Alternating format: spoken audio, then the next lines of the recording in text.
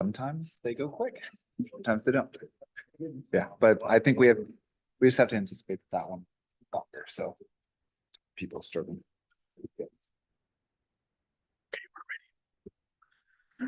All right, good evening. I would like to call this meeting to order at 7:00 p.m. Welcome to the October 15th, 2024 City of Burlingame Planning Commission meeting. For all in attendance today, please note that this Planning Commission meeting is being held in person and using the Zoom webinar format. Please note that we are not accepting remote public comment during commission meetings. We ask that the public either attend the meetings in person or comment or send an email to publiccomment@burlingame.org. Staff will be monitoring emails submitted during the meeting, which will be read at the appropriate time. Agenda item number 2, roll call. The record should note that 6 members of the commission are present this evening. Commissioner Pfaff is absent this evening. Thank you. Agenda item number 3, request for AB 2249 remote participation. There are no commissioners participating remotely. Agenda item number 4, approval of the minutes. We have minutes to review and approve this evening from the September 23rd, 2024 regular Planning Commission meeting. Do we have any comments, changes, discussions, or motions regarding the minutes from last meeting? I make a motion to approve the meeting minutes from September 23rd, 2024. I'll second the motion. Great. We have a motion by Commissioner Camerado, second by Commissioner Say. Can we have a roll call vote, please? Commissioner Camerado, Aye. Commissioner Schmid, Aye. Commissioner Shores, Aye. Commissioner Say, Aye. Vice Chair Haran, Aye. Chair Lowenthal.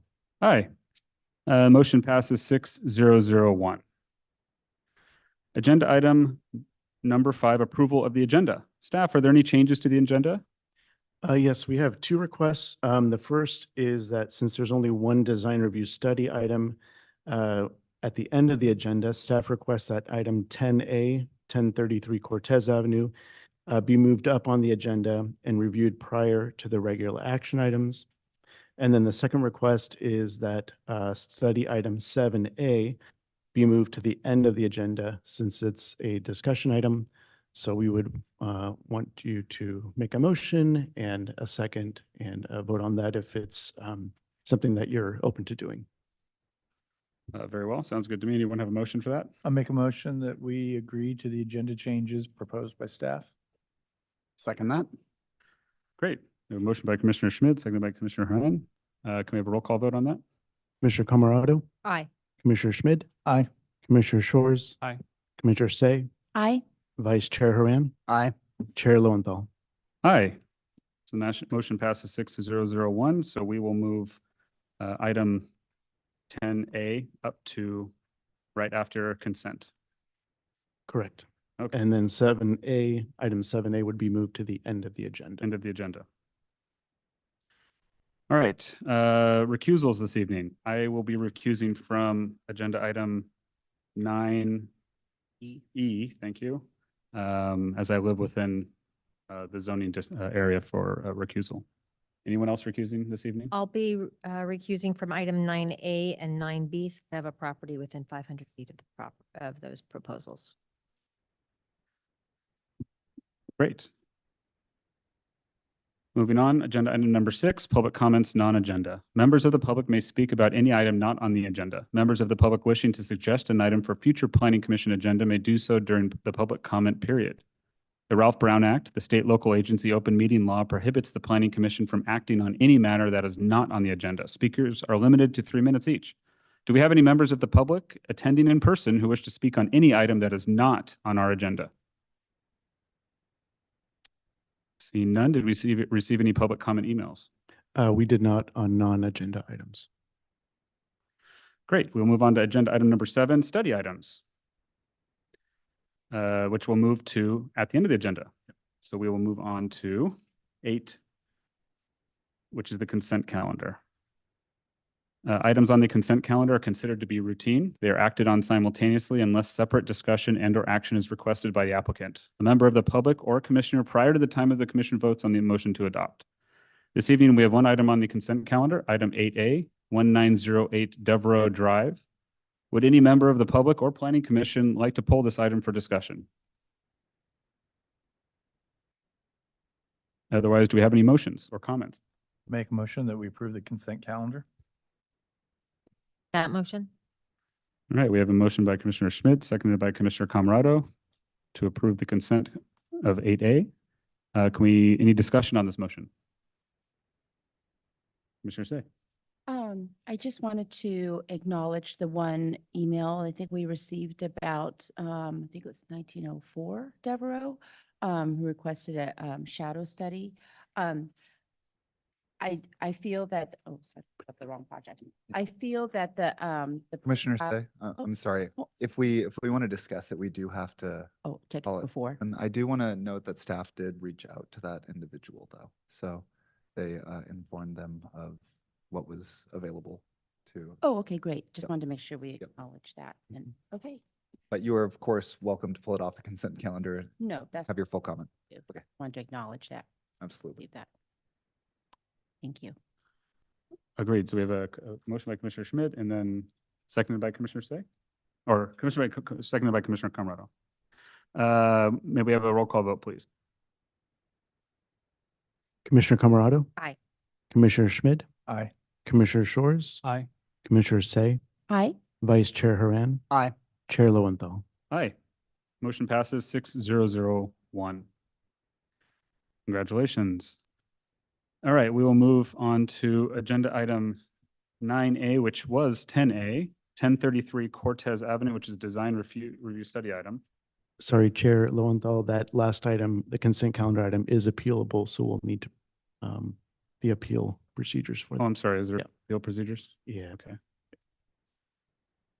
An action by the planning commission is appealable to the city council within 10 days of the planning commission's action. If the planning commission's action has not been appealed or called up for review by the city council by 5 PM on the 10th day, the action becomes final. In order to be effective, appeals must be in writing and must be accompanied by an appeal fee of $900, which includes noticing costs. Thank you. Okay, now we can move on to 10A, 1033 Cortez Avenue. Were any commissioners not able to visit the project site, or do any commissioners wish to note any ex parte communications regarding this project? And no recusals. Let the record note that all commissioners present have visited the project site. Can we hear a staff report, please? Yes, the subject property is an interior lot that contains an existing split-level, single-unit dwelling with an attached one-car garage. Sanchez Creek runs along the left side of the property line and then through the rear corner of the lot. The applicant is proposing to demolish all existing structures on the site and to build a new two-story, single-unit dwelling with a detached one-car garage. The applicant is requesting 3 special permits. One for the first and second floor plate heights that are above 9 feet. The second one is for a second floor balcony, and the third one is for a detached garage to be exempt from setback restrictions when located in the rear 40% of the lot. The proposed project is before you as a study item, and I can take questions of staff at this time. Thank you very much. Do we have any questions for staff? No? Okay. I'm going to open the public hearing. Would the applicant please come forward and state your name and anything else you would like to add about your project? Hi, this is Elaine Lee, the architect. I don't think I can join by video, so I'll just speak. We can hear you. Yes, go ahead. So there's a very large oak tree in the rear of the property. For all the commissioners, I had a chance to visit. I'm sure you noticed it. So that was a large driver for this project, and the creek. So the owner wanted to preserve the tree, and so that in order to best preserve the tree, we moved the garage further forward, and then hence the need for the special permit for the garage placement. So yeah, we largely, tried to, well, we're in compliance with the declining height envelope. So, and we had some strange topography due to the creek on that side. And we're also bound by flood elevations. So we had a number of constraints on this project. But we tried to create a well-designed, articulated project, and hope you agree that we were successful in doing so. On the special permits on the heights, on the plate heights, we had one area of the second floor that was slightly higher in order to simplify the roof line. I apologize for those stray lines on that elevation. As a result, we decided to ask for an extra inch on the other plate heights so that once sheetrock was on, we'd get a full 8 feet and 9 feet at our floors. That's all I'd like to say, and if I can answer any questions, please go ahead and ask. Great, thank you very much. Do we have any questions for the applicant? Okay, oh, Commissioner Say? Yes, Elaine, is it intentional that you have two different trim details at the windows around the four sides of the house? They relate to the siding.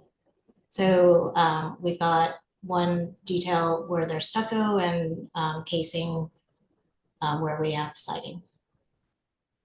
Okay, and then is it also a design intent to use the corner boards as an outline to match the stucco as per your rendering? Well,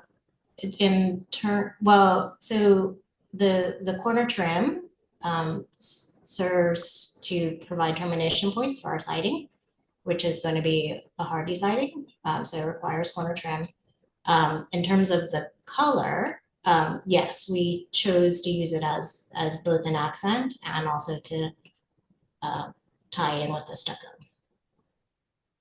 Okay, and thank you. And then do you have any exterior lights planned around the outside of the house? We don't see any showing on, I think, the elevations or the renderings. Just curious. There will be, actually, at the front elevation, there will not be any visible from the front.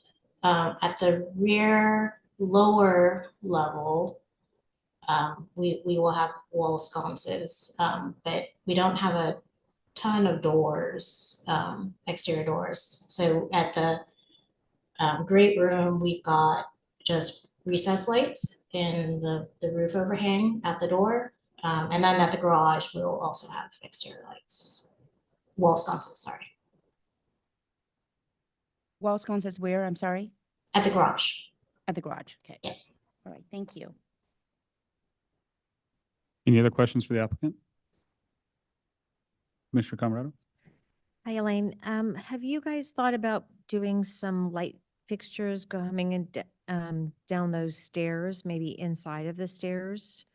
Was there any thought in some landscaping lights, even along the corridor up to the home? We will likely want some, but we haven't developed that in any detail. Okay, thank you. Any other questions? Okay. Do we have any members of the public attending in person who wish to speak on this item, or did we receive any public comment emails? Please note speakers are limited to 3 minutes each. We have two public comment emails that I'll read into the record. The first is a form letter that was given by the applicant to the neighbors on either side of the subject site. It reads, "This letter is to advise you that we will be performing new development on our property adjacent to yours. This is sent to you to have your support for our new build house interior design. Please find the image attached to this letter. Thank you for your support. and it's been signed by the residents of 1037 and 1025 Cortez. The second email reads, Planning Commissioners, thank you for allowing feedback with regard to the build plans for 1033 Cortez. I'm the adjacent neighbor on the right side elevation located at 1037 Cortez. I have not yet met Raymond Wong, property owner and spec builder in the community, but I understand that he is related to Peter, the current occupant of 1033 Cortez, who has been a respectful and friendly neighbor since he has occupied the property after its purchase in 2023. The architect and applicant Elaine Lee also designed the property we purchased at 1037 Cortez. I did not have the opportunity to directly speak with Peter or the owner Raymond about these plans, so I provide here my set of comments. My primary purpose is to ensure the preservation of the grade and retaining walls on the northwest side of the property, as well as to review the design plans for the new structures. The northwest or right side abuts my neighboring driveway, my existing ADU building at the rear corner of the property line, and will be directly visible from our 13 windows and doors we have facing that direction. My young boy's room will face the new second story, and we have 5 large windows into their shared bedrooms that will look directly at the new proposed structure. I've reviewed the submitted proposal on my own and provide my unprofessional comments regarding the design for consideration below. 1. The street-facing facade on the first page of the submitted proposal looks acceptable, and I have indicated that to Peter, who solicited my review. 2. The rear master picture window at the bath or shower is larger than the rest of the windows on that side of the plan. I would like to see the planning committee suggest an equal or smaller size window be considered for privacy of both residences, especially if this is in view of the shower or bath. We currently have small shower windows, 2 foot by 1 foot on the south rear side of our property that directly line up with the proposed window. This proposed window would also be directly viewable from most of our rear yard. Note, the second floor windows on my residence can be seen on page A1.0 of the build plan. And item 3, the detached garage is proposed within the side setback. If at all possible, I would like to see the garage at its proposed height no greater than 13.5 feet be positioned as far back as possible on the plans if it will be within the side setback of our shared property line. Also, please take careful consideration that any drainage is directed away from our ADU foundation and will not impact the existing grade when drawn up. Number 4, I would like to ensure that there is no planned excavation at the right side of the property and that there remains the requirement to maintain existing grade and retaining walls at the northwest corner. Any excessive disturbance to the grade may impact my structures on my adjacent lot. An approach to preserve the grade was recommended by the Arborist report dated October 31st, 2023. As long as the retaining walls are in good working order and the careful excavation approach is followed at the direction of an arborist, there appears to be minimal perceived risk. I'm not able to finish that letter because of the time limits. Okay, thank you very much. And that was the last of the public comment emails. Then I'm going to close the public hearing. Commissioners, any comments and or motions?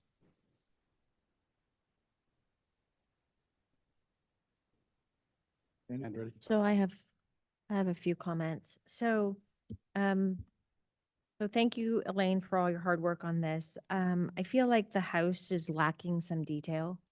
I feel like we need, I'd love to see maybe some corbels and braces, possibly some type of design or vent, like maybe even a vent above the second floor window. It just feels like it's just kind of there without some depth. I'd like the detail of the lights. I don't think we have any lights on the proposed project, but I don't think you're going to walk up to the front door and not have a light fixture there. So in my opinion, I think it needs another go round to show some more details. I'd like to go ahead. So I agree with Commissioner Camerado. I think that particularly, I guess, on the stucco surfaces more than the siding surfaces, I think the siding and the trim details around the windows work. But up on the stucco with no detail around it, it feels like it is lacking. I agree with either the venting up into the attic or even doing an implied header or sill into the stucco or change of color would help. But I think we need details, window details for the windows on the next go around so that we can evaluate how that's going to work. Because right now it just looks like it's going to be a flat turn in on the stucco, and I don't think it's going to add a lot of value.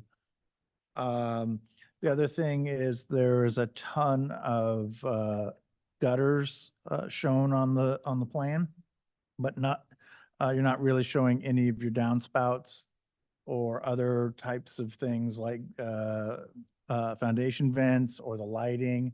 These are all things that actually make this look better because it'll add more detail. And because they're missing at this level, I think you're going to find out that some of the things that you need to do are going to impact the way this project looks. And we would really appreciate that that's included at this stage so that we're not all surprised later. I think that the rear elevation where the doors are, that's that whole stucco elevation down at the bottom. It's really not adding much because there isn't any detail. And the overhang there, that it could be good, but it needs to show a little bit more detail on how it's popping out and adding something that makes it look nicer. I just think it's flat. So I think as much of the shape and the scale, and I do truly appreciate the challenges faced with the oak tree in the back and trying to put the garage in a spot that wouldn't kill the oak tree, and even shifting the house to the left away from the neighbor actually probably gives them better than having stayed with the same location of the house today and just going up. So there's a lot of really good things about this project that I think have gone well. I think that there's some things to be done to make it a better project. And I hope that you can do that for the next go around. Thanks. Commissioner Say? Yes, I agree with my fellow commissioners. I know that the applicant described the project as a transitional style home. But driving through the neighborhood, there are a lot of homes on that street in particular that have really nice details, a lot of charm and character. And I can recognize a home that wants to be transitional, but I feel like on this particular block that would be amiss and not adding some more details to this home. And I won't repeat the other items that my fellow commissioners have already noted, but one other thing I wanted to note is when we saw the perspective and when I first looked at the rendering, I actually thought that the roof over the front living room space, I think it was flat. And so it looks that way from, I guess this is kind of eye level perspective, maybe at the sidewalk, a little bit higher than that. But you can imagine even at a lower, actually true pedestrian level, that roof does look flat. So with a 7 and 12 roof, I think that's proposed most everywhere around the house, that maybe to take a look at that 3 and 12 slope and see if you can improve that to help improve the front elevation, give it a little bit more oomph, because I think it's really kind of almost disappearing with this relative flatness. Anybody else? Yeah, I like the scale and massing of the project. I agree with my fellow commissioners on the details. For the neighbor, that side of the house only has 5 windows. It sounds like the neighbor has 13, but I do agree that that bath window is very large and there's a corner window facing the back that's also fairly large. So either take a look at the size of that window or some type of frosting.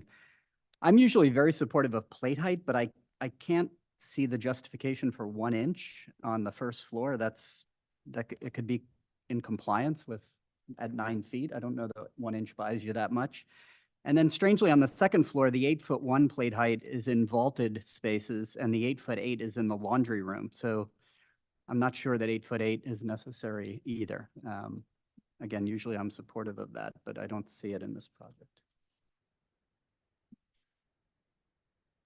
I just wanted to mostly add, I think the project is fundamentally approach from the right direction. I like the form and the massing, and the articulation is great. I do want to echo what several commissioners have mentioned about details. I think especially I just wanted to add the windows on the second story have like a sill of some kind that could go really well on the first story, because the frame right now on those kind of look a little bit like they've just kind of been taped on the outside. There's not a lot of depth from those windows. And a few other things as well, like the beam over the porch looks like there's kind of two beams of the same kind stacked on each other. I'm not sure if that's intentional, but I think that could probably take another look. But it's, for me, it's definitely all in the, it could use a few more details as a transitional style. It's lacking the details of what it's transitioning from. But yeah, so I definitely agree with what everyone else has added. And I'm also very pleased to see the efforts the applicant has put into saving that oak tree in the, awesome. I have just one more comment. If Elaine and the applicant could just look at those columns in the front, I feel like they need to be a little bit more substantial. So I don't know if, I don't know if she can play with that just to kind of see it, how it would look if it was a little bit larger. Yeah, I personally tend to agree with all my commissioners. Do we have enough to move it on to action? Anyone want to make a motion? I'll make a motion that we bring it back on action. But the applicant should know there's quite a few things that we're looking for that action to go well. I'll second that notion. Great. We have a motion by Commissioner Schmidt, second by Commissioner Camerado to bring this back on action. Can we have a roll call vote? Commissioner Camerado, Aye. Commissioner Schmid, Aye. Commissioner Schwartz, Aye. Commissioner Say, Aye. Vice Chair Haran, Aye. and Chair Lowenthal. Aye. Motion passes 6-0-0-1. That action is not appealable. We will see you back on action. All right, then moving back to agenda item number 9, regular action. First one up is 9A, 1317 Paloma Avenue. If you are the applicant and are attending the meeting via Zoom, please raise your hand so that we may be prepared for you to speak at the appropriate time. If possible, we ask that you also turn on your video at that time. Were any commissioners not able to visit the project site, or do any commissioners wish to note any ex parte communications regarding this project? And please let the record note Commissioner Camerado is recusing from this item. Let the record note that all present commissioners have visited the project site. Can we hear the staff report, please? This project was originally approved by the Planning Commission on October 24th, 2022. During construction, the property owner decided to make several exterior modifications, and these changes were installed. Therefore, the applicant is now requesting an amendment to design review for the following proposed as-built changes: eliminating the decorative trim and trusses at all the gable ends, eliminating the decorative window shutters, eliminating the decorative brackets at the front porch, and eliminating the lightweight stone on the chimney and the extension of the chimney at the right elevation. Staff would note further that the project was approved with the added condition of approval, which required that the chimney be extended 1 to 2 feet above the first floor roof line. There are suggested findings for amendment to design review in the staff report. The owner and applicant are present to answer questions about the project and questions of staff at this time. Thank you very much. Do we have any questions for staff? Okay. I'm going to open the public hearing. Would the applicant please come forward and state your name and anything else you would like to add about your project?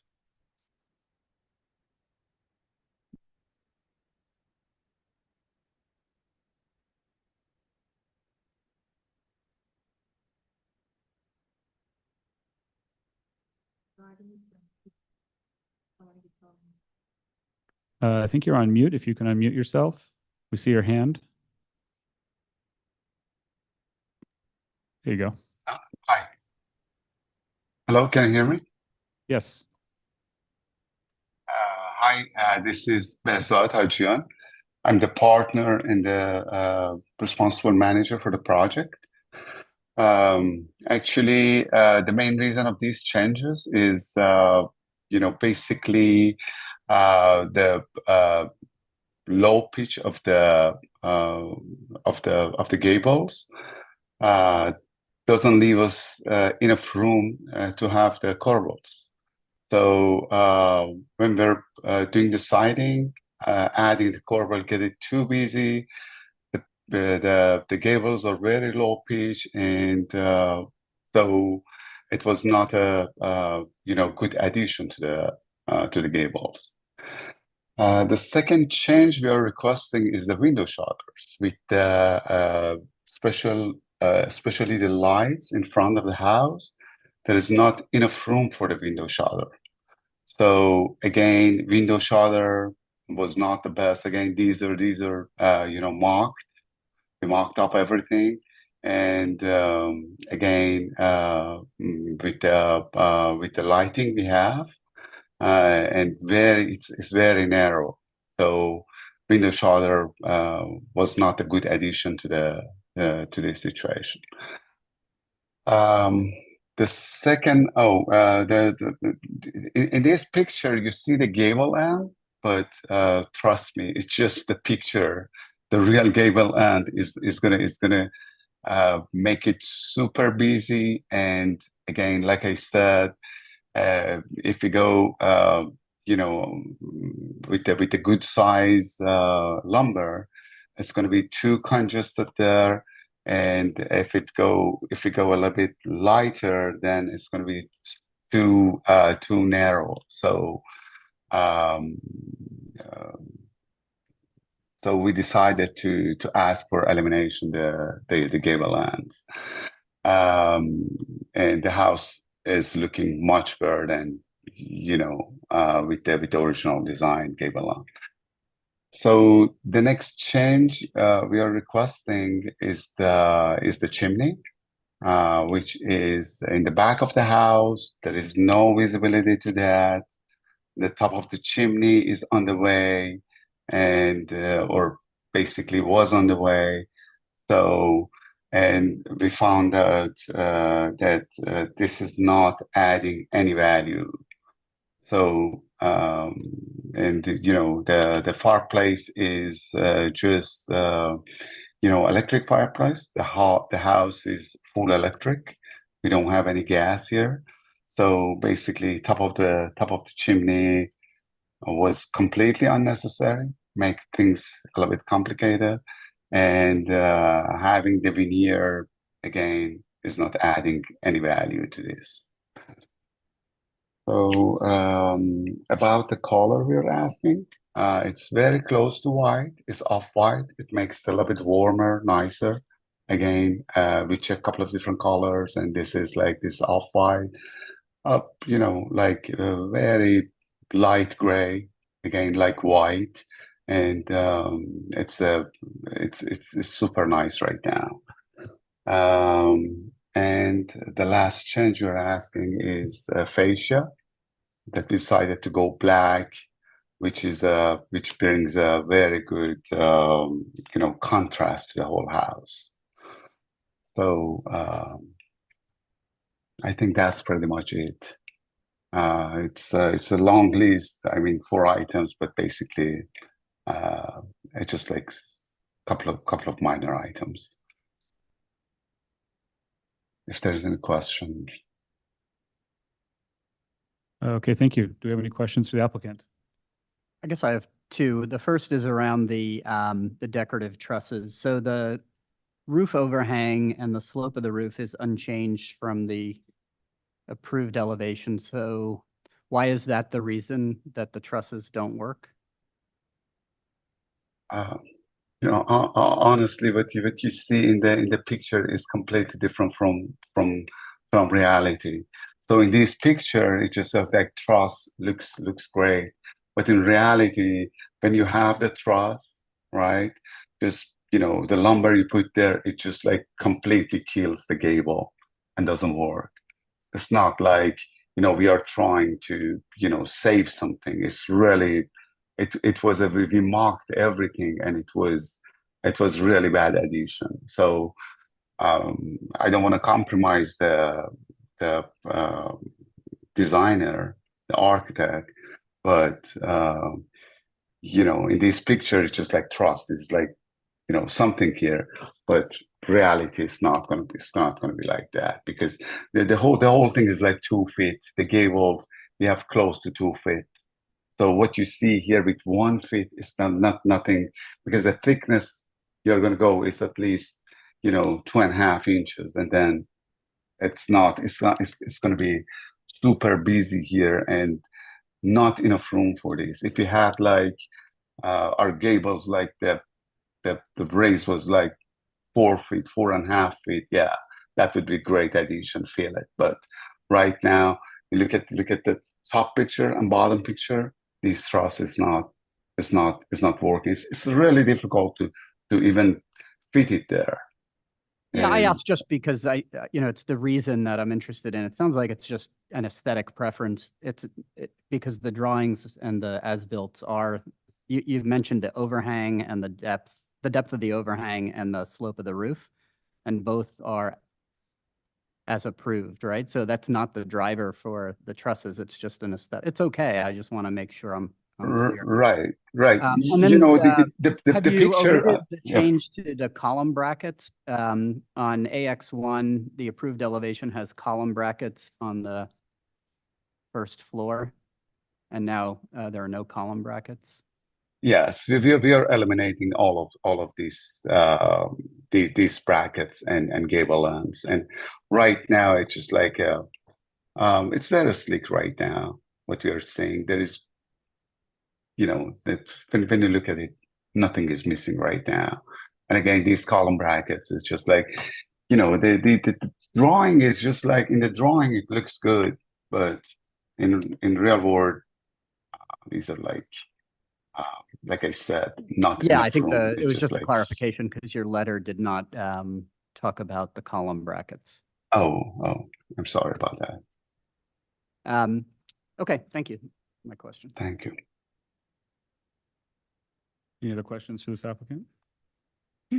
Sort of a question. So looking at the built house, the extensions at the gable ends, the roof extensions are fairly deep. Was there a reason why then you didn't taper back the overhang of the roof? I know you're saying that that's a reason why you are not adding in the truss detail, but Mhm. with the current depth that's there, it almost is calling out for it because it almost looks like there was for its depth. Like I said, the main problem we had, depth is a part of it, but height is another, is the main contributor here. That the height is not, even we try to go with just a corbel, but again, corbel, it doesn't let to have the corbel over there. So like I said, it's just like everything is like close to 2 feet or something like that. So and these are not adding any value based on marking it. Yeah, like depth is something, but more than that is the gable pitch.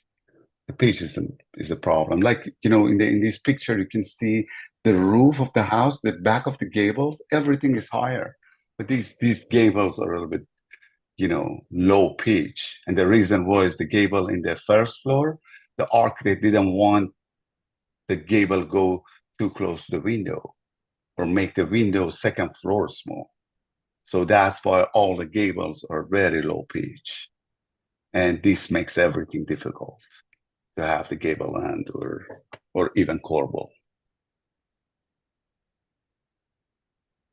Okay, thank you. Of course.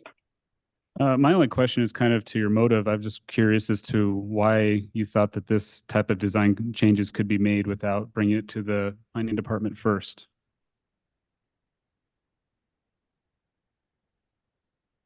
These are we were I talked to planners, and I talk about some changes, to me, they were minor, and without this, it could be just FYI based on discussions. And then we're working on it, and later on, I realized that, oh no, it's more than FYI. I didn't know it could be a, more than a minor change. So my understanding was this could be FYI based on the initial conversations. But then when we talked more and I sent the changes, they said no, this is more than FYI. It could go to commission. Okay. Any other questions? Okay. Do we have any members of the public attending in person who wish to speak on this item, or did we receive any public comment emails? No public comment email. All right, I'm going to close the public hearing.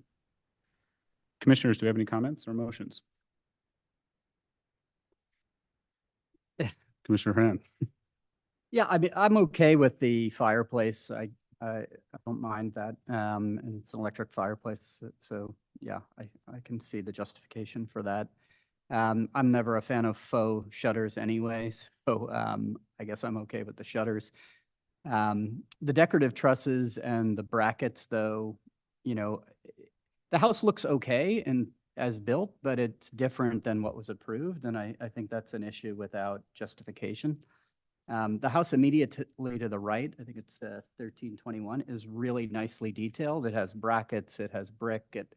So side-by-side comparison shows that what's been omitted from this house is more noticeable to me. I'll go. Commissioner Schmidt. I'm feeling like it was stripped. And any one of the items I'm not passionate about, but I feel like where we're going, it has nothing. And so I'm not supportive of just taking it all out. Could it be done differently? Maybe. There's lots of opportunities there, and if they want to explore those changes, that's fine. But to just strip it all out, I'm not in agreement with. I may not care that shutters work, but the shutters add a balance of positive and negative space to it. And without the trusses, I'm not a huge fan of the truss, but without the truss, it just looks like a dead. So I don't know that I would support much of this without a better study of how to make it cohesive, because it just looks like it became cheap. And when you do look at the photos of the adjoining neighbors, they all do have detail and thought and scale to them. So I'm not seeing this one. Commissioner Say? Yeah, so it looks to me like they've come to the end of the project and then just decided not to add in all the details that add the character to the house. Like the house is built, the house is functional, it has a roof, all that. But now all the aesthetic items have been stripped away.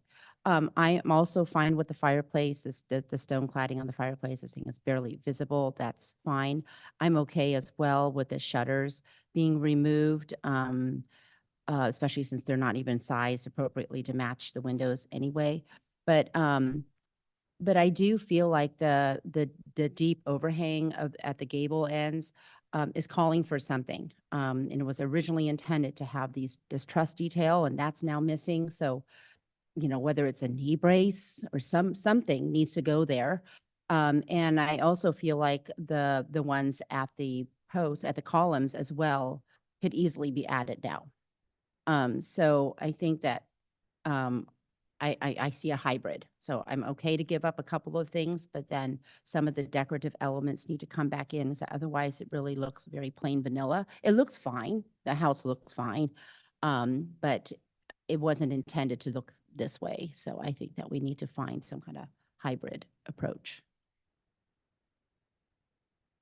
Yeah, nothing much to add. I agree with all my commissioners on that. I think that knee braces would fit basically perfectly in that spot. And again, it's more so that it's just all of those details have gone at once. And I think that yeah, I think some of them need to come back for sure. I could go either way on the shutters, but. Yeah, I agree with my fellow commissioners. I think, yeah, you're at the end of a spec build and the market's not as hot as it was. And so there's opportunity here to try to get the house on the market and sell it fast. The problem is I hear a lot of, well, this doesn't add value, that doesn't add value. But when you take away all these non-values, you don't add value to the house. You now have a house with a lot of lacking value. So I think what I want to see is, yeah, I don't need to have shutters. I like the brick fireplace or the fireplace. I think it adds a little bit of texture, but again, you're not going to see much of it. That wasn't the point when we approved this project. We knew it wasn't going to be gas at the time. It was just adding more texture, more to it. But it's fine.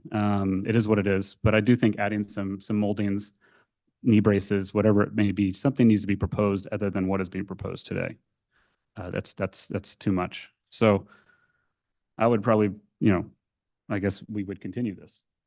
I'll make a motion that we continue this and give the applicant another opportunity to come back with a solution that fits more in line with the feedback that we're giving right now.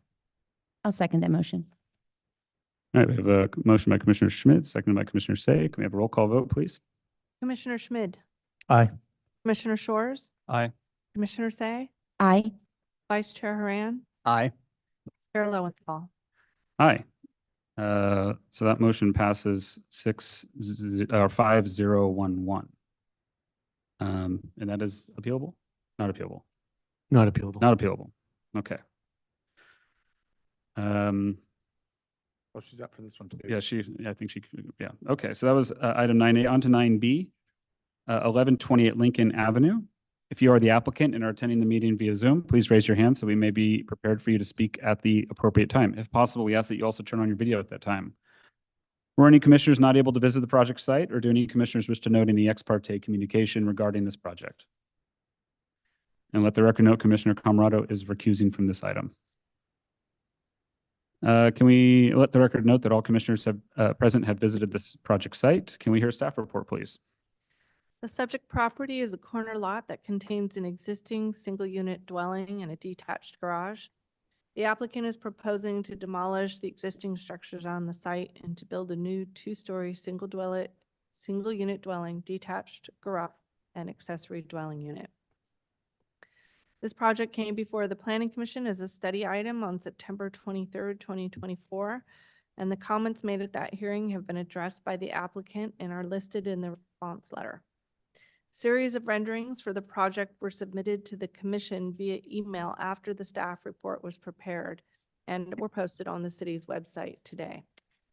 There are 14 proposed conditions of approval for the commission consideration, and that concludes the staff report. Thank you very much. Do we have any questions for staff? No? Yes. Oh, yes. Do we have those renderings that were posted here, and can they go? I believe they're part of the slides. Yes, Emily, if you can forward the slides, you'll see I believe the additional renderings were the two on the ends of the house. Keep going. There's the first one, and I think there's a second one after. Perfect. Thank you. Any other questions for staff? Okay, I'm going to open the public hearing. Would the applicant please come forward and state your name and anything else you would like to add about your project? Hello, commissioners. I'm just trying to get my video on here. Uh-oh. Oop. I started because it has stopped. Uh-oh. Shoot. It's okay, Jesse. We can hear you, Jesse. Oh, sorry. I can't get my video to get on for some reason. My apologies. Huh. Let me shoot. It's okay, Jesse. We can hear you. Okay. All right. I apologize. Good evening, commissioners. Jesse Gersa. I'd like to thank you again for your comments regarding our project. Mrs. Wickham and myself, took everything to heart and kind of, reviewed what you had said and adjusted the plans and elevations in accordance. And one of the things that we kind of got from our last meeting from the commissioners was that, everyone was on board more or less with having the more bold, darker looking gables, which we do like very much also. So what we just kind of opted to do a little bit of a different darker gray that would fend better against the overall weather and time. So it'd be just a little bit more grayer, and naturally it's a little hard to see with renderings because everything is kind of hard to get those colors. So we did attach on sheet A.8 just an example of a house that has gables that had a little bit kind of what we were looking for. That one right there, Ruben. So something that was more like kind of a stain grade type of gable that's darker but can weather fairly well in the long run. I do apologize not having additional renderings in your set of plans for the reason that my render was a little late with getting the renderings back to us, and it was on Monday that he sent it. So Ruben was kind enough to forward those to you guys, and I apologize for that. So hopefully the renderings on your large screen would be sufficient for you guys to make a decision. So kind of going back also to one of the commissioner's comments just in regards to the entry door. Again, Mrs. Wickham has this vision of simplicity and design that she's done before, that she just really feels strongly that this is going to be a great entrance that she's looking to have done. The other thing too we kind of investigated was it is a 3-foot depth, so I think the rendering with the shadowing doesn't do it justice. I think there'll be a little bit more light envisioning or encompassing in that alcove. So I don't feel that it'll be as dark as it looks in the rendering. I hope you feel the same with that. In regards to the additional elevations, we've included the right-hand side off of Lincoln. Ruben, if you could show that one. Yeah. So as I was looking at it, and I previously we didn't have like a shed roof over that main focal window in the gable. So what we did is we've introduced this little shed roof. I think it's a little depicted a little bit long on that rendering, but it's a little shed roof that would go over the window that would kind of have a hierarchy with the bump out at the first floor to the top and to the gable, just to kind of soften things up. We introduced 2 cypress trees symmetrically around the bump out of that particular lower floor, just just to soften up and have it kind of blend together.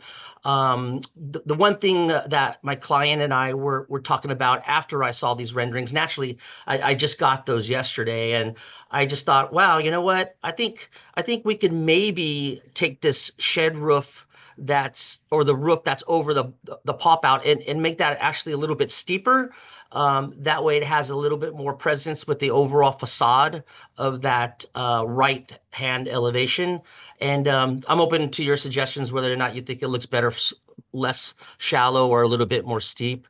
And then we're going to keep one of the existing maple trees that are currently in that right-hand corner of that property off of Lincoln, which looks really pretty. So I think that'll be a nice accent as not to disturb the vegetation in that one area as much. And then the other was just that other left-hand view for your review of the courtyard area and in the ADU. And I don't believe that ADU is going to be all black as shown in the rendering. It'll be white. I'm not sure why the renderer had done it black, maybe just not to have it be as visible perhaps. But again, the what we're looking for is just more of a very clean, attractive house. Anyways, yeah, I think that is pretty much what I have to say, and open for any comments on your end. Thank you, Jesse. Do we have any questions for the applicant? Commissioner Say? Yeah, Jesse, did you take a look at other cladding options as we had discussed, maybe some of the, the commercially offered materials that could serve as a textured, weather protected finish for those extended gables? Yeah, well, we did look a little bit at those, but we just didn't find a material that would be as complementary to, the overall batten boarding and siding. And sometimes, those prefab materials kind of look plasticky in some way or another. And so we really didn't want to, have that be a faux pas, after said and done with the whole project. So, I mean, we can still kind of look into it, but, we're kind of, trying to keep it, aesthetically equal all around, so we wouldn't, create any kind of weirdness. Back to your question about the slope of the roofs on what is that street? Lincoln side? Yeah, on Lincoln, sorry. Not Laguna, but Lincoln. I think I agree with you that I think they should be steeper. I think both of them, even the one on the second story, the new Okay. one added, that both of them could be steeper and add a little bit more prominence to that side. I agree. Thank you. Yeah, I have a question. Commissioner Schmidt. Yeah, looking at the picture that you gave on page 8, I really like, I like how that portal is working. For the front door, remind me, is that solid? With any window, is there any windows in your portal? It's a solid door, Commissioner. Yeah, she has this very large stark, not stark, but just like contemporary style door that is solid wood and really, really nice from what I understand. And I can appreciate that, but what makes the entry on A8 that you gave us kind of stand for me is those few little windows in there are saying, hey, the front door is right here. It's a good visual cue. Another way maybe to look at it is I'm appreciating in your rendering that the eaves are painted white, despite the fact that you have the black or the dark gray siding. And that's going to make a nice little, pop out line. And I think that even in the portal, you're showing the ceiling in that area as white. Maybe there's an opportunity to create a little bit of a white surround in there that creates a pop out that then helps the front door stand off all of the black that's going in there. Just a little bit more proud. Yeah, I'm just looking for a visual cue that says the door's here. Right. Your trim's black, your door's black, your walls are black. It's feeling, and granted, I know that this is a rendering, but I have a feeling it's going to be shadowed and it's going to feel like a dark space without some hint of arrival. So I'm not saying that it's a bad thing. I think there's an opportunity there. Not a deal. Understood. Through the chair, if I can just remind the commission that design review does not include color. So just keep that in mind. It could be a suggestion, but we do not review color. Agreed. I'm trying to not force them into putting a window in there. Understood. Yeah. Gotcha. No, gotcha. Any other questions for the applicant? I had another. Yeah, Commissioner Schmidt, say. I had another idea. Sorry. What about, this is not color. What about I can understand a very prominent, beautiful door that Kim has selected for the house, but what if it's floated on all three sides with a thin glass, narrow lights and clear story up above, so the door's almost like floating in this area? That could really draw some drama to the entry. And the light would come out. Penetrate out. Because there's a nice deep foyer entry and view all the way back to the dining room. That could be really pretty. We could look at that. Sorry? Oh, I'm sorry, we could take a look at that. And again, I'm not sure if that was her vision of having glass in there. I mean, if we had a clear story over the door, that means our door would be decreased from 8 feet to like 6'8", and then a window above that. Is that what you're saying, Audrey? A clear, I was talking about 3 sides, left, right, and top. So it's like a almost, you can see them sometimes like in a storefront or a hotel where just the door is solid in the middle, but then it's like narrow lights on the sides and top. So the door looks like it's floating in the middle of. Oh, okay, yeah, I see what you mean. Yeah, better picture. Yeah. Mm-hmm. It's a thought. Okay. Okay. Any other questions? All right. Do we have any members of the public attending in person who wish to speak on this item, or did we receive any public comment email? No public comment emails on this item. Okay, then I'm going to close the public hearing. Do we have any comments or motions? I like the house as is. I think a lot of the comments were around color. I appreciate the comments on the foyer, but I also defer to the owner and the architect's vision. It's 3 feet deep versus the other house that they showed, which looked to be 6 or 7 feet deep. I agree with your comments, but if this is their vision, I'm okay with it. So I would be okay with approving this as is. Are you making it? So I wanted to say about the 2 roofs on the Lincoln Street. I agree with Commissioner Say. There's an opportunity to raise the pitch on that. To me, more so the one on the upper level, that pitch could maybe align with the pitch of your entry, and it would actually make sense to that. The bottom one, I don't know if you would want to do it that steep. And I don't think it matters that they're not exactly the same, because the windows and everything themselves are different. So if they were different pitches, it wouldn't be the end of the world at all. And again, I would agree. I think this house is a lovely design and ready to go. And it's fun to be able to see a really good house and only have some minor tweaks to suggest. So I could totally see this going forward, and unless you have something you want to add, I'll make a motion. Nope. Okay, I'll make a motion that we, Right. Very, very minor, because again, I agree. I think this is a great design. On the lower of the 2 roofs on the Lincoln Avenue elevation, I just had a minor suggestion. I cannot tell based off of the drawings, but it looks like the overhang and the depth of the eave was about the same as the primary roof. I think if you proportionally shorten those up, it would give a much better effect, because it's a smaller roof on a smaller form. Just based off of the rendering, which isn't always true to life, it almost looks like it's wearing a little bit too big of a hat. That makes sense. And so I think that would complement that elevation really well, in the same way that added second story roof over that window complements it. That's the only addition I had. but now you're gonna make a motion. Last guy talking. Is that how that works? I'll make a motion to approve this item with the let's see, yeah, approve this item based off of Staff report Staff report.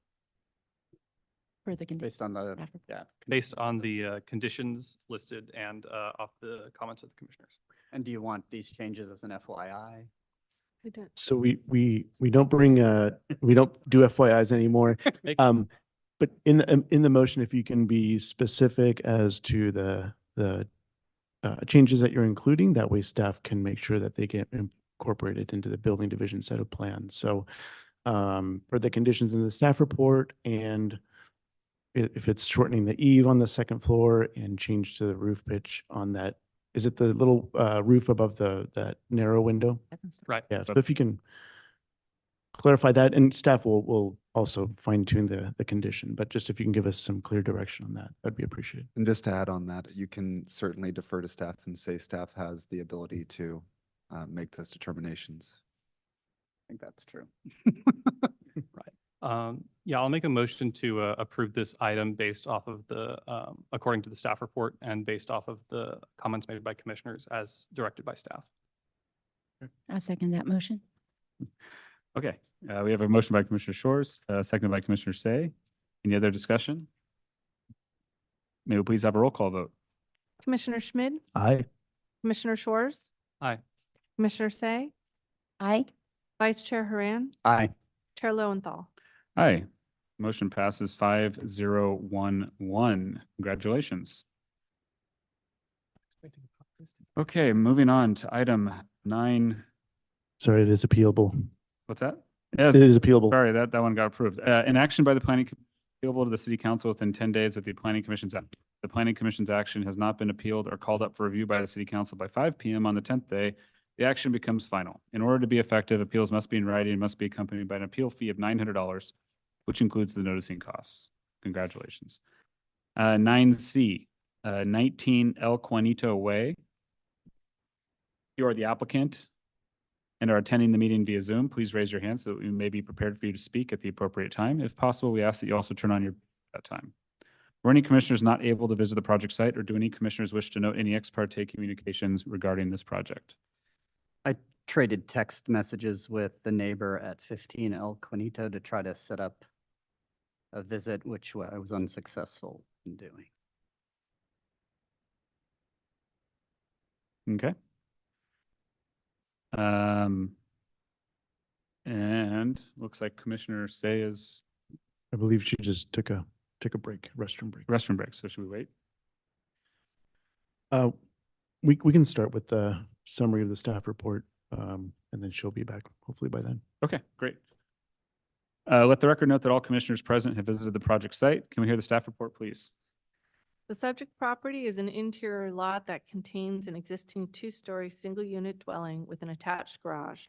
The lot slopes downward approximately 10 feet from the left side of the property to the right side, and the rear half of the lot has a steep slope that descends approximately 20 feet to the rear property line. On the ground level, the applicant is proposing to convert 221 square feet of existing crawl space into living area. At the main level, half of the existing front covered porch will be enclosed to accommodate a new stairway, and a new second story is proposed. The subject property is located in the Hillside Overlay Zone. Code Section 25.20.040 states that hillside development shall be designed to preserve existing distant views. There are suggested findings for both design review and hillside area construction permit in the staff report, and I can take questions of staff at this time. Thank you very much. Any questions for staff? Okay. I'm going to open the public hearing. Would the applicant please come forward and state your name and anything else you would like to add about your project? Good evening, Commission. Tim Redine's project designer. After our first meeting, we really kind of, we included putting the story poles up. We looked at the distant views and also, what we kind of created that view.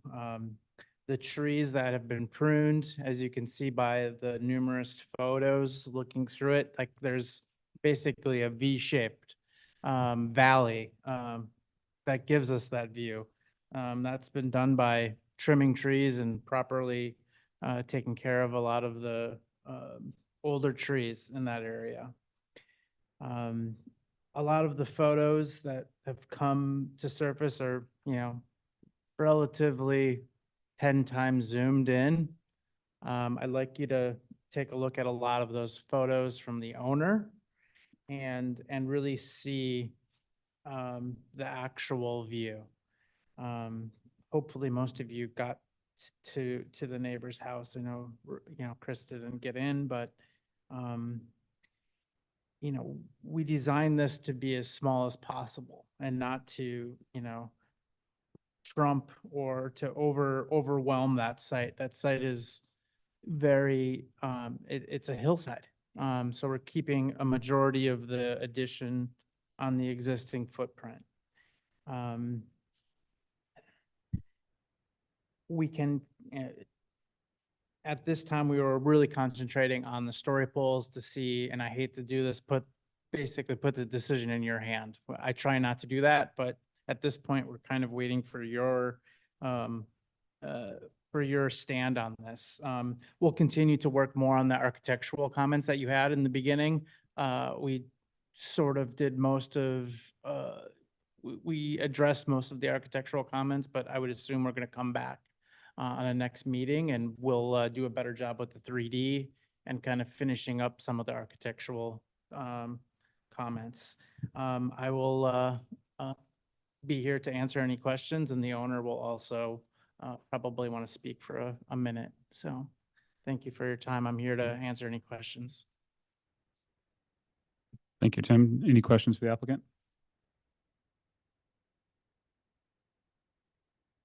I don't know if we asked this the first time. Did you look at turning the roof 90 degrees so that the slope is like the current roof in the front?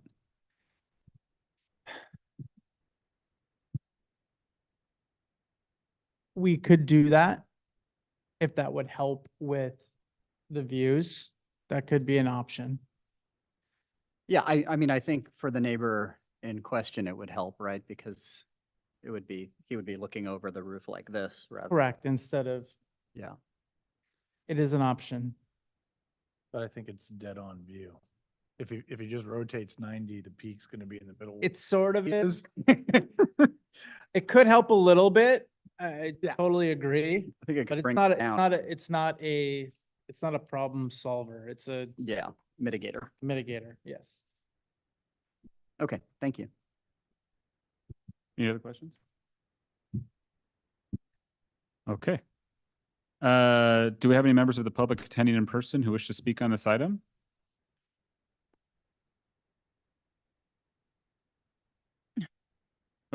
Oh, let's see. So we did get a couple. When we go, let's see here. So first one is Emil Amon. Oh, yeah, go ahead, sir. Sorry, I should have said that first. Yes. Commissioner Horn, sorry for missed connections. I tried reaching you guys last week. Same with Commissioner C. Thank you for reaching out. 2 points and an ask. In the prior discussion, the conversation centered around what is protected, and there was discussion around living spaces was the items. On advice from Reg Lorman, I took a photo right before coming down here, like 6:15, to show a picture of the space, so you would have an appreciation that it is one large living area. It's combination living space, gaming space for the kids, and dining and so forth. And there's large windows facing that way. It's also elevated versus street and the homes down below. So there's absent a 30-foot ladder, you cannot really see what we see. I would like for you guys to come in and see, and then I think similar to the applicant, put the matter in your hands. On my bike home today, I realized something, which is I think at the core, my feeling. We live in the hills. We give up walkability. We're not proximate to the downtown. Our kids cannot even walk down to the local schools. There's no contiguous sidewalks all the way through. It's not safe. We have to drive them. We do all that, but in benefit is we get a little bit of quiet, a little bit less traffic, and we have views. And so all the way on my back ride, all the way from, if you're familiar with, what's the one parallel to Canyon there, not Easton. Hillside? Dang it. Adeline? Hillside. I was driving up Hillside and I was like, wow, what is the message here? Because every house at any given time is subject to their lower neighbors just building up and taking away their views. And so that's a consideration from the community perspective.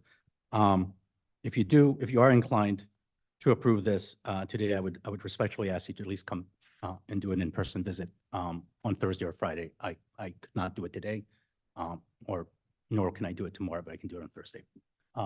Reg, comments? Sharing time. Excuse me, my name's Reg Lorman, Lormon. I'm the attorney who's just coming in here. What I would ask is, which seems to be somewhat, if I catch the tenor of what's going on, that there is a recognizable distant view that exists at Mr. Camen's property towards the bay, whether it has some bushes or some shrubs in it. It is observable. I think probably from the pictures you've seen. I was out there today and the story poles completely are blocked. Will prevent the view at all. And I would just ask that pursuant to your own, without getting over lawyerly, your code section, it's 25-20-040. Talks about being sensitive in the design, the distant views, to take that into consideration. And subsection B says, the hillside development preservation is designed to preserve existing distant views. And so if he has an existing distant views observable from his primary living areas, then that needs to be fit into the whatever grant plan is ultimately decided upon by you folks. So this intent to prevent people building is just to accommodate what the code provides. Because if we allowed something other than preserving it, it's takeaway. You're removing something that otherwise exists under your own code. So that's all I'd ask. Okay, thank you very much. Thank you. I am our co-homeowner at 19 El Conuto, so I just want to add a few things of perspective. So I spent a lot of time to understand our neighbor's perspective, and as requested by the commission, installed the story poles to with the permission of our next door neighbor, also took photos from their roof to really see the perspective of our neighbor's view on that side. And we believe that side view is not a guaranteed view because of the dependence on the tree growth on our property and adjacent properties. The main view, which will remain unobstructed, is this overlooking canyon for all homes on that side of 19 El Conuto, or on El Conuto rather. So just hopeful that this information and what we've everything we've done here is going to help the commission reach the best decision. So I appreciate it. Thank you, and thank you for your time. Thank you very much. Any other members of the public, or do we receive any other email? No public comment email received. Okay, I'm going to close the public hearing. Commissioners, what are our comments and or motions?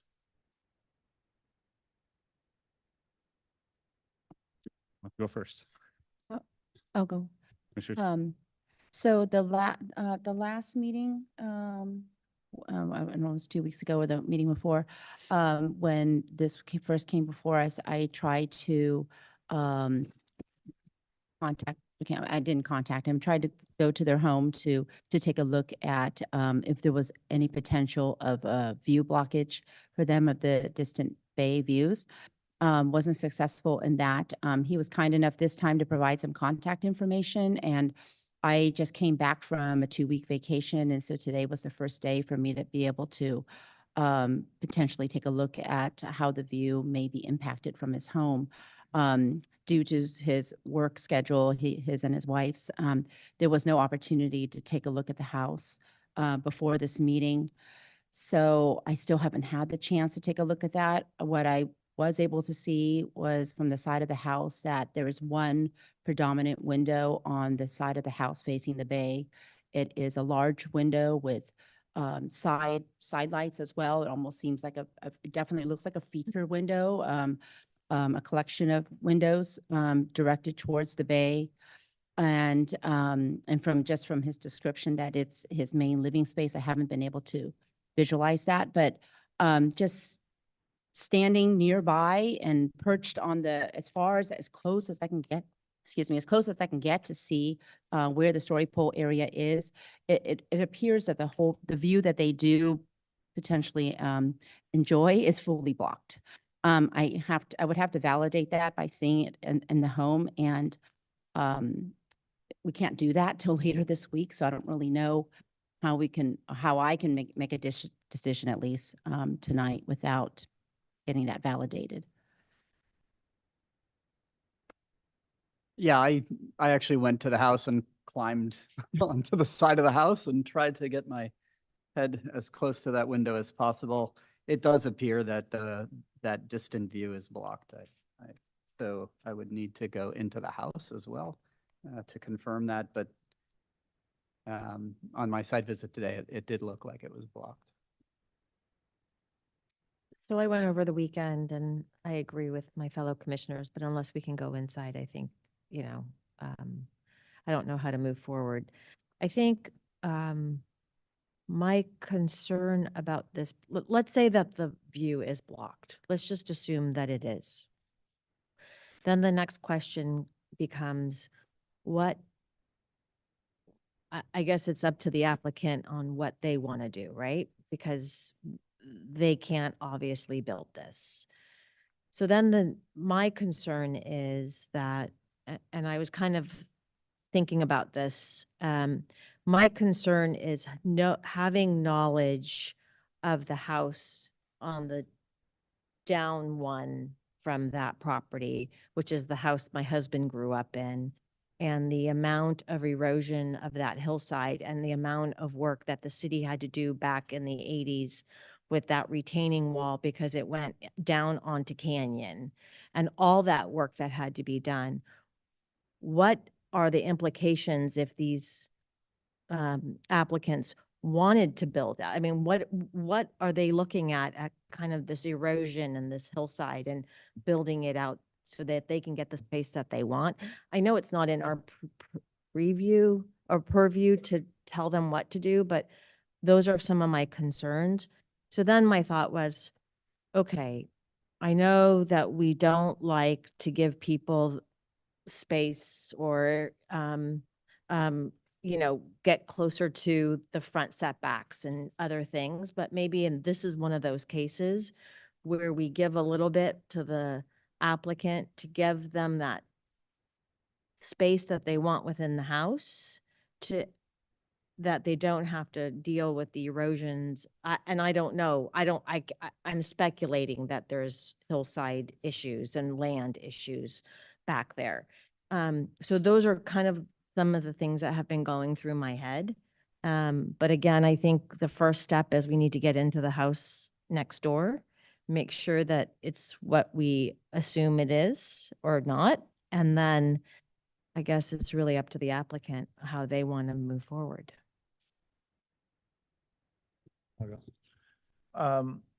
I appreciate the applicant's effort to preserve the majority of the home and not just knock it down. Because it's in a unique spot in that there isn't a lot of places to build out. I think your idea is interesting about the front, because thinking about the back, it just destroys their ground floor layout. They'd end up tearing out everything, and the layout wouldn't be that good. And then they'd have no flat space behind the house. So I feel for them on that. I feel that the majority of the view on those lots though is canyon view. And that's, that is where the true hillside is going down towards Canyon Drive. It's not going towards the bay. So I think that there was an interesting point made by the applicant is it's not a guaranteed view out towards the bay because there are a lot of trees. It is a very small window that you can see the bay from, whether it be on their property or on the street where there is no house. There's very small areas. So tree growth and that view's gone too. So I'm hesitant, but I think it would be an interesting question on whether or not there's a different opportunity in bringing the house forward instead of up. But that would, that would require some study on the architect's part and whether or not city would actually even entertain that kind of a variance.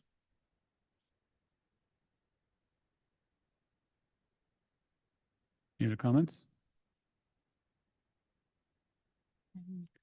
So it sounds like a few commissioners can't make a determination until they have a chance to see the. Have any commissioners actually been in the house?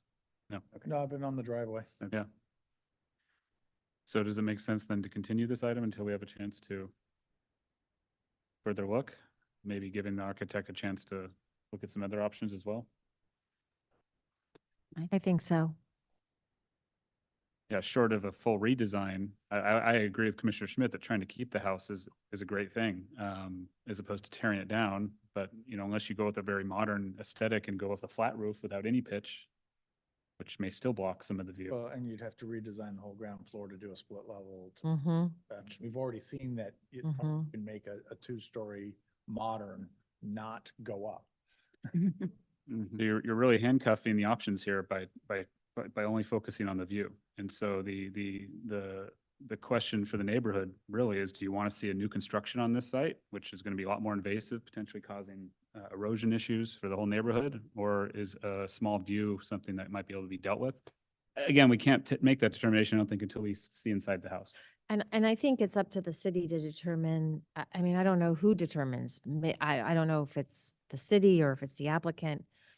But that land that comes down onto Canyon, I don't know who takes care of that. Like, is it the property owner's position? Is it part of Public Works that works with the property owner? So I'm not sure, and maybe that's something that the city can kind of investigate as well. We can certainly have staff look at. Yeah, I don't know what that answer is, so. In my experience as a builder, you end up with many agencies involved. Everything from the EPA to city to civil, Parks and Rec and so forth, or I'm sorry.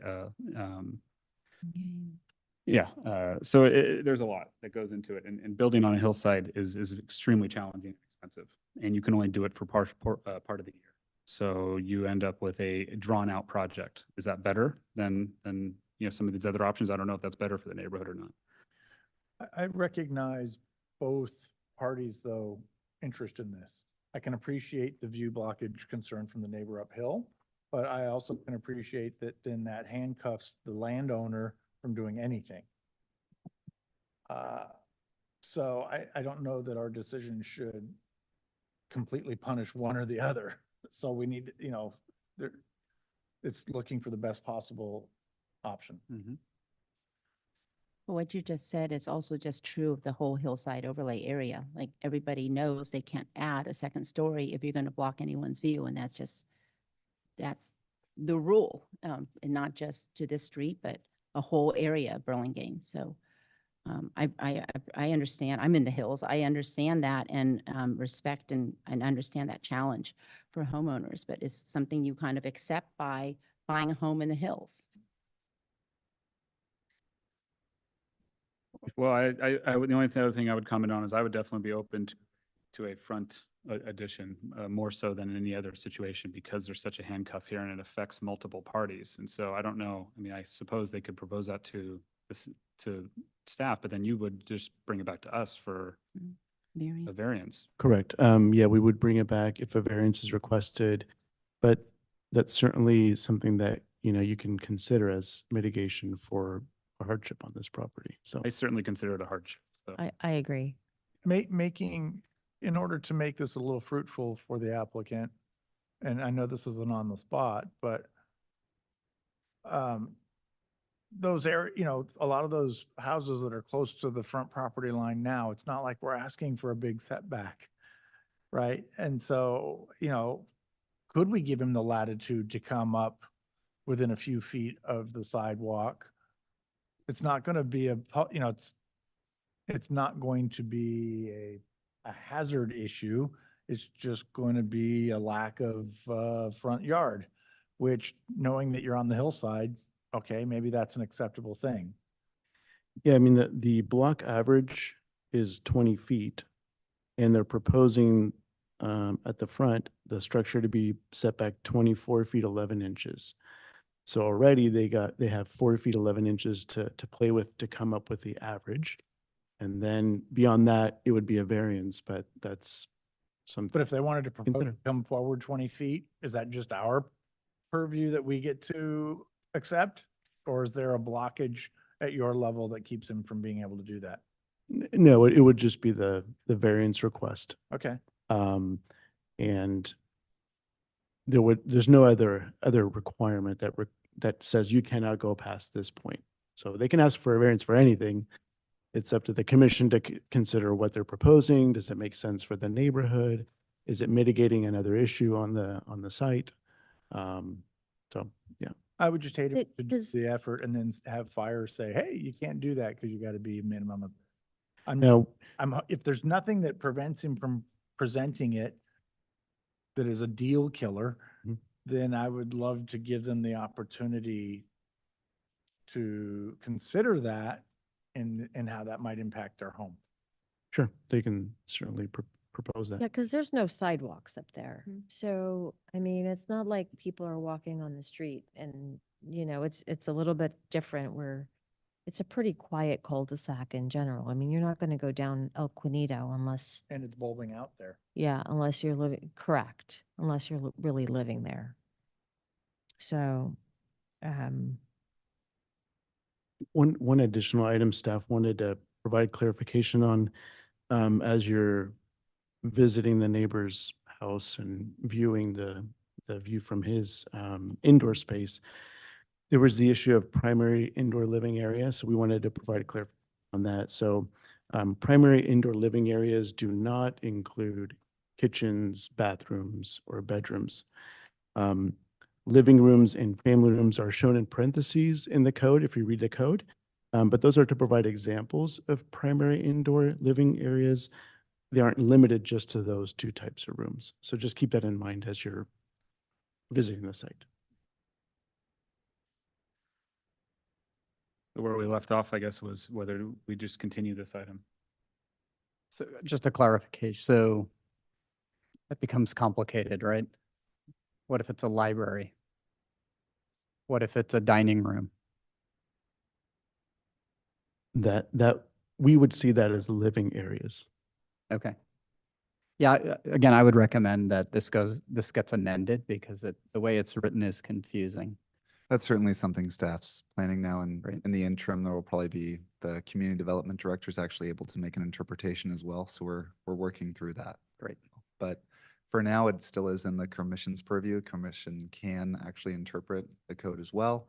Right now, staff's guidance is that certainly bathrooms and similar areas, bedrooms and a kitchen would not be included. The others, we would leave to the commission's discretion until we present you with the director's Helpful. recommendation. Thanks. So I think what we're looking to do is to make a motion to continue. And I think it's up to maybe the applicant to decide if one of our suggestions of trying the front expansion is a viable option, or whether we're going to rule on the addition as drawn. If that is the intention, then we need to get in and make that ruling from space and to try and determine what that is. So if that's the case, then we need to schedule those opportunities. If the applicant's gonna consider changing to a single level and an addition to the front, that has a wholly different impact to the eventual question that we will be asked. Tim, do you want to speak on that at all? I can open the public hearing. Okay, I'm going to reopen the public hearing. The applicant can come forward so we can discuss this a little bit further. I wish that was an easy answer to answer or question to answer. I would like you all to go there. I mean, that's the whole point. It's a V-shaped view of the bay. We can see it from the pictures. I'd like you to see it in person. I'm going to take a look at doing a single story addition towards the front, preferably not past the existing bedroom on the left. We're just gonna have to pen it out and me and the owners will sit down and take 45 minutes and say, is this workable? Mhm. and Tim, maybe you can bring the front door forward even. That's a what little we more, right? do, yeah. Basically, then- it would fill in that little U-shaped area. I mean, we just got to make it look good with the existing garage at that kind of 30-degree angle. But again, we would be, we would be that view is what we're getting.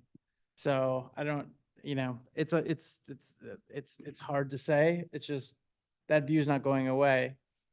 We would be accessing that view. And the neighbor between us, doesn't have that view either. He could build up. And he would get the same view, he'd get a better view. And I know that's not the answer, but I work in Hillsborough and they don't have a view ordinance. I'm doing a house on Tournament right now. And we are doing a small addition and the neighbor is adamant, but the commission just said, sorry, not blocking your view. But again, it is Burlingame Hills, and I would just like you to take a look at it. And we have some time. We're not building this winter, of course. So just take your time, make a good decision, and I will look into doing a single story with the owners, and we'll get back with planning with Amelia. You mentioned to stop the addition potentially at the front bedroom. Why would you stop there? Why not look into a variance that goes even further? I mean, we'll see. I mean, just to give some variation, some undulation instead of having a big flat front. Okay, so it's just aesthetic. It's not other. Aesthetic, Okay. yeah. All right. But I would say, given the circumstances, this is not one of those things where I think we would be stuck on the average setback of the street because it is a unique Yeah, and I understand. opportunity and an opportunity to resolve two problems, not one. Okay.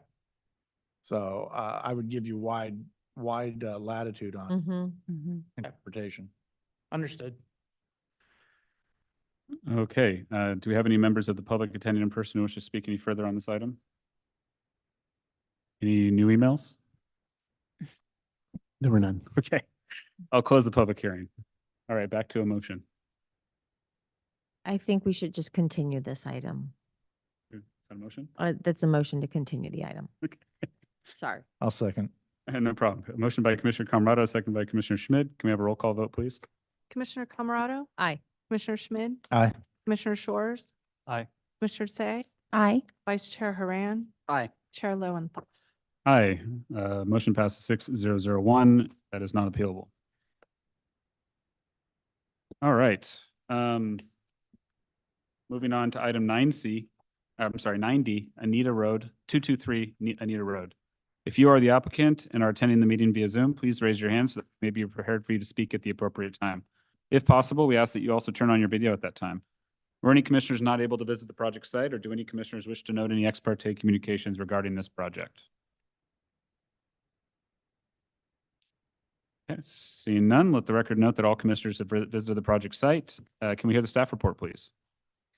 At the Planning Commission Design Review Study meeting on August 12, 2024, the commission had several comments and suggestions regarding this project and referred the application to a design review consultant.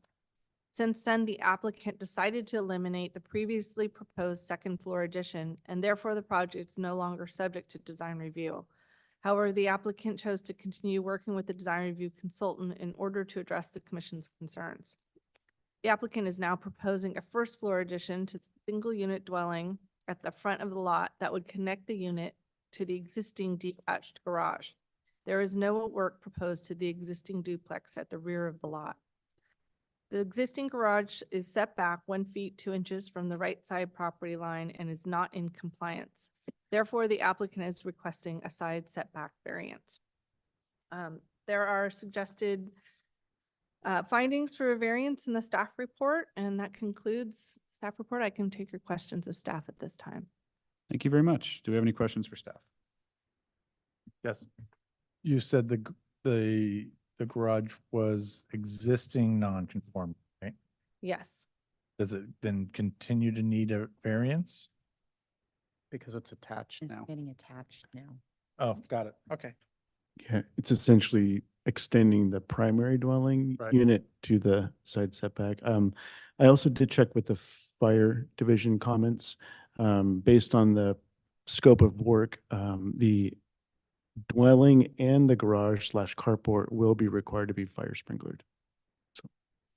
Can you say that again, Ruben? I'm sorry. Sure, yeah, based on the amount of work done to the house, this addition, it will trigger that the primary dwelling at the front of the lot and that carport that they're attaching to, those two structures be required to be fire sprinklered.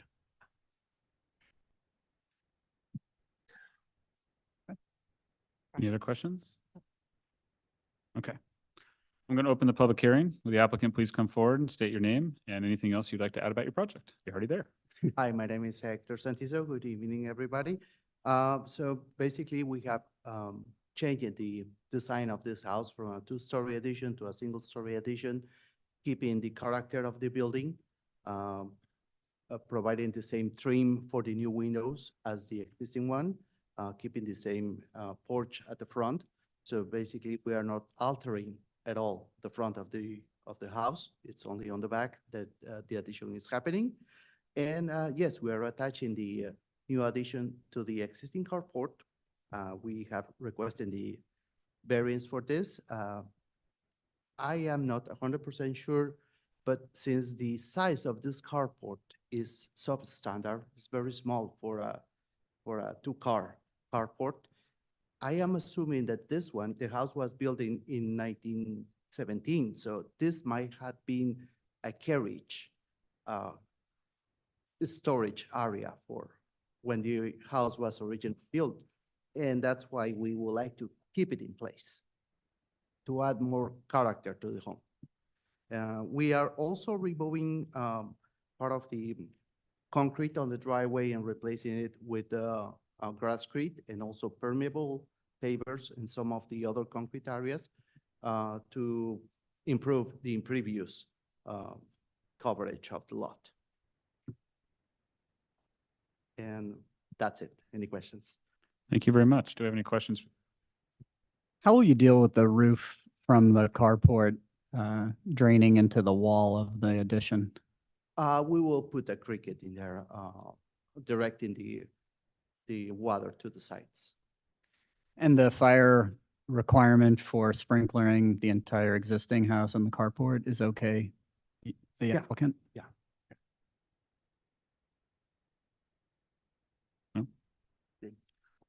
Okay. Do we have any members of the public attending in person who wish to speak on this item? Or did we receive any public comment emails? We received no public comment emails on this item.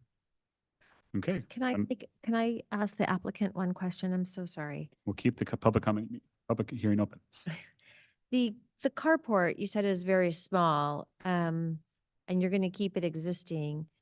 Do you think that it would, but you're going to be doing some work to it, right? To make it look better, or you? No. Nothing. You're leaving it alone? Way it is, yes. Okay, got it. Yeah, we'll All right. like to keep it as original as possible.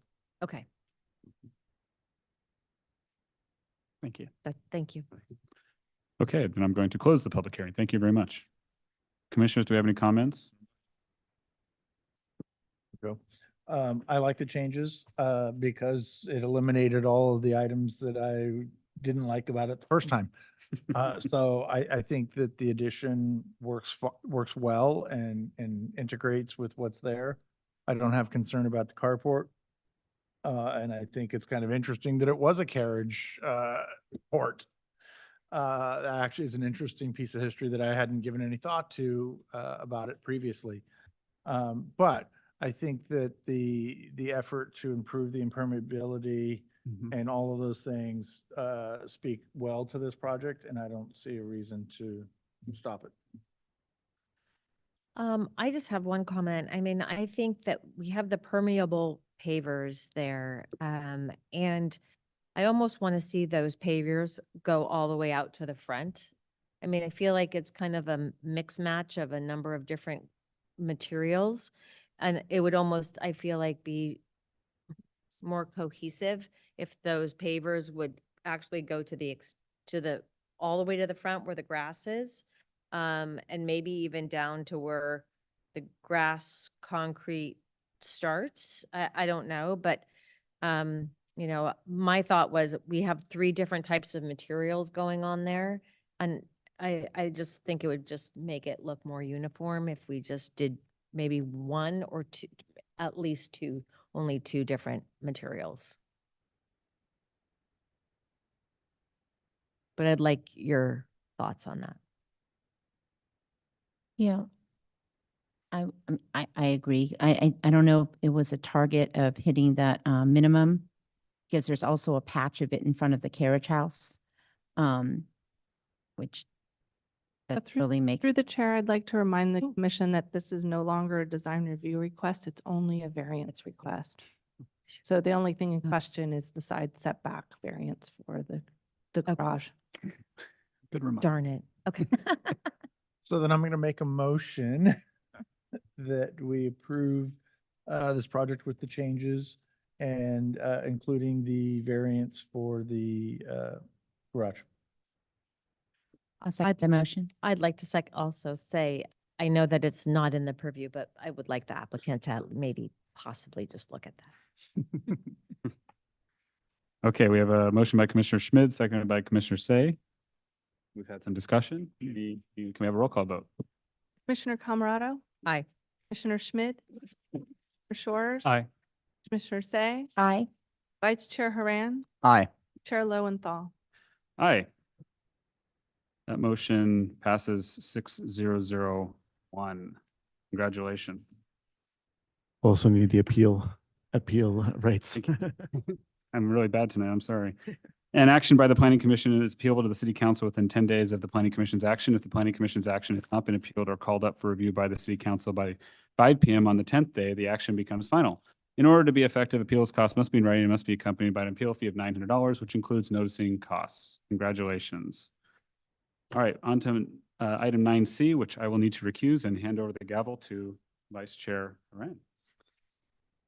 Thank you, Chair Lowenthal. Item 9E, 2750 and 2300 Adeline Drive. If you are the applicant and are attending the meeting via Zoom, please raise your hand so that we may be prepared for you to speak at the appropriate time. If possible, we ask that you also turn on your video at that time. Were any commissioners not able to visit the project site, or do any commissioners wish to note any ex parte communications regarding this project? And let the record show that Chair Lowenthal is recusing from item 9E.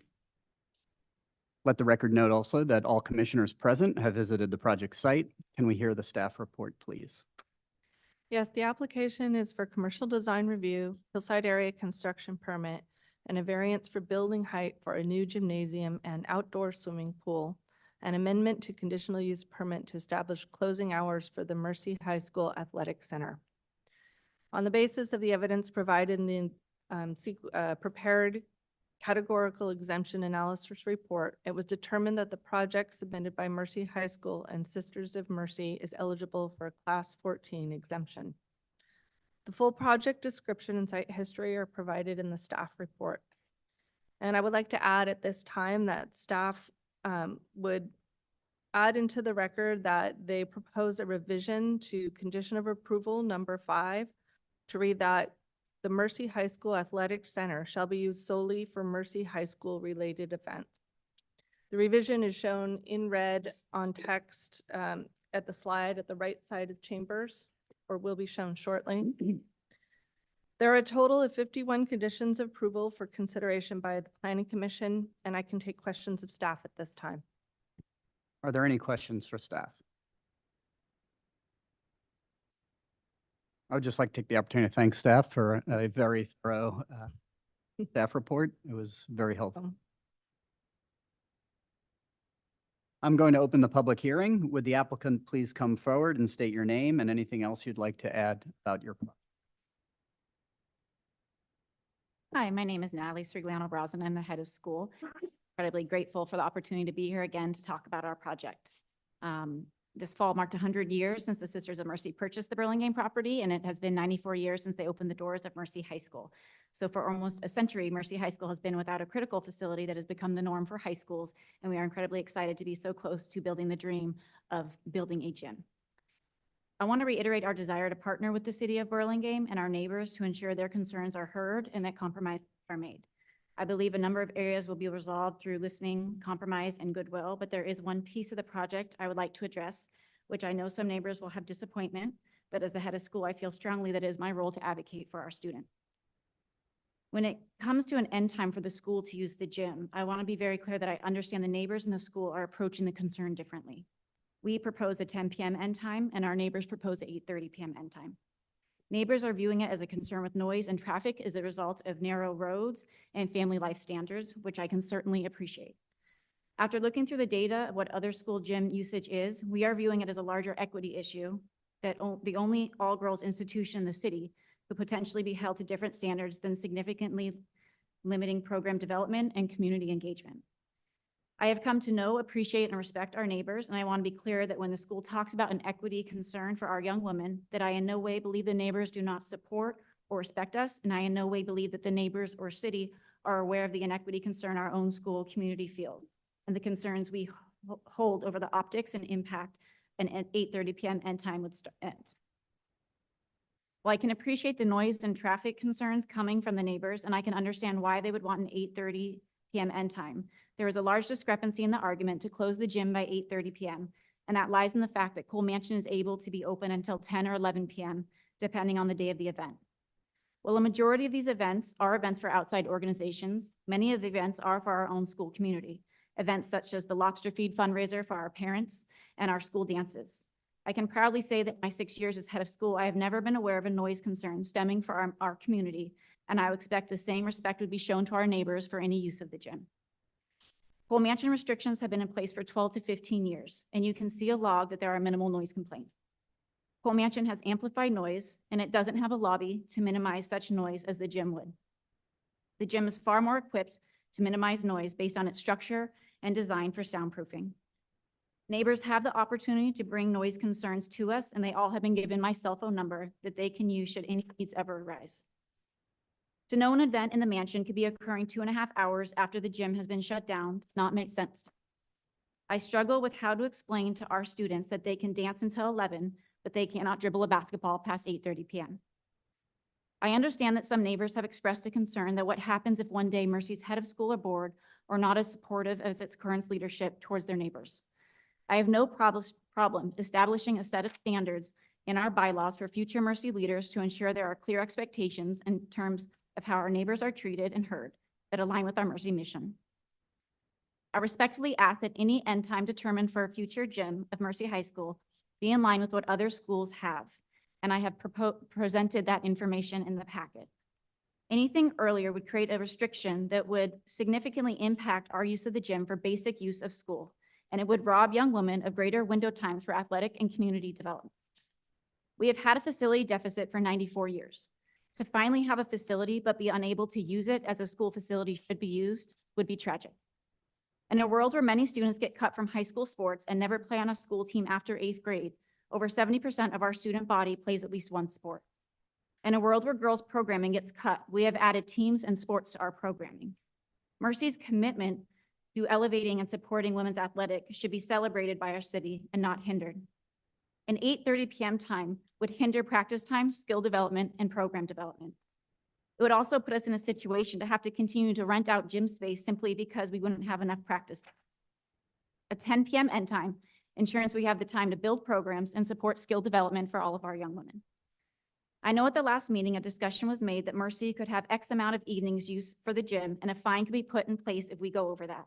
Yet that takes so many confounding variables out of our hands, such as if referees are late or games go into overtime, that would put us in a place to be penalized for using a gym for school purposes.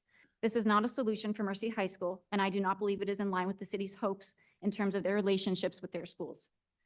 I want the neighbors to be heard, and I want them to know their concerns are being taken to heart. I want them to know Mercy cares about their feelings and experiences our neighbor. I very much care that they know their safety matters to us. I would be happy to ensure requirements such as the first 10 events held in the gym would be required to have noise level testings, or there could be required traffic report that relate to gym usage. I am open to exploring what would give our neighbors peace of mind to know we are being held accountable without punishing our young women from having equitable opportunities as their peers at co-ed schools. Again, I in no way believe our neighbors or city do not support our community of women. I have never believed there to be gender inequity or sexism in any decision-making or conversations with neighbors or city officials. So my mention of inequity has no place in conversations inferring such. I am simply hoping you might be willing to consider the implicit and explicit messages such restrictions would send to our community and the young people of Burlingame should an end time undefining of high school athletics be placed on Mercy High School, a community of young women who have been the underdogs of Bay Area athletics for 94 years. Thank you very much, and I would like to request to have a second opportunity to speak after the neighbors have spoken. Thank you. Any questions for the applicant? I think it's worth it for you to maybe clarify the times for the outdoor swimming pool versus Outdoor swim, the swimming pool. we don't have, when it gets dark. Exactly. I think it's, I was just trying We to have draw that out of have you. lights for the neighbors. Yes, that's an answer. Thank you. No other questions? Okay, so I know we have members of the public attending in person who wish to speak on this item, and we have many public comment emails. Please note that speakers are limited to 3 minutes each. I'll just go in order of these handouts. The first speaker, Mary Kircher.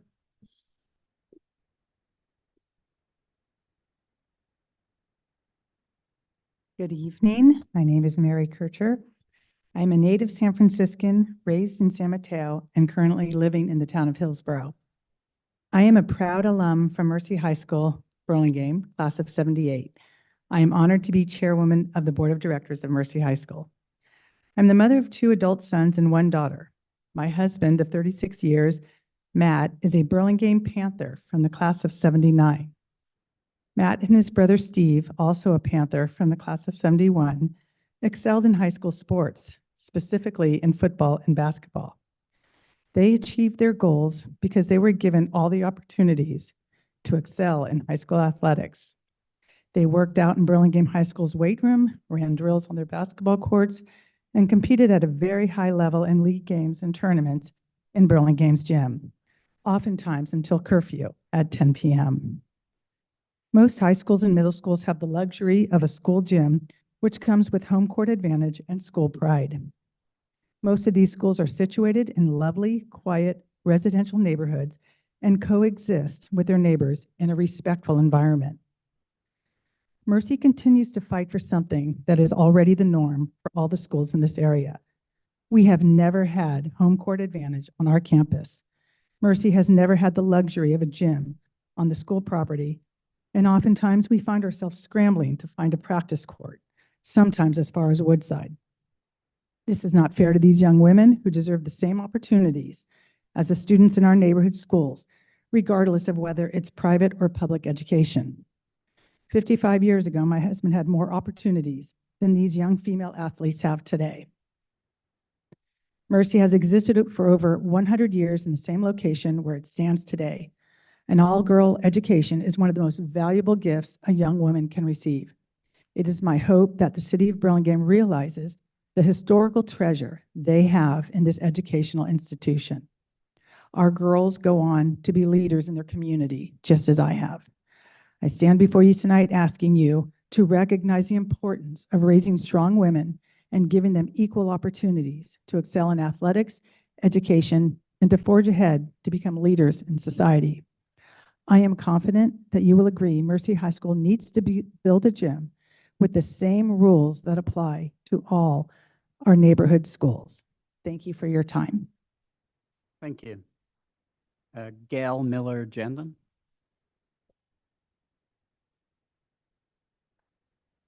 I'm Gail. Good evening. My husband and I have lived on Hale Drive since 1991, and we are 2 streets away from Adeline and a 5-minute walk to Mercy. So I just have, you've clarified the second point about Mercy High School Athletic Center should be used solely for Mercy High School related events. But my key comment is about the fact that our neighborhood settles down and is quiet by 8 p.m. in the evening. I know this because I walk the neighborhood every single night after dinner, and I believe, and it's important, that the 8:30 end time curfew is established and enforced for these sports events. Having said that, a later end time exception could be included for certain occasional athletic championships like we've talked about before. Thank you very much. Thank you. Carolina?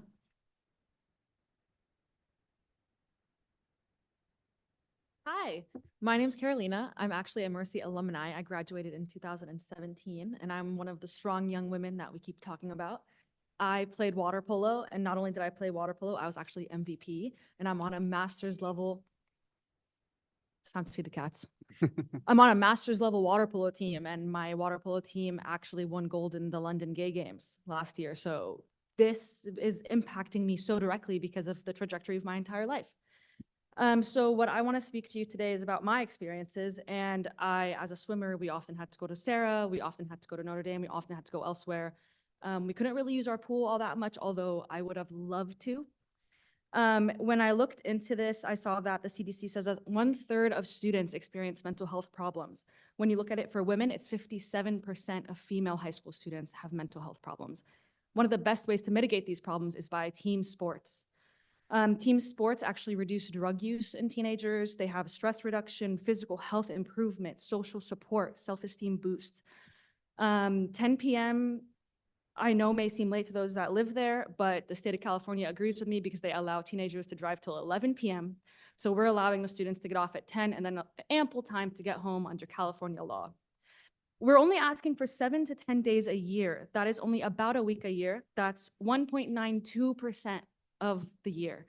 That gives you 358 other days to go to bed as early as you'd like. But if you consider this a part of charity to the local community, to give these students 2% of your night times, because those are some of the best memories of my entire life. Nighttime games, if anybody's familiar with Remember the Titans, the 2000 hit movie, would not have been as impactful if it was a noon game on a Sunday. As for Mercy as a school, they're right. It's one of the very, very few female schools. And not only that, but the amount of people that can actually attend is very limited. It's difficult to get to Mercy. It's difficult resource-wise, education-wise, scholarship-wise. So if you cut out the sports portion of it, you're losing a lot of students. And as Ms. C said, 70% of students play sports. So that's 70% of a 500 student body. And these are generations and generations and generations. And this school has been there since 1931. Unfortunately, school noise is just part of living in a school neighborhood. It's part of a community. And I'm super happy to hear the cheers and the laughter and the good memories that students are having. I'd much rather that than have them out elsewhere getting into trouble. I really think that we should support our girls. Girls sports are coming up and coming, and it's a little bit too late, but that's okay. We're making it. So if you guys would be so generous, I humbly ask you, just 2% of the time. Your mail gets lost 3% of the time, by the way. So the very low number, just for some really good memories. Thank you. Thank you. Sienna?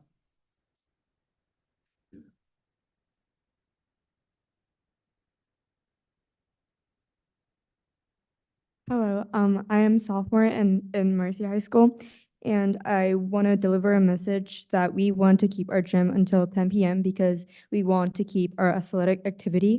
As a student athlete here at Mercy, I know how our students are passionate about sports, and I know how it is important to practice. Opening our gym until 10 p.m. will definitely support our athletes to pursue their passion as it extends practice hours. Not only me, but our Mercy students understand how the noise and traffic disturbs the neighbor around us. However, our school has a high expectation for us and to behave, and our students also have a pride of being respectful to people around us. We will make sure our noise and the traffic does not create a conflict between us and our neighborhoods. As the school around us can use their gym by 10 p.m., we think we deserve our gym to be open until 10 p.m. We really desire to be a competitive team to compete with other schools around us, and this change will help us a lot. Thank you for listening to me, and our Mercy students support both students and the neighborhood, so we want the best decision to be made for both. Yeah, thank you. Lynn Israelit?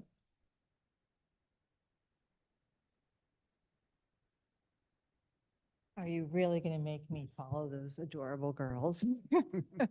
Hi, I'm Lynn Israelit, and I live near Mercy at 1560 Columbus, and I spoke before you at the June meeting when we discussed this project. And, you know, in general, I am very supportive of this facility and this project, but I do think there are still two concerns which need to be addressed prior to approval. I do not mean to imply that an end time at 8:30 for nighttime activities from this new facility has anything at all to do with equity.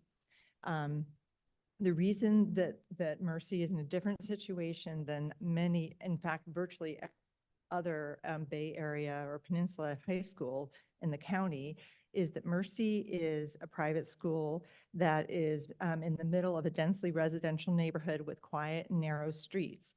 So this is completely different than all of the other high schools that are on major 4-lane roads. They're on El Camino, Sequoia, they're on Delaware, San Mateo High School, Carolan for our high school here in Burlingame, Alameda de las Puglas for Sarah, Murchison for Mills, Ralston, for Belmont. It's just a very different situation for Mercy where it is located because it historically was a home before it was a school. And I think that has to be taken into account. I think the impact on the neighbors, with noise and traffic in the evenings, if this should occur every night until 10 p.m. and 11 o'clock at night on Fridays and Saturdays, will really affect the life of the neighborhood and the people who live around the school. So while we're very much in support of this facility, I think that it's a different situation and that the needs of the neighborhood also have to be heard. It's not as heartwarming as hearing, young girls saying that they're striving for, and I understand that, but I also think the neighborhood has to be taken into account. Lastly, very quickly, my second concern I think can be addressed very easily. It's using the 2 smaller Mercy gates on Hoover. It's been suggested that construction workers, instead of parking off of Adeline, will now be parking in the eucalyptus lot. I have no problems with that. I live right by it, no problem. But I do think having 30 or 40 cars enter and exit those small gates will be a very unsafe and unwise situation. Both of them have they're blind intersections. There are near accidents with both vehicles and pedestrians all the time. So I respectfully request that these 30 or 40 construction worker vehicles enter where there's a 4-way stop sign at the wider, more safe gate at Alvarado and Adeline. Thank you very much for your time. Appreciate everything you guys do. Thank you. Gabriella?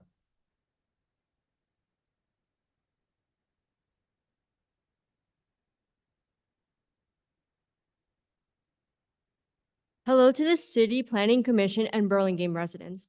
My name is Gabriella McGlohan, and I am currently a senior at Mercy High School. I have been a part of this community since freshman year, and I am extremely proud to be a part of the sisterhood. As someone who has participated in sports my whole life, this year being my final lap of Mercy, I think it would be remiss if I didn't take the time to advocate for the gym. I am constantly surrounded by such talented athletes, from players committed to volleyball, basketball, tennis, water polo, track, just to name a few. Don't all these dedicated athletes deserve to have a place to use and rely on? There is a deep need for a gym in our community, as the transportation to and from surrounding areas, as well as limited time slots for sports, is extremely frustrating, especially when I see other schools having better facilities and use. I myself have a brother who goes to a fellow all-boys school, Sarah High School, and never once have I heard a complaint about a late gym time. I only hear the best about Sarah's sports, athletics, games, and gymnasiums. It is disheartening when I pick up my brother late at night, as it's clear that throughout my years at Mercy, I have never gotten the same opportunities to train equally. Why are women in sports not taken seriously? Women across the globe are stuck constantly having to contend with battles in the realm of sports, even as professional athletes. We deserve respect and a place to enjoy bettering our mindsets, our sports skills, and our physical health. Other schools across the country are able to have access to a gym until late hours, and it should be no different for our school. As someone who is leaving for college next fall, I know the importance of giving future students the chance to train until 10 p.m. to help them with their endeavors in sports. I know that I would have loved the chance to have a gym, as it would have improved my endurance and enjoyment. I'm fully aware that our community members deserve a quiet neighborhood, and we aim to stay alert to any noise or traffic concerns that people may have. I am sure that we can adapt and come to an agreement, but I need to stress the importance of a gym in students' lives. High school is a place where students are meant to sharpen their skills and preparation, and not allowing a gym to function until 10 p.m. is stripping us of the ability to perform our best. One of the biggest myself and others take away from high school is our love and passion for sports. And we hope that you help us blossom instead of disregarding our requests. We ask that you all help us by being flexible and understanding, as staff like Dr. Sebi work hard to uplift us and support the women in our community. She has been fighting for us in our futures, and we would appreciate you doing the same. As someone who has been on JV tennis for 2 years, varsity for 2 years, as well as managing the team this year, it would be a great help to have all these facilities available. Thank you. Thank you. Robert Iorio?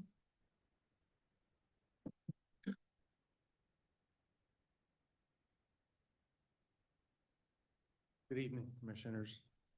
Robert Iorio, my wife and I live at 2325 Adeline. It's almost right across from where the proposed gym is to be situated. Given that all of our children, who are now adults, all played high school athletics, I think a 10 o'clock termination time is both reasonable and appropriate for Mercy High School and the student athletes that go there. It is a quiet neighborhood, but I think we can manage 10 o'clock.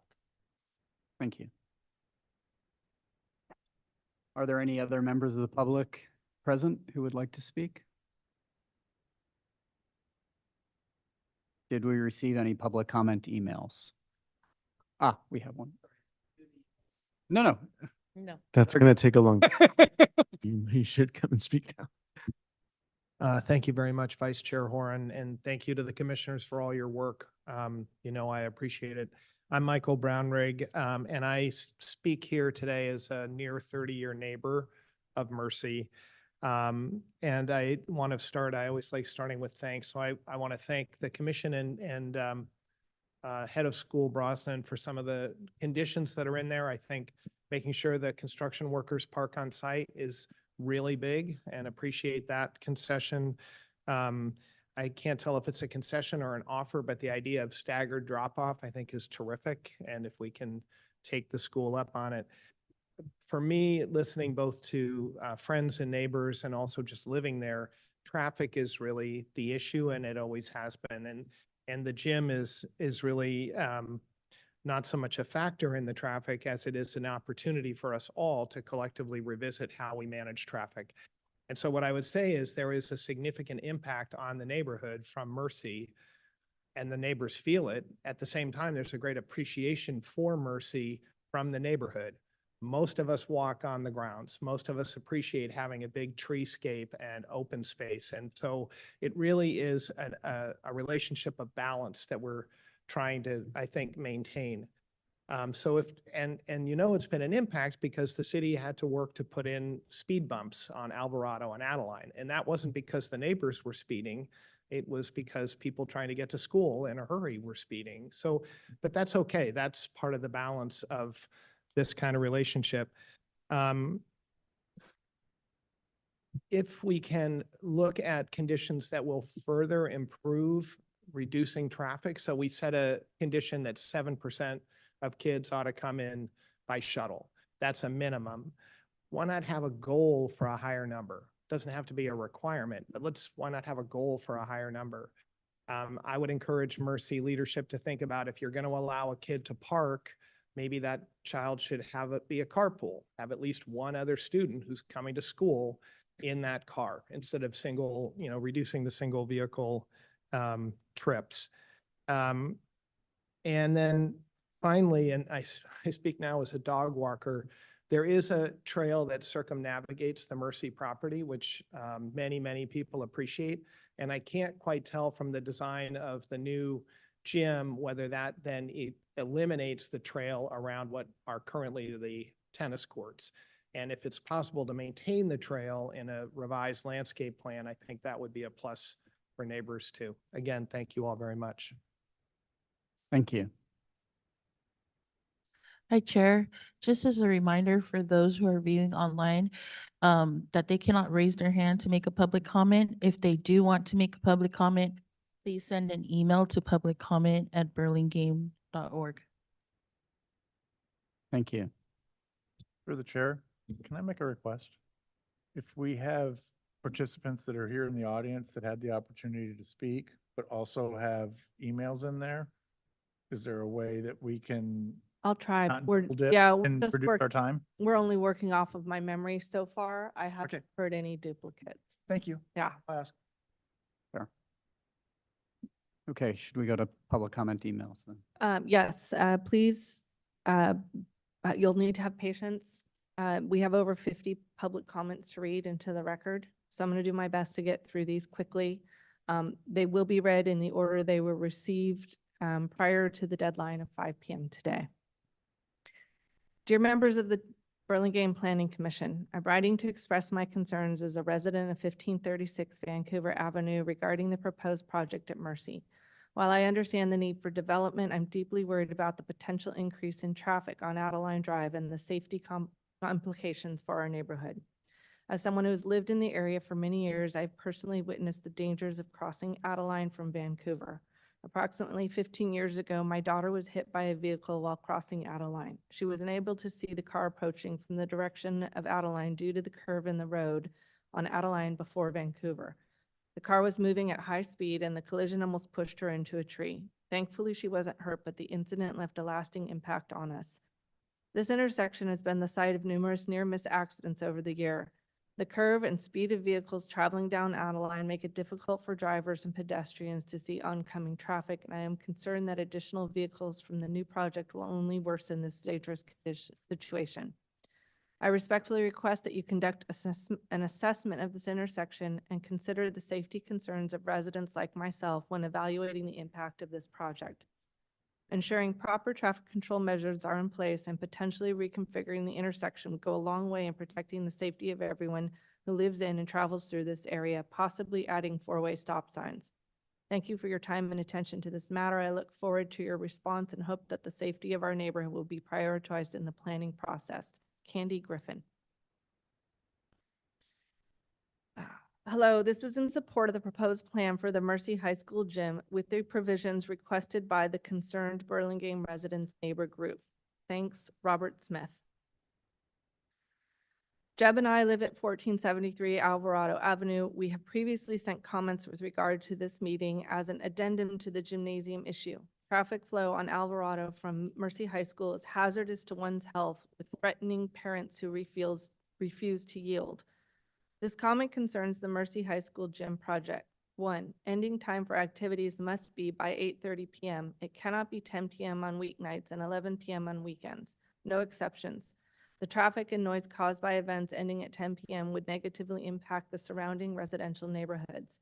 Jeb and I are already in fear of our lives and do not leave the house between 7:30 to 8 a.m. and 2:30 to 3 p.m.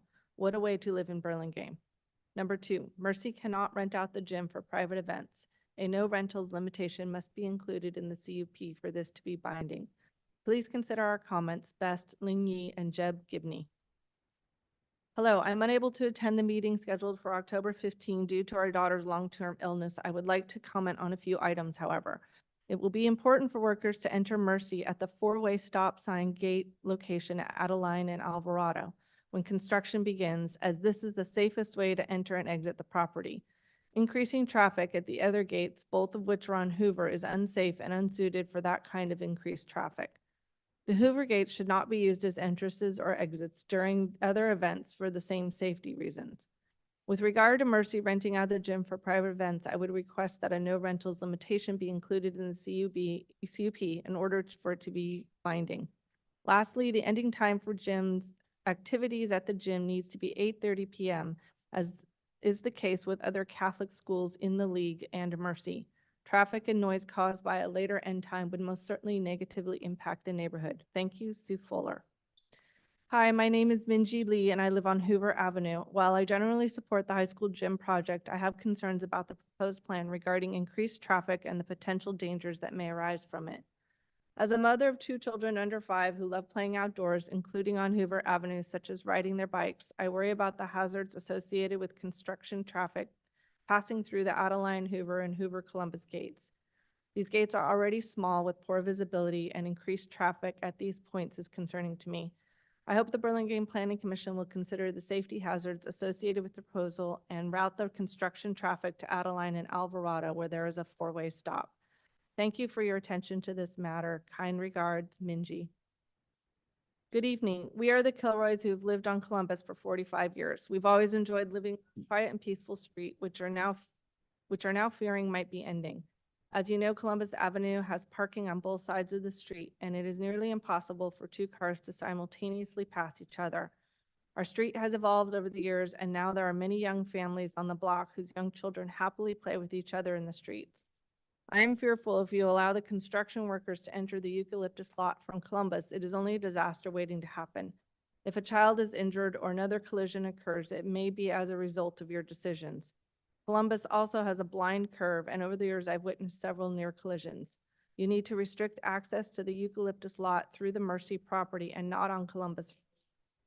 I am also concerned that there appears to be no limit on the number of activities that can occur after 8:30 p.m. in the gym. Neighbors have been there a long time, and they do not deserve to be impacted by noise and traffic congestion. I also support a new no rental clause be binding on the gym. The gym should be used exclusively for Mercy and not for an outside vendor. Ray Kilroy. My name is Marsha Lee, and these are my continuing concerns. 1, the surrounding neighborhood access roads and on-site roads are narrow, do not connect, and since the proposal for the school and gym center has identified the Sisters of Mercy parking to be used for overflow parking, this project should include a circulation plan for the entire 40 acres. This is why the general plan originally called for a master plan for any proposed reuse or repurposing of the Sisters of Mercy campus to accommodate its continuing mission while ensuring that any new land uses and development scenarios integrate well with the surrounding residential development and preserve the overall character of the campus as a community asset. However, the city decided the gym, pool / student center project was not a reuse or repurposing. As a land use planner for over 40 years, I find this processing interesting to say the least.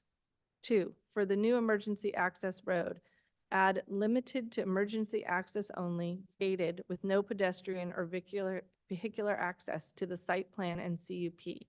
This is too tempting for pedestrian access to the gym. 3, the lighting plan appears to show several floodlights and 10-foot poles along the path at the green's edge. Please make sure that the lighting does not shine into the neighborhood. 4, drainage and stormwater runoff. Storm runoff from Mercy already affects Benito Avenue properties. Staff report mentions recording of drainage easements, but how will additional drainage and stormwater be handled on site? I can't determine this from the plans. 5, there is insufficient on-site parking for the proposed new gym and student center numerous events.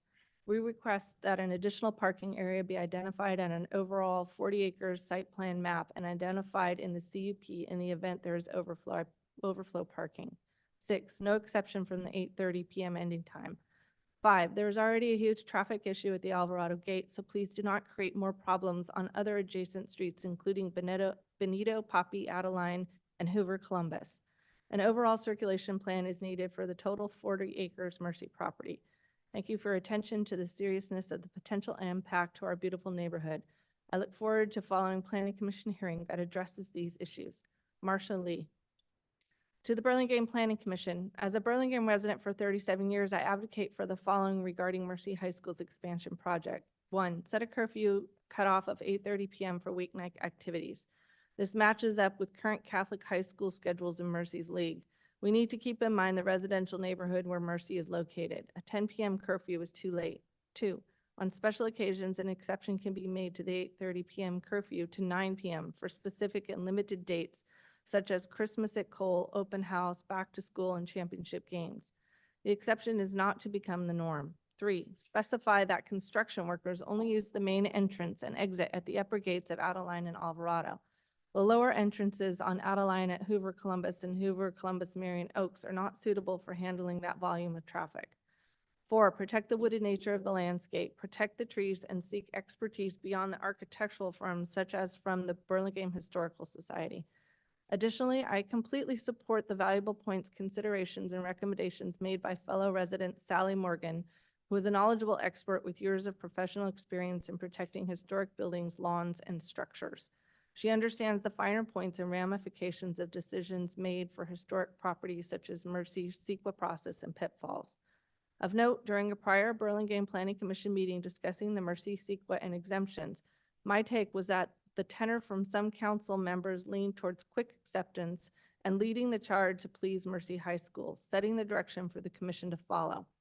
I ask for your discernment and wise consideration of meeting the needs of residents who care about this community and make it home.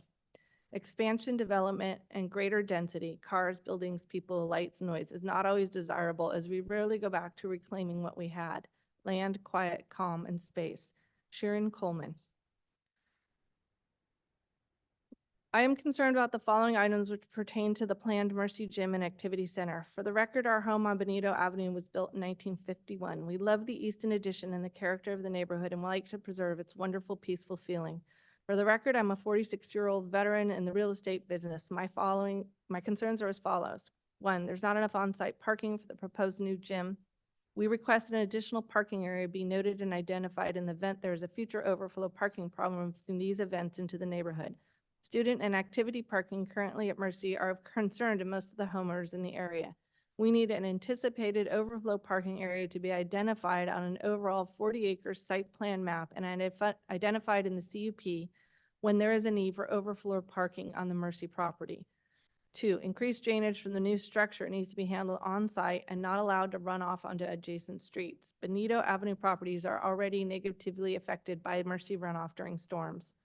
3, the new emergency access road located on Adeline Drive east of Benito Avenue at the Poppy Drive intersection and planned to be a full road width needs to be limited to emergency access only, gated with no pedestrian or vehicular access, and shall be included in the conditional use permit. We are concerned that people attending events at the gymnasium and activity center will park on the neighborhood streets and walk up adjacent to this emergency access road to the events. Please include the wording "no pedestrian or general vehicular access" on all plans and aerials, and secure this area when the project is completed to alleviate any pedestrian access. We received an email dated June 10th, 2024 from Natalie Brosman, head of school, Mercy High School, wrote, "The new access point / short roadway aligned with Poppy Drive will act as an emergency vehicle apparatus access road. We request that it is clearly stated in the CUP that this access will be limited to emergency access only, gated with no pedestrian, vehicular, or staff access. This is to ensure student and visitors will not park in the neighborhood and access this road to the gym center and pool areas. An 8:30 p.m. ending time for activities. We believe that there should not be any exceptions from the 8:30 p.m. ending time for activities. Note, if the ending time is 8:30 p.m., the event will have traffic and noise on the premises and surrounding area for at least 1 hour following the stated ending time. This is a first-class residential neighborhood, and the families that reside in this neighborhood pay property taxes. Thank you in advance for your consideration in the above matters. Brian Lee." I am submitting these public comments regarding the conditional use permit for the Mercy High School gym project. On June 13, I expressed support for this project, but asked the commission to require the proponent, Mercy, to take steps to prevent additional traffic from entering its campus through the Hoover Avenue entrances during the construction and operation of the new facility. Since that time, the proponent has modified its plans to relocate construction parking to the eucalyptus lot, located just outside the rear Hoover entrance. While I appreciate Mercy's attempt to accommodate other neighbors by relocating the construction parking further from Adeline Drive, this change only heightens the concerns I expressed in my June 13 message, which center on the safety of nearby residents. Thank you for taking into consideration how this project will impact our neighboring community. Andrew Hall. As a parent of a student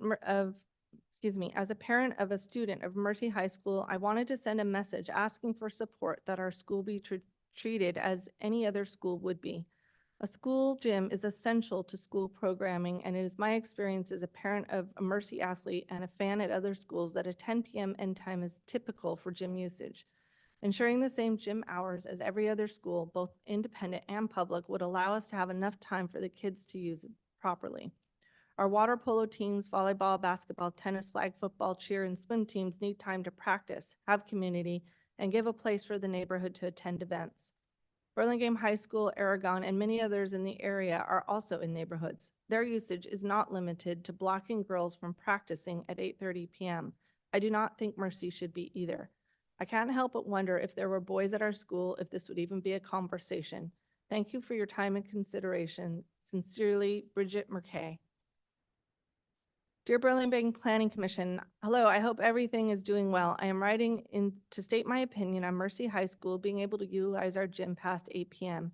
One of my favorite parts of being a student at Mercy is the opportunities each student is given to learn about themselves and improve themselves in all aspects of their lives. I played sports for almost all of my life, and I believe that they can be life-changing experiences for everyone. By not allowing us to extend the hours we are allowed to use the gym, students can miss out on the opportunity to grow and improve. I know how important it is to residents in the area that it is calm and quiet late hours, and I know that some students I have talked to say that being able to have access to a gym on our campus would encourage them to try out for a sports team and maybe discover a passion they never knew they had.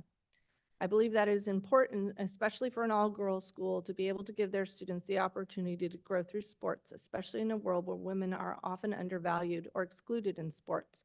Thank you so much for your time and consideration. Sincerely, Isla Gower. Hello, Burlingame City Council. I am a Mercy student, and I'm concerned with our rights to accessibility to our soon-to-be gym. I by no means want to underscore the opinions of the neighboring houses to Mercy High School, but rather seek an alliance. I believe we should respect their requests and not be a disturbance, but I truly believe we should be allowed access until 10 p.m., given that many Mercy students already have to travel outside of Mercy to be able to play the sport they enjoyed. Mercy as a whole appreciates your understanding and openness to hearing our ideas. Best, Mercy student. Hello all, as a student of Mercy Burlingame, we deserve to be able to keep the gym open until 10 o'clock. All sports deserve the opportunity to use the gym space, even if that means our practices end at 10. As a former member of the basketball team prior to the building of the gym, we had to drive to CSM every night to practice. This long commute from my house, and sometimes I would get home at 9:45 at night. Closing down the gym at 8:30 takes slot times away from sports and could force girls to make those long commutes again, even with the gym. Also, it is unreasonable to ask the school to close down the gym past 10, as renting out our gym could be another source of revenue for our school.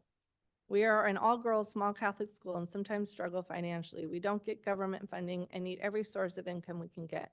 To close down the gym at 8:30 takes needed money away from the girls at Mercy and our education. Another point I want to make is that if the residents in the neighborhood around us are worried about noise late at night, why did they move next to the high school? It is unfair for us girls to be penalized because the residents around us who knew they were moving next to a high school are worried about noise. I know that may come off as harsh, but it's a point to make. Best, Lily McGuire. Hello, Planning Commission of Burlingame. I am Ava Kiley, and I'm a senior at Mercy Burlingame, along with a varsity cheerleader and captain. As a cheerleader, we practice at Rebels Elite in South San Francisco. This is an average 25-minute drive, and the use of a gym on campus would be so beneficial to us, as parents would no longer have to take off work to come pick up their cheerleader and drive to Rebels Elite. It's truly an inconvenience to travel so far to practice, and the use of the Mercy Gym till 10 could be so helpful, especially because the cheer team is not the only sport that must drive, as volleyball uses Sarah and basketball uses the College of San Mateo. I understand noise is a concern for neighbors, which is contributing to the early close time of the gym, and sports are in fact noisy. However, by closing a gym before 10 doesn't allow all sports to get full use of the gym, as closing at 8:30 only allows for around 5 hours of practice for all sports, as practice would probably start around 3. Mercy has a variety of sports that need a gym, such as basketball and volleyball, which have multiple teams, such as freshman, junior varsity, and varsity. On average, practices are 2 hours. Closure at 8:30 will unfortunately not be enough time for these sports, which is why a 10 p.m. end time would be beneficial. Our brother school, Sarah High School, and sister school, Notre Dame Belmont, have gyms located in residential areas and an end time later on in the evening. I feel that there's an equity for Mercy, as so many other schools around the Bay Area have more access to their gyms late at night. I feel as though a closure at 10 p.m. wouldn't do Mercy students justice, as there are some inconveniences already for athletes. So having more time to practice is a way to make our balance between being student athletes easier. I know I won't get to use the new gym as I graduate in June, but having to travel to practice these last 4 years has been a struggle to find rides, and the use of the gym for all athletes until 10 would be greatly helpful to future Mercy athletes. Dear Burlingame Planning Commission, I'm writing to ask for Mercy High School's gym hours to be extended to 10 p.m., just like the other schools in Burlingame and those we compete with. Having this extra time in the gym will allow us to manage our practices, games, and give us the opportunity to prepare effectively for upcoming games better without having the sense of being rushed. I recognize that there may be concerns about the noise and traffic in the neighborhood, but I want to assure you that the Mercy High School takes these concerns seriously. We have guidelines in place to ensure that students are mindful of their surroundings, and we are committed to keeping the noise to a minimum during the evening. All athletes, including female athletes, deserve equal access to the facilities that are available to students at other schools. Allowing us to use the gym until 10 p.m. would help make things more fair, as well as allowing us to ensure that we have the same opportunities to succeed in both sports and academics as other students in the area. Thank you for your consideration. We hope to find a solution that works for both Mercy High School and the community we are proud to be a part of. Sincerely, Kexon Lee. Dear Burlingame Planning Commission and Mrs. Coulson, I'm writing to ask that Mercy High School be allowed to keep our gym open until 10 p.m., just like the other high schools in Burlingame and the private and public high schools we compete against. I understand that some neighbors are concerned about noise and traffic. Well, I am a neighbor as well as a parent, and I want to let you know that the students and parents are aware of these concerns. Mercy High School has strict rules about how students should behave, especially when it comes to being respectful to their neighbors. We are committed to following these rules and keeping the noise down during practices and games, and we will do our best to make sure the extra traffic doesn't cause any issues for the families living near our school. Our girls deserve the same access to their facilities as students at our peninsula counterparts, many of which are also nestled in existing neighborhoods. And let me just point out, if there were boys at our school, I'm not sure that the gym closing time would even be scrutinized. I hope the Planning Commission doesn't discount our right to extend our hours because we are a school for girls. Thank you for considering our request. Sincerely, Carolyn Quilici. Dear Burlingame Planning Commission, as a Mercy girl and a community member of Burlingame, writing to ask that you please allow Mercy High School to be allowed to keep our gym open until 10 p.m. As a student enrolled at Mercy, I find it unfair that we, as a school, are not allowed to extend our gym hours. As a student at Mercy, I can attest to the positive impact that having a gym on Mercy grounds could make. Closing the gym at 8:30 prevents our school from being able to host home games, as some games run as late as 10 p.m. Closing the gym at 8:30 will result in a less than ideal representation of our school in further sporting events. From my understanding, what the administrators have shared, the neighbors of our school are concerned about noise and traffic that could happen. As I can understand where they're coming from, I'd like to point out that schools in similar communities around Burlingame are allowed to keep their gyms open until 10 p.m. BHS's gym stays open, so does BIS's. I used to go to BIS, and I have friends that go to BHS. I have been to their game times well past 8:30 p.m. I'd like to point out the fact that these schools are co-ed. As a female, I question if it were a co-ed school, would we be asked to close our gates early as well? If we had boys on campus, would we be asked to pack up and leave earlier as well? As student athletes, Mercy girls deserve the right to train just as much as any other team might. I'd like to ask the Burlingame Planning Commission to help support women's education and to allow our school to continue promoting the betterment and growth of women in men-dominated fields. Whether it be on the field or in the classroom, the addition of the gym on school grounds will greatly benefit this school. I'd like to ask you to just consider what good could come from this decision, the growth that would be possible for your daughters, for the women of this community, for the future of women's sports. Thank you for considering my request for the Mercy Gym hours, the Mercy athletes, and appreciate the support our school's gotten so far. I once again implore you to consider our request. Thank you, MJ Adamczyk. Dear Burlingame Planning Commission, I'm writing to ask that Mercy High School be allowed to keep our gym open until 10 p.m. Most, if not all, the schools we compete against are allowed to play until then. As a student athlete at Mercy, extending our gym hours would allow us to have enough time for practices, games, and activities without being rushed, and it would help us to be more prepared to compete. It would also encourage students to start to play a new sport if we had a new gym that would be open. I understand that some neighbors are concerned about noise and traffic, and I can see why they may be. However, if we were allowed to keep the gym open just an hour and a half later, we could create guidelines so that we are not too loud.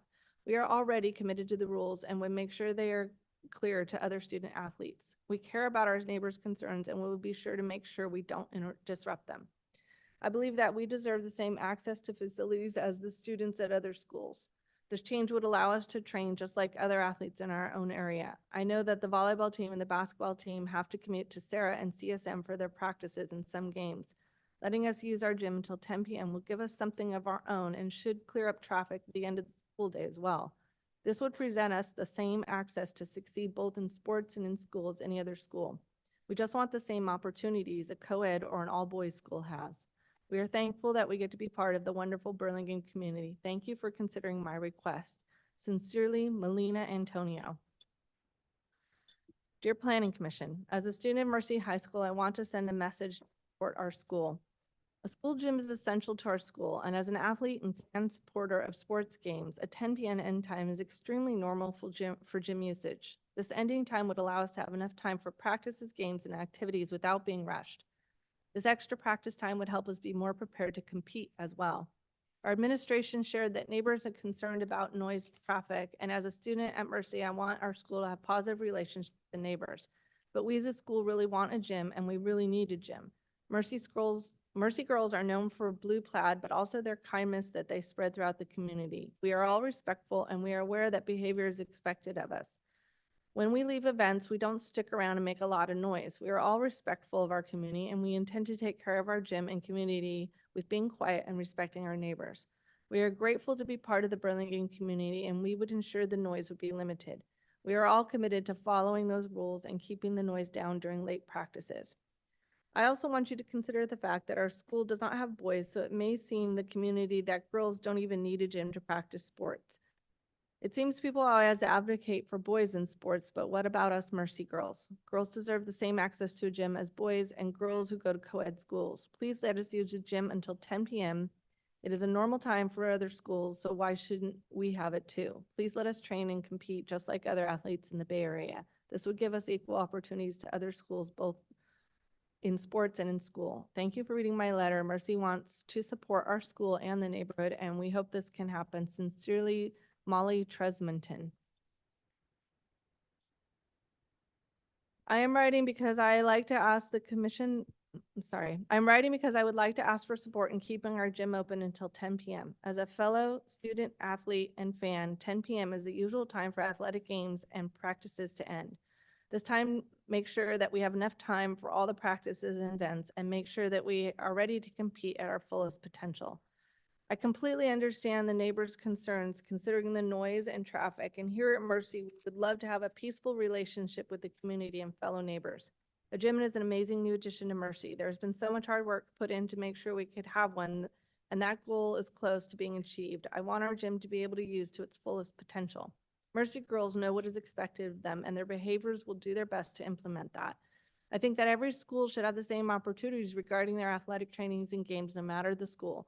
We are in an all-girls school, but I'm not sure that a school that included boys would also have the same restriction. Yes, we are girls, but we are capable of doing the same things as boys, and we should have the same opportunities they have. Please trust in our desire to support a peaceful relationship with the fellow neighborhood and Mercy. Thank you for reading my letter. I hope you take it into consideration when making a decision. Sincerely, Juliana Amanser. My name is Leah Huang, a dedicated student athlete at Mercy Burlingame High School. I'm writing in hopes that we will be allowed to keep our gym open until 10 p.m. just like other schools in Burlingame with whom we compete. As a determined student athlete at Mercy, allowing us to keep our gym open would significantly enhance our ability to practice and prepare for games and competitions, ultimately helping us perform against other schools. By gaining the necessary extra time, our student athletes will feel more confident with competing against schools whose gyms remain open until 10 p.m. If our gym were to close at 8:30 p.m., it puts our students at a disadvantage as we were not given the opportunity to practice the extra hour and 30 minutes every other student athlete is provided with. This extended practice time is crucial to team development and our overall performance as athletes who represent Mercy. I understand the concern of our neighbors that there may be traffic and too much noise, but I want to let you know that we were all aware of these concerns. Mercy High School has strict rules about how we, the students, should properly behave, especially when it comes to being respectful to our neighbors. We are committed to following those rules by maintaining a steady noise level, and we will do our best to make sure no extra traffic causes any issues for families living near our school. Female athletes deserve the same access to facilities as the students at other schools. Allowing us to keep our long-anticipated gym open until 10 p.m. will make things more fair. This crucial change would allow us to train just as other athletes in the area would, while also giving us the same opportunities to succeed in both sports and schools. Thank you so much for considering my request. The students at Mercy want to support our school and the neighborhood, and we hope to do this in a way that works for everyone. Sincerely, Leah Huang. Can I interrupt for a second through Acting Chair Hurrian? If Erica, you've been doing a great job reading all of these. If you need a break, Yes. and maybe everyone needs perhaps a 5-minute, it's at the discretion of the acting chair, but I just wanted to make that. Yeah, we can adjourn for 5 minutes. Okay, so we'll adjourn for 5 minutes. Thank you.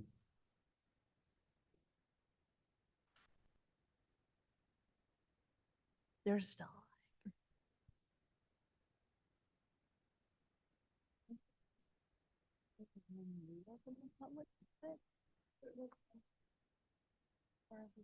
We're barely halfway through. Seriously. Because we got about another 20 after we made the Somebody owes her a- decision to read them into the public. Real drink. We have. You know, these would have reduced. No, of course, everyone to the neighbors traffic issue. Oh, do we? No, that is not what we voted. But we've made comments on it, like They're all. are comment now to recommendation guards, to traffic guards. And then- Right, we're trying to, let's see, we're trying. We would have. Agree to their permit, variance for building height, This is a good. an amendment to conditional use permit to establish. closed- Yeah. So I'm gonna say that tonight. Not. Right. You know, but if we're going to. I'm gonna believe that principal guessing, hold all the students. How many by letter? Written public. Look, he submitted them and then like, Given the amount of people. I mean, you could have met it before. I don't mind. I'm not. You're doing great. And most of them are about a minute. So they're not typical. Right. So we wouldn't be cutting, well, we would be cutting off about 10 minutes probably. If it was reduced to a minute. Yeah, so no, it's just somebody that's, once you said 50. Right. Yeah. Everybody takes 3 I minutes. was surprised You know, that people. we should let them open till 10. Yeah. Yeah, good And- idea, and good this idea. apology that's Oh, here. absolutely. Thank you. And I feel. Okay, okay. I don't think it's a gender issue. The fact that whether that was Sarah And in school there I say don't. or see, it's no difference. Okay, okay. The person. Yeah. Yeah. We- Same thing. You know, what you're Red, but they'll record better, right? So, okay. Why are you not speaking? It's not big. I don't think they're gonna work. But you own Something. property on it. Oh, I thought you were going back there again, you said. Yeah. They wanna. Yeah, I don't think. Oh, and. I don't think they're. The one with the. Yeah, Mike. The one with the mural. Right. Yes. The one with the old mural, that the milk. Well, then doesn't that apply to you? I wondered what on earth those tiny parking garages I'm were. doing okay. Yeah, I'm going for them, but if my voice fails. You recuse. I'll just read some. Okay. Oh, it's interesting. only got 20 done. There's really. When I, They're going then. when I went to Korea on the Korea Air flight, Work done, right? I woke up in that bed and I saw people all up and down the aisle. Yeah. 747 doing calisthenics. Yeah, isn't it Because, weird? well, because they like Furniture. know how to do that Uh-huh. for kids and they do it their whole life.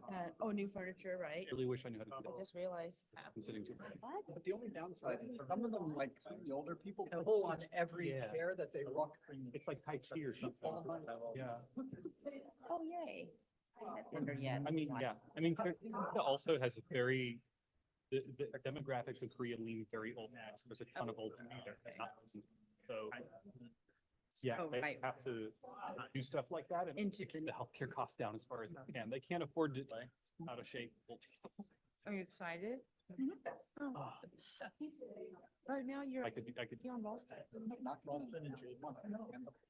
Okay. My door faces on the I don't know. That's the thing. Guard.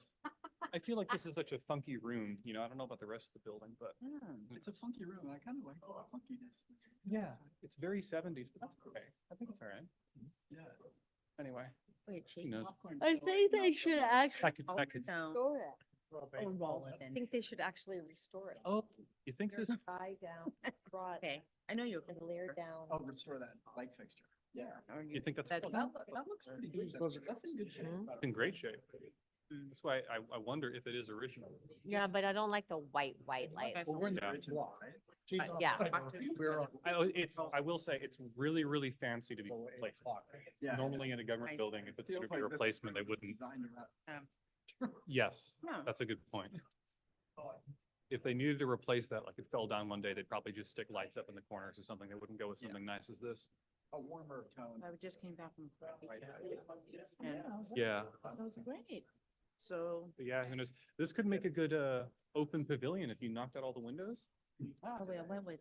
They were thinking of doing that with the Astrodome. Yeah. We need our email reader though. Probably. Yes, On here. Nice. Staff. yeah, It was bigger. It wasn't just them, right? 4 couples. yeah. Yes. Mhm. Yeah. Hopefully they're a little faster. Okay. And we used to try. We get healthcare. Oh, really? No, that wasn't.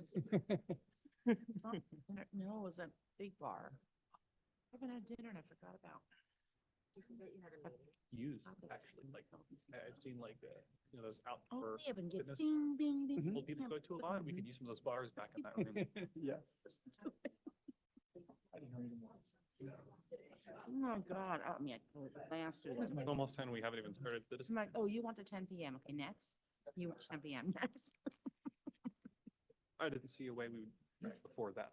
Even to issues.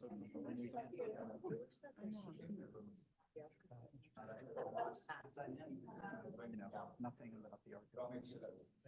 Nothing. It's the building that comes up on a planning commission is all of the biggest one of experience, which I never would have thought about in a million years. As an average member of the public. But here it is. That's funny. Certainly learning. Yeah. Email, I like. I mean, I read it. When did you come? Was it this one? I was in Croatia. It was so fun. Have you been? I think it's been more than, yeah. I mean, I played. Oh, in Croatia? We'll regroup. Are you? Sunday? Yes. Oh, We do have. And- We can get out of just don't get injured. Obviously, I played yes, squash. but I know at least Oh one. my Okay. God.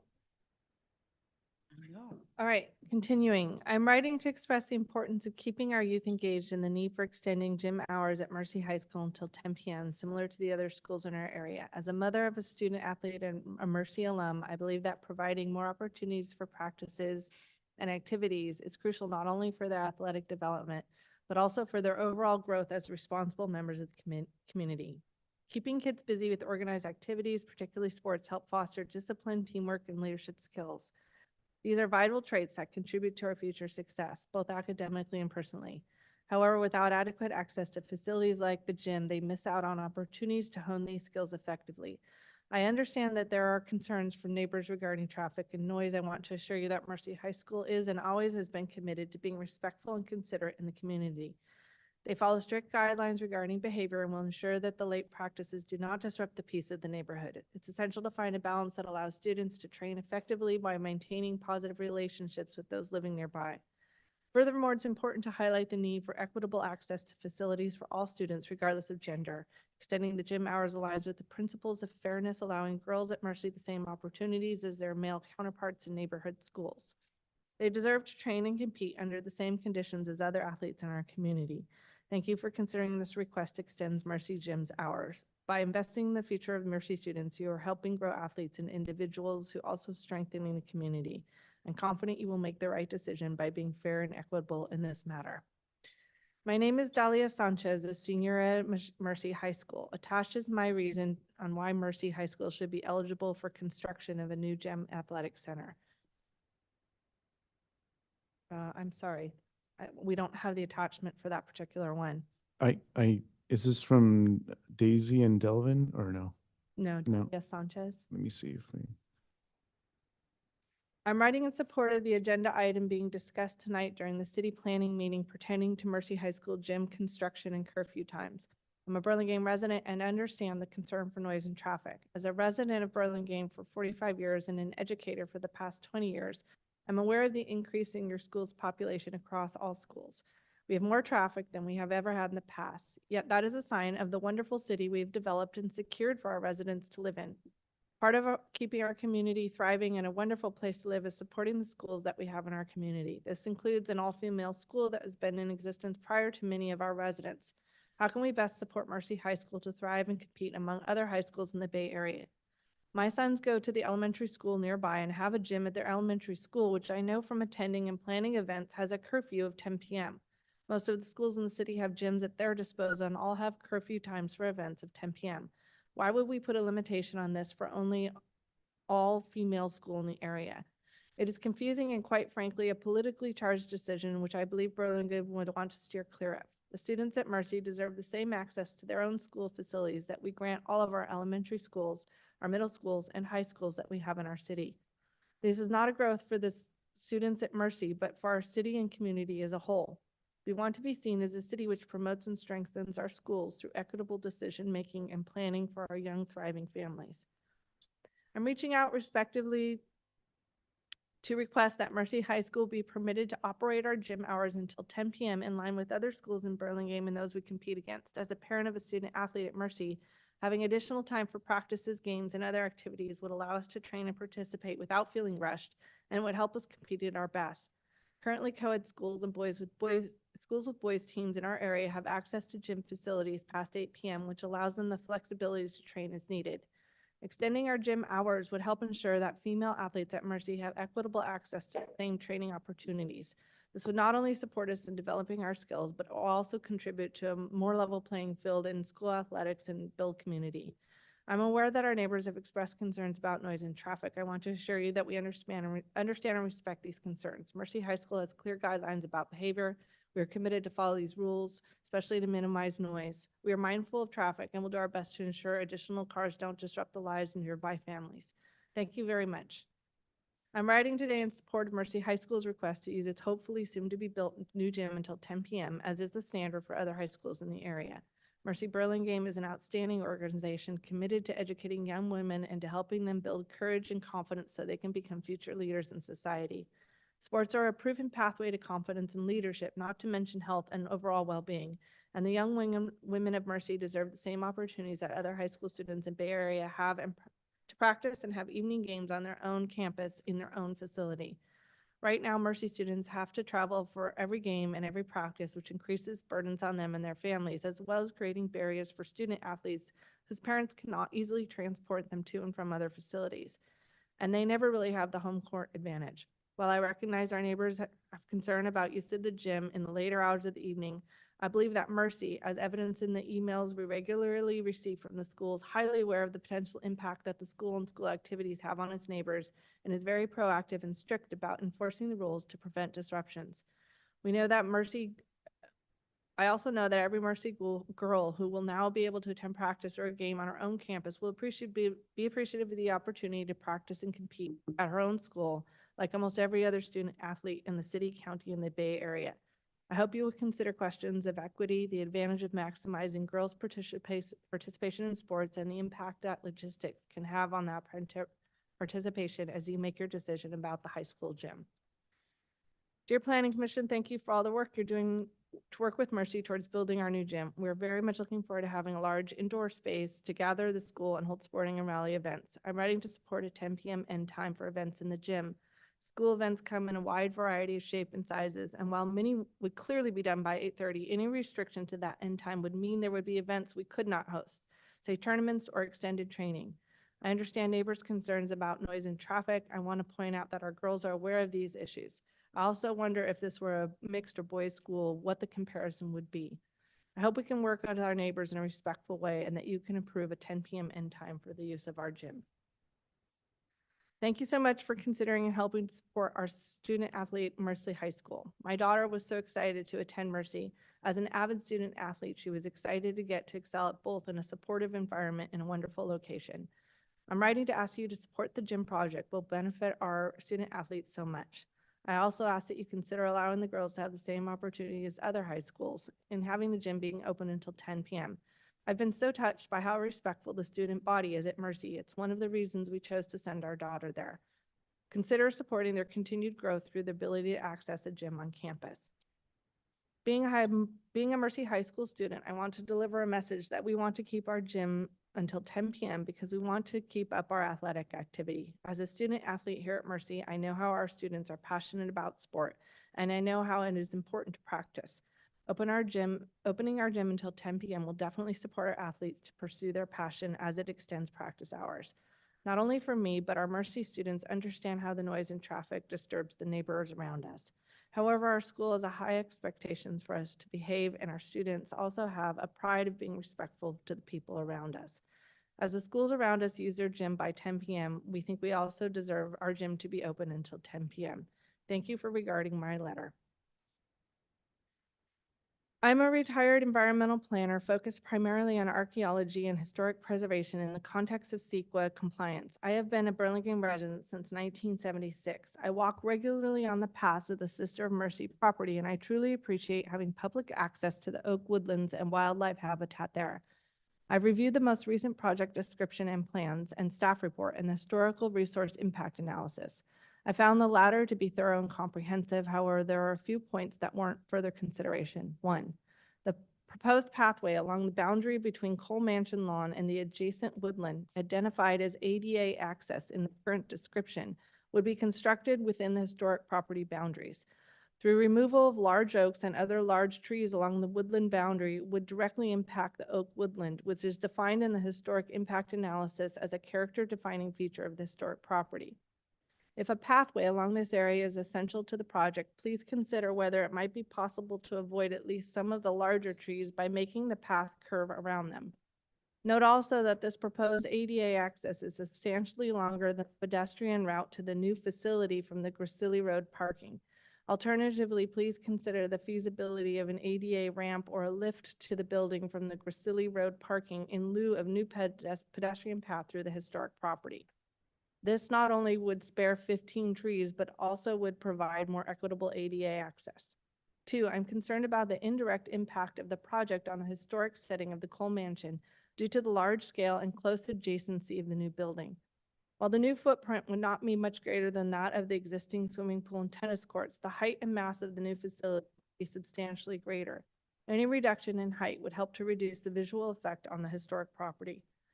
3, finally, I am concerned about the removal of a substantial number of trees, including oaks, for construction of new parking along Gracilli Road.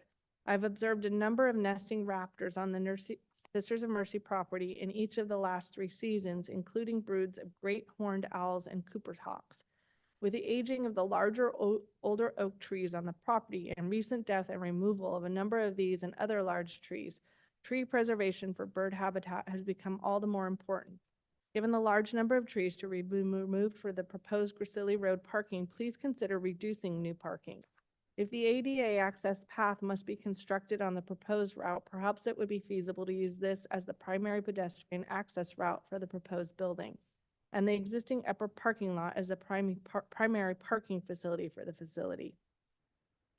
This lot, which presumably would provide ADA parking under the current proposal, is essentially unused in the afternoons and weekday evenings, the primary times for events in the new building. Existing parking along Gracilli Road could then serve for loading, unloading as needed, and a large number of trees would be spared. Thank you for your consideration of these concerns, Sally Morgan. I'm writing to ask that Mercy High School be allowed to keep our gym open until 10 p.m., just like the other schools in Burlingame and the schools we compete against. As a student athlete at Mercy, extending our gym hours would allow us to have enough time for practices, games, and activities without being rushed, and it would help us to be more prepared to compete. Girls deserve the same access to facility as the students as other schools, and letting us keep the gym open until 10 p.m. would help to make things fair. Thank you for considering my request. The students at Mercy want to support our school and the neighborhood, and we hope to do this in a way that works for everyone. I'm writing to advocate for the construction of a gym at Mercy High School where I am a student. This initiative aligns with our mission to empower young women in an often male-dominated environment. A dedicated gym would not only enhance our school's athletic programs, but also significantly contribute to our students' confidence and well-being. Currently, many students, including myself, face barriers to participating in sports due to the lack of facilities and transportation challenges. This fall, I was able to join my favorite sport because of logistical issues. By building a gym on campus, we can remove these obstacles and provide more opportunities for all students to engage in athletics. Moreover, having a gym would enable us to host more events and competitions, further enriching our school community. While I understand the construction process may pose temporary inconveniences for nearby residents, it's essential to weigh these concerns against the long-term benefits for hundreds of girls who would thrive in a supportive athletic environment. We can work together to establish a construction schedule that minimizes disturbances, allowing for a respectful compromise that benefits everyone involved. I wanted to send a request to please consider allowing the Mercy High School gym to remain open until 10 p.m. As a graduate of Mercy High School and now as a current employee, I've witnessed firsthand how essential a gym would be to our school. I realize that the neighbors are concerned about noise and traffic. These young women of Mercy High School take Mercy's core values seriously. They are incredibly respectful to others and care about the community as well as their school, and that is essentially their second home. Many other schools nearby are co-ed, have double or triple the number of students as Mercy, and have gyms that are able to stay open until 10 p.m. It's my belief that our school of 400 females would more than able to be handled keeping the noise at acceptable levels. These students are future leaders, and they deserve equitable access to the gym as co-ed schools. I'm writing in support of Agenda Item 9, Mercy High School's application for amendment to conditional use permit, etc. As a staff member and alum of the Mercy High School community, I recognize the importance of this project in enhancing the school's facilities and continue to provide a well-rounded education experience for its students. A new gym and pool would not only serve the physical education needs of the current students, but also support extracurricular activities, athletics, and community events. These facilities are essential for ensuring that Mercy High School remains competitive and maintains its commitment to the holistic development of young women. Additionally, I understand the project has been deemed categorically exempt under CEQA guidelines section 15314. I trust that this determination reflects the project's minimal environmental impact and that all necessary precautions are being taken to ensure that construction proceeds in a manner that respects the surrounding neighborhood. Thank you for your consideration. Hello, I'm writing to emphasize the critical need for a gym on Mercy High School's campus. Number one, health benefits and lifelong wellness. A gym promotes regular physical activity, which is proven to improve mental and physical well-being. Number two, attracting prospective students. In a competitive educational landscape, a modern gym can attract new students and show our commitment to a well-rounded education. With many schools offering high-quality fitness facilities, we must stay competitive by meeting and exceeding those expectations. Three, improving academic performance. Studies show that physical activity improves cognitive function, memory, and focus. 4, strengthening school community. A gym can serve as a hub for school spirit, hosting sport events, assemblies, and fundraisers. 5, staying competitive with other schools. To remain a leader in education, we need facilities that match those of neighboring schools. Building a gym is essential for Mercy's students' health, academic performance, and overall competitiveness. Thank you. At Mercy High School, our mission is to empower young women through faith education community. However, as the only Catholic high school among 32 in the Bay Area without a museum, we face a glaring inequality. While other schools benefit from modern facilities, our students lack even the most basic space to gather. This isn't just a resource gap, it's a reflection of the ongoing struggle for equality that we can no longer ignore. A gym is far more than just a building. It represents community, safety, health, wellness, strength, and the courage of the Sisters of Mercy have instilled in us. We hope that our neighbors will stand with us and advocate for an all-girls school as passionately as they might for boys or a co-ed institution. While other schools thrive with state-of-the-art facilities, we are being left behind. The project is not just about catching up, it's about ensuring that Mercy continues to thrive for generations to come. We didn't choose where our school was built or how close the surrounding homes are, but our neighbors do have a choice to support our fight to equality or to become just another barrier in the ongoing struggle for gender equality and the future of women. The Mercy High School community is actively working to raise funds to build a long-needed gymnasium. We have collaborated extensively with the neighborhood residents to address noise and traffic concerns and any potential construction inconveniences. We respectfully request that the hours of use end at 10 p.m., as is the custom of all nearby co-educational and all-boys schools. Even events at Cole Mention are allowed to end later than 10 p.m. In this way, our students can practice, train, and play in the same manner that all other students on the peninsula do. The all-girls advantage we are so proud to promote in our school community must extend to the equitable operation of this building.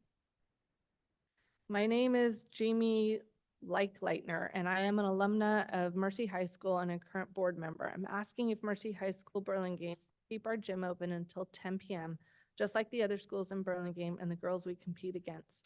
As a former Mercy student athlete, I never played one home basketball game at the school I attended.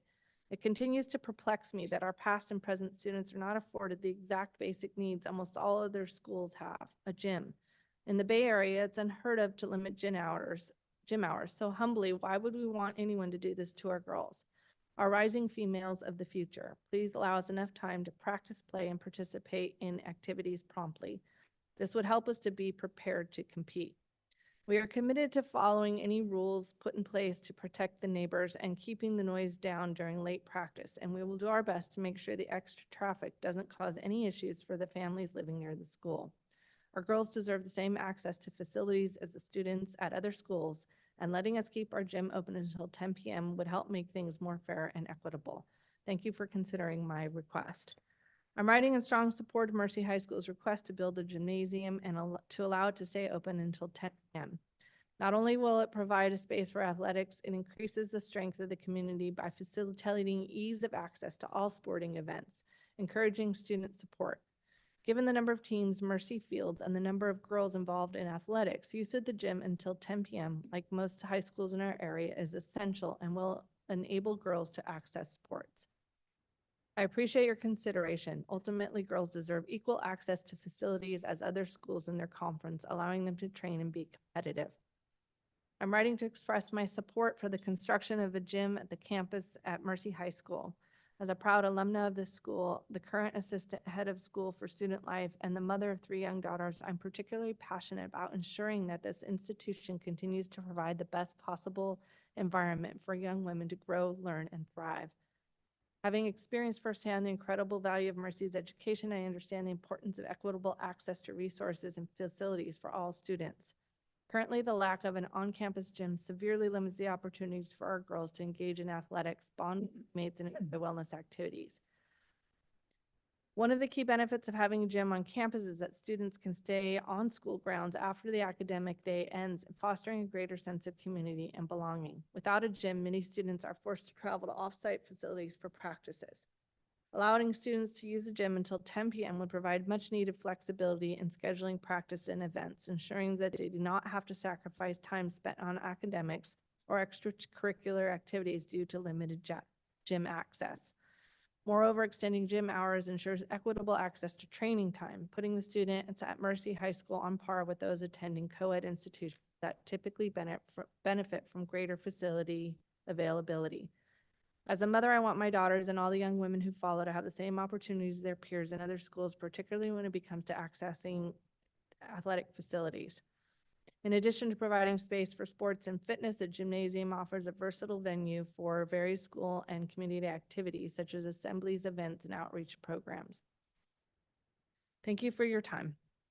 My name is Tom Wooten, and I'm a teacher at Mercy High School in Burlingame, California. I've been a teacher at this high school level for over 20 years. I've worked at several schools, from grammar schools to high school. At every place I worked, except Mercy, they have a gym. The gym would allow students to use it for PE classes, assemblies, cheer practice, and sport practice. It would be a place to hold rallies, which would dramatically decrease the noise from where we currently have rallies outdoors. Please take a moment and think about all the things your high school did in a gym, how your education would be different if you did not have that gym.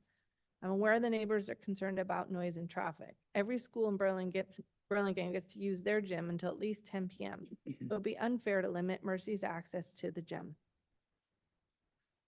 I'm writing to ask that Mercy High School be allowed to keep our gym open until 10 p.m., just like other schools in Burlingame and the schools we compete against. As a former student at Mercy and the parent of a Mercy student, extending our gym hours would allow the students to have enough time for practices, games, and activities without being rushed, and it would help them be more prepared to compete.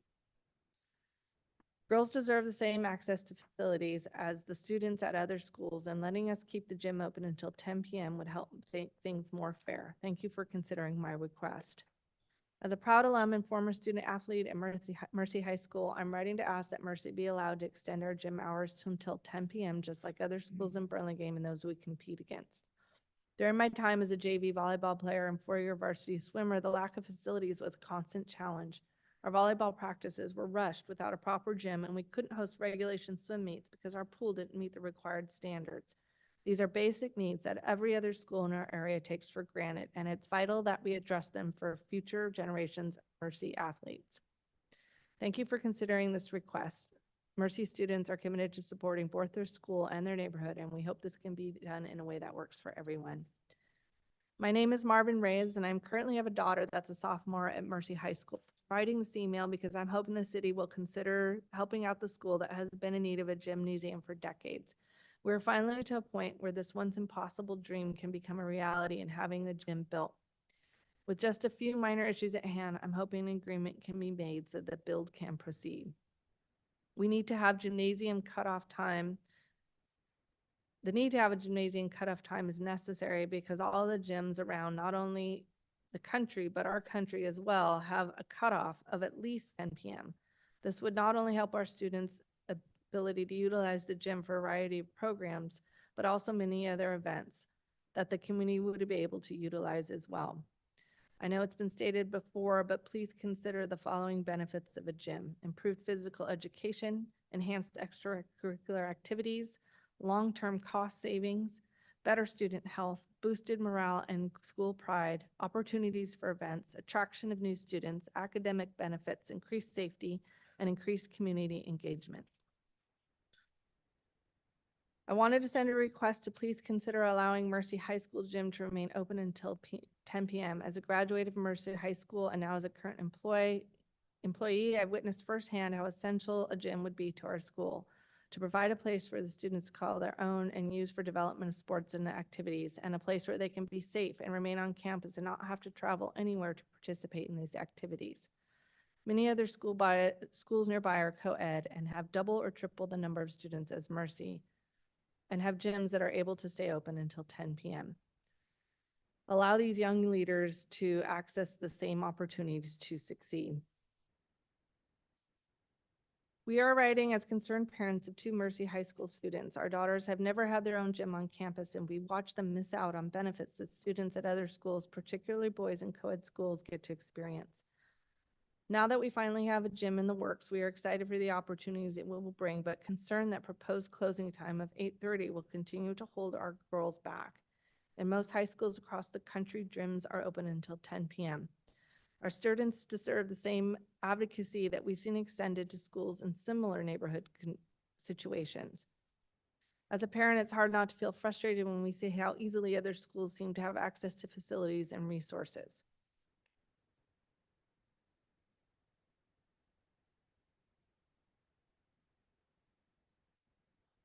believe I've read that one before. As a student of Mercy High School, I'm very excited for the construction of our gym. However, I believe that much like other schools, Mercy should be able to keep our gym open until 10 p.m.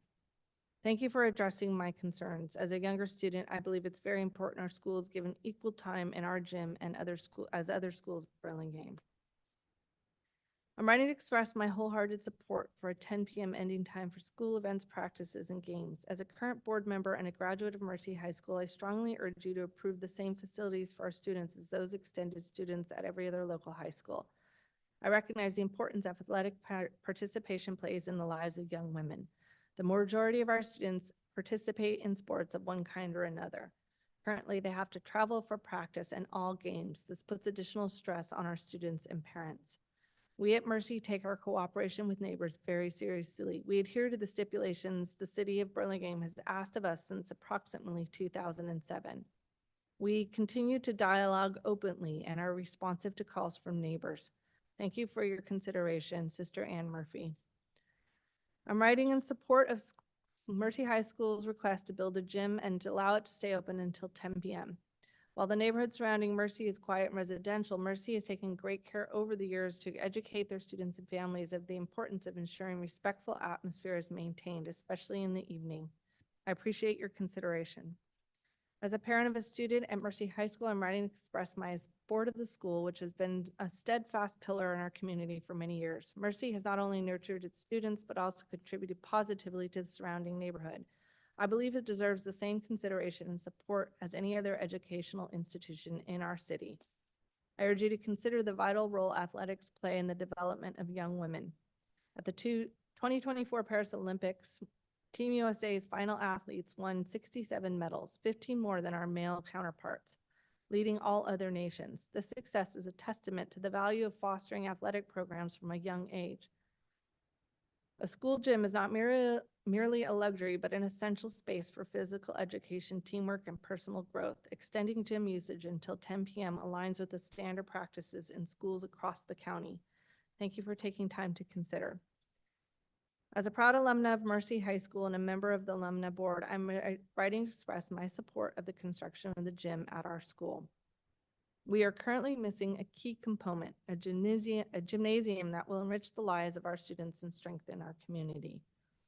I'd like to emphasize the importance of providing our girls with equitable access to athletic facilities on par with what boys and co-ed schools enjoy. I strongly encourage the commission to approve operating hours until 10 p.m., which is standard for many high schools across the nation. Thank you for your time and thoughtful consideration. That concludes the public comment. Great job. Staff would also note that we did receive additional public comments submitted after 5 p.m. The agenda does state that anything received after 5 p.m. will be just included as part of the record for the project. But those will not be read tonight.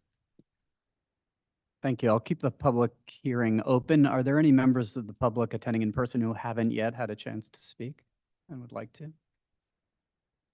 Everyone wants to go home. Incredible job. Incredible job.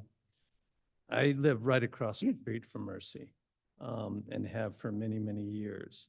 And it's always been a respectful relationship that the girls have for the neighbors. And it's always been a great relationship. I have no issue with the 10 o'clock time limit. And I live right across the street. I don't live on Vancouver. I don't live on Bonito. I live on Adeline, right across the street from where they want to build the gym. And really, 10 o'clock is not that late. And there's 350 girls in that school. It's not like there's going to be thousands of cars coming down Adeline. There's not going to be. They're very respectful students. They're trained really well. And so if I could say anything, I would just say, they're spending the money to build a gym to keep that school going. They deserve to keep it open till 10 o'clock at night. Come on. That just seems common sense to me, to put handcuffs on them after they're spending all that money to improve the community and improve the area. And I think you guys do a great job of watching the traffic. And I think you'll do that again, and we'll be able to coexist. Sarah High School certainly does, and San Mateo. So I think everything will work out well. They should be able to stay open till 10. My last comment. Thank you. And then I know the applicant wanted, I'll keep the public hearing open for the applicant. Thank you, and I know it's late, so I'll be quick.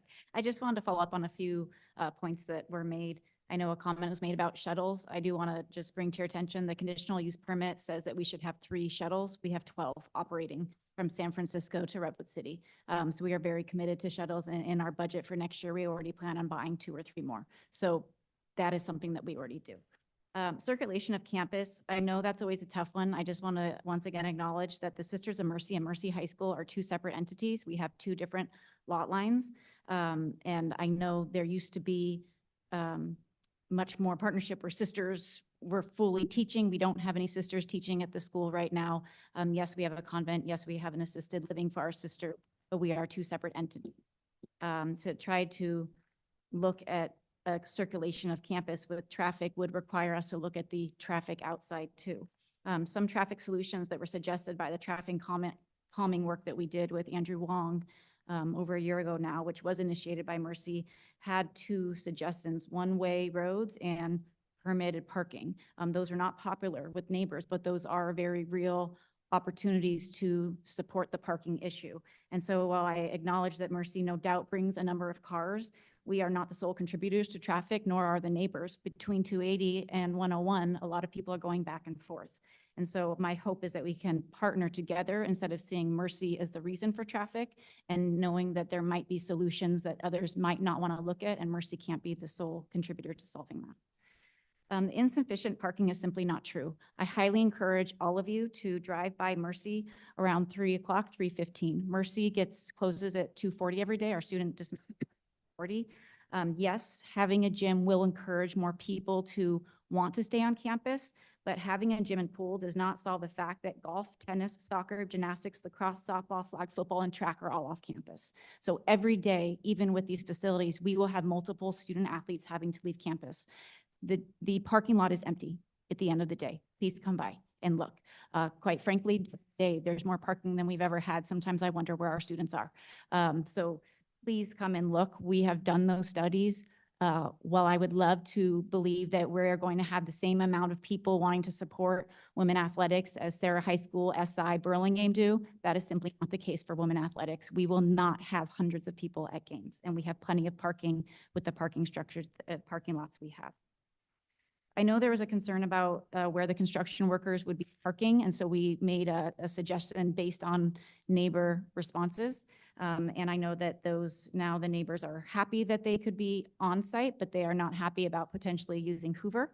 And I just want to call to the group.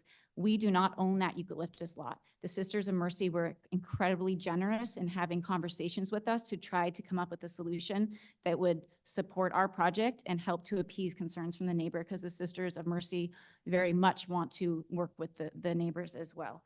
So I just want to call to light that the whole question about Hoover and where will the workers enter from, that's not a simple solution. That would require me to go back to the sisters to request if all the workers could drive from our main gate down the back road.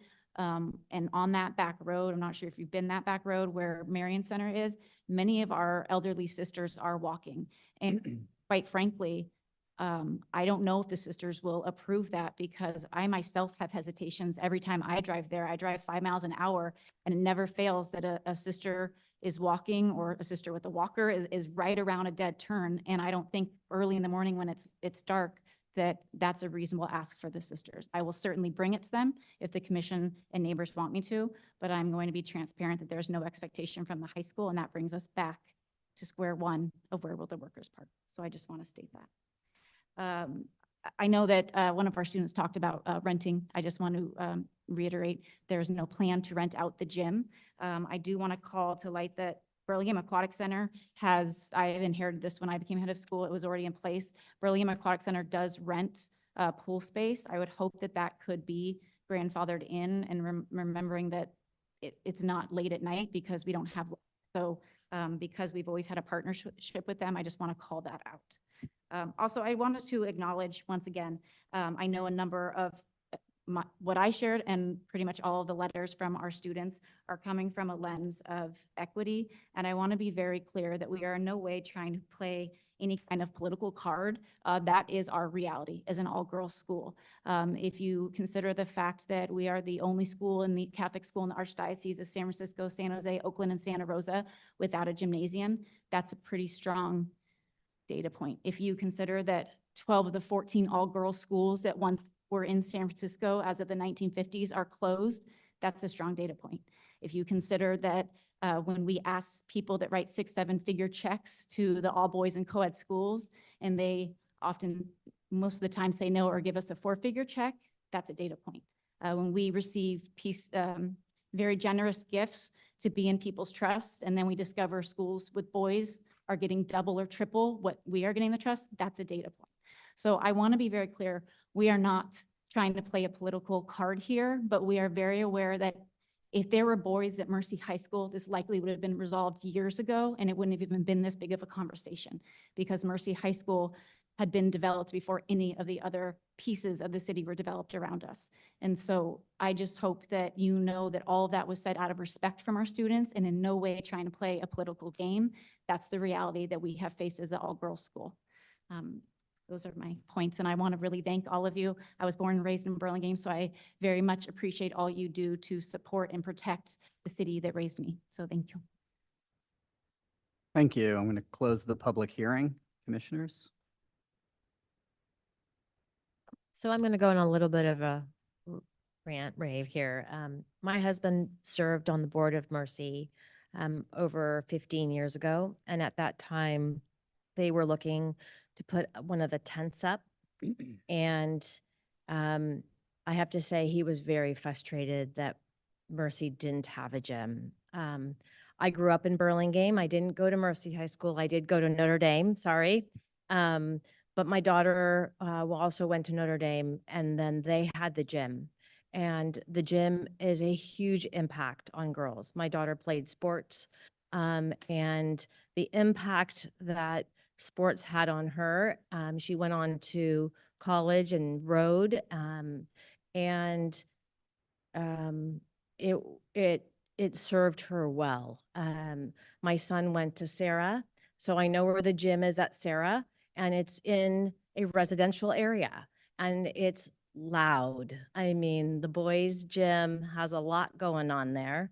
It's not new, and the boys are a little more rowdy, I think, than the girls. I am a huge proponent of this gym. I think that the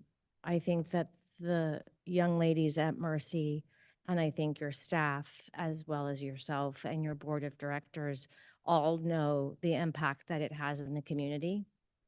And I fully support it going to 10 o'clock.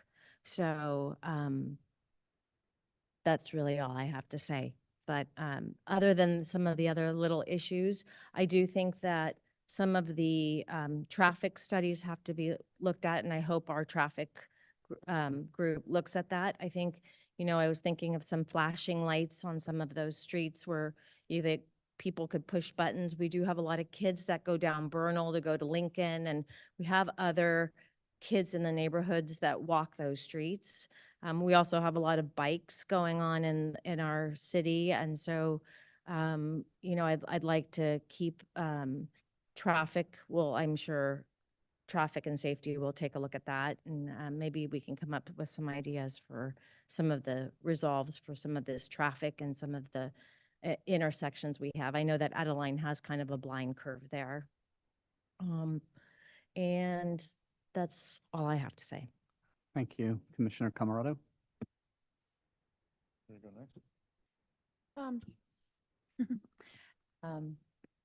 Thank you, everybody, for all your time and commitment and all the wonderful words that have been shared.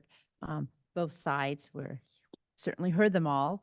I wanted to acknowledge that we didn't talk about the design review of the building at all tonight, which is like the first thing on our list to approve. we know, and we discussed last time, that the building is beautifully designed and, that I think there's a variance request for the building height that nobody really had. We all didn't have any issue with it. We think the gym is designed in coordination with how the Cole Mansion looks and would be a nice addition to that whole area. So congratulations, I guess, that nobody complained about the design of the building. So that should be really straightforward. I definitely hear you about the equity and the need for a gym to open till 10 p.m. We obviously know it's not going to be utilized till 10 p.m. 365 days out of the year. So we're talking about occasional evenings throughout the year where the gym would be open till 10 p.m. and or needed to be open till 10 p.m. And I'm in full support of that. I do want to acknowledge that I appreciate that Andrew Wong made a recommendation for 2 traffic guards to assist with the traffic after school, before and after school. And I think that is a good recommendation. I hope that you do consider it. And there was one comment about some lights around the campus. And I'm presuming that any proposed lighting would meet the dark sky requirements and not cause any issues there. And we know that, and there were several comments about stormwater runoff being contained on the property. We know that that's mandated. And so that shouldn't be an issue for the neighbors. So in any case, I am very supportive of the project overall, and I think it's beautifully designed. I appreciate all the care and attention and the cooperation between the school and the neighborhood and the neighbors, and appreciate hearing everybody's opinions, and want to support this moving forward with the 10 o'clock hours. Thank you. Thank you, Commissioner Say. So I just wanted to briefly mention, one of the comments discussed impacts to historical resources on the Cole Mansion. I just wanted to address that was something that was discussed at the last time that this was before the commission. So that was just, I'm not going to bring that up again. I wanted to say, so right now I live within 500 feet of the Burlingame High School athletics field, the big football field. I can only hear them in the early mornings when the entire marching band is practicing out there, and like at the crescendo of a really good football touchdown. So the fact that this is a completely indoor gym that doesn't have like floor to ceiling windows, that has very tiny clerestory windows, I really struggle to see a major sound impact specifically from events happening within the building. I think maybe if you're walking by outside, maybe, I guess, but it's very, very small. And in terms of impacts to the whole neighborhood. I think there is definitely, there's more merit to discussing traffic impacts from a large group of people leaving at 10 p.m. But I also think that there are dozens of different mitigations that could be done all over the neighborhood to address things like that. And I don't think that should hold up the any kind of conditional use of the gymnasium, especially because if that's what every other gymnasium gets to do at this high school level, why shouldn't they? I can't think of a good reason. So other than that, yeah, I'm in support of the conditional use permit as revised. Thank you, Commissioner Shores. Yeah, actually, as people were saying, other schools are finishing early and other schools are on 4-lane highways. Actually, all of the high schools I can think of in the area actually share at least 2 sides with a neighborhood. I've parked in them. So I don't know that we can say that this is different. It's the same. And I think that we need to respect that our other high schools are having uses that late. And I fully support the 10 p.m. amendment. I don't see a reason to do this particular location different than any of the others. I think in the end, by having this facility, we're going to be shifting traffic and impact to the neighborhoods from end of day to throughout the afternoon and evening, because less students will be leaving all at the same time. So I actually think traffic could get better than it is today. Having lived on Adeline for 30 years, I'm quite aware of all this traffic. I'm quite aware of the traffic coming from Lincoln Elementary and from BIS. And pretty much all of our streets are full of people during those school on and off hours. So I don't know that this is any more unique. I appreciate that the neighbors want it to be quieter, but that's not the way it is around most of Burlingame as we become denser and denser. So traffic isn't really our mandate tonight. Our mandate is design review and the CUP request and the things that Commissioner Say mentioned. I think that there's a lot of opportunity on the traffic side, as was mentioned by a few people. But those are really things that need to be worked out with Public Works and the Traffic and Safety Committee. And, and some of them aren't going to be very pleasant. I would be apt to recommend no parking on Alvarado and Adeline because those streets are difficult and they're dangerous. And so those are the things that if residents want it to change, residents are also going to have to put in for it too. And I think that the construction worker thing, that is a temporary issue that needs to be worked out as part of the construction plan. So these are all things that can be worked on and are not a part of our process this evening, but I do appreciate that the public brought their concerns, and hopefully their concerns will get to the appropriate groups to respond to them. And with that, I am in support of the CUP amendment. I'm in support of the height variance and the design review. Thank you, Commissioner Schmid. I took a lot of notes, but I think my fellow commissioners covered almost all of these points, so I'm not going to repeat them. I'll just point out, I do think that it's important to note that this high school's been around since 1931. So I don't know if anyone in the room or who's emailed who's owned a house earlier than 1931. And I think that counts for something. If you buy a home near a high school, you have to expect some inconvenience. The other point I think that's interesting, the CUP allows for a student body of 540 students, and the current student body is 360. So it's actually a third lower than is currently permitted. So in essence, the neighbors have been benefiting from lower student body from a traffic perspective. The other thing to note, I think, is that according to zoning requirements, there are 217 spaces required, and they have 393 across both the high school and the Sisters of Mercy. So significantly more than is required by law.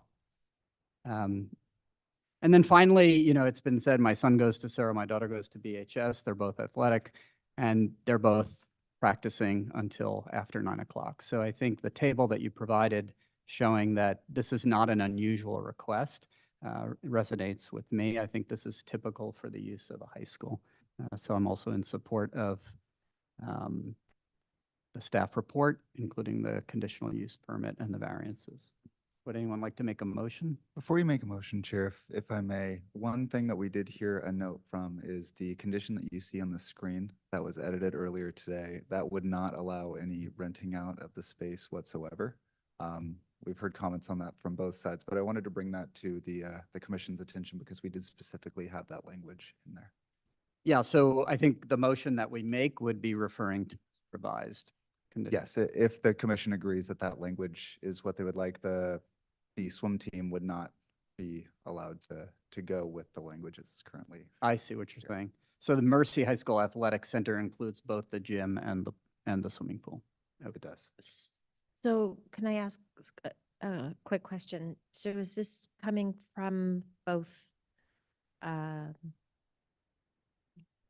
school as well as from, is this something that we came up with, or who Staff has proposed this. I don't know if So staff has proposed this and has Mercy High School, have they agreed that this is okay with them? Is this something that is? I think we heard earlier, I mean, I don't want to speak and I don't necessarily want to open the public hearing because there can be more, but what we heard was that they don't have plans to rent this out, but also that the Burlingame Aquatic Club currently does rent it and they want that to continue. So in staff's determination, that's the issue at hand here, is whether or not the commission wants to allow Burlingame Aquatic swim team to do it. So I'm okay to have them have it open as long as it's within the high school gets to use it and the aquatics gets to use it. I mean, I don't have a problem with it. I just want to know if this is something, I don't really want to open up public. Through the chair, this, the proposal that the gym not be rented for any non-Mercy related activities was part of the initial proposal. The Natalie, as the applicant, was aware of it and approved of it. I don't know, I don't recall that we discussed the fact that it is being rented out by the Burlingame Aquatic Center. So I don't think that came up before now, that was an ongoing existing condition. So do we need to put that in here? Or can we simply modify this? Yeah, to can we say just the gymnasium, like just be specific about the gym being rented out? With the exception of the outdoor pool. Like we have some staff. in- Okay, great. From our new community development director. Could we modify this this condition to say, and that the Mercy High School Athletic Center shall be used solely for Mercy High School related events with the exception of any pre-existing contracts the school has, which would be with the aquatic center. So any future, and just grandfather the existing ones in. Okay. I'm not sure if I'm maybe understanding exactly what this is meant to theoretically prevent, but I just personally, I'm not sure, maybe this is standard for high school gymnasiums or something like that, but I'm not sure if this restriction is necessary when the lawn right next door is constantly used for private events. I'm not sure if this is actually causing, if this is, personally, I would be happy to remove it if that, it seems like an extra ball and chain. I'm not sure. It's certainly within the commission's purview to do. We have heard public comment that they're afraid that it may be rented out for profit and that will generate more traffic to the area. So that's what this condition was written to I see. guard against. Okay. I mean, there are ways, and it's never great to do it on the fly, but we could certainly do that. There are ways that we could either, as community development director noted, we could just have the swim team essentially written into it. Specifically, as Commissioner Haran said, we could kind of exempt the pool. If we want to do that from this, you could make it, does Planner Lewitt, looks like you have something. No? Okay. Yeah, Third option was, as Commissioner Shores is suggesting, is just to strike the text strike in it. red and Yeah, not but- have that restriction be part of this approval. Which I appreciate having put there to address concerns, but with the discussion and everything, I'm not sure if that actually makes an improvement in anyone's anything when right next door is, the whole point of that is private events. So I'm not, and that's just my opinion, so. Question. Does BHS or even BIS have a restriction that they cannot host events there that are not school related? Those schools don't have a conditional use permit because they're public schools. But we have no control over the events that occur at BHS or BIS. And yet I've not really remembered a problem. I'm Not sure of the market for renting compared to renting the whole. Yeah, would that theoretically prevent like, a community meeting from happening? If the city wanted to host like a very local neighborhood meeting? Okay, it would. So anyway.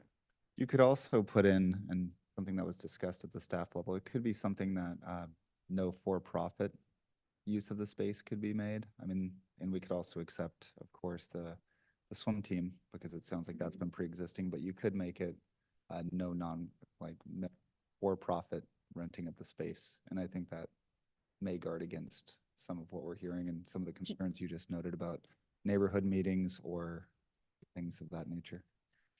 But if they chose to use the gym every available hour for school activities, how is that different if somebody else is using it? It's the same cars, it's the same people, it's the same maximum number of people, same maximum trips going to and from the property. It could be a more complete use of the building on the weekends when there might not be an athletic event every day. But we are not restricting their use on the weekends. No?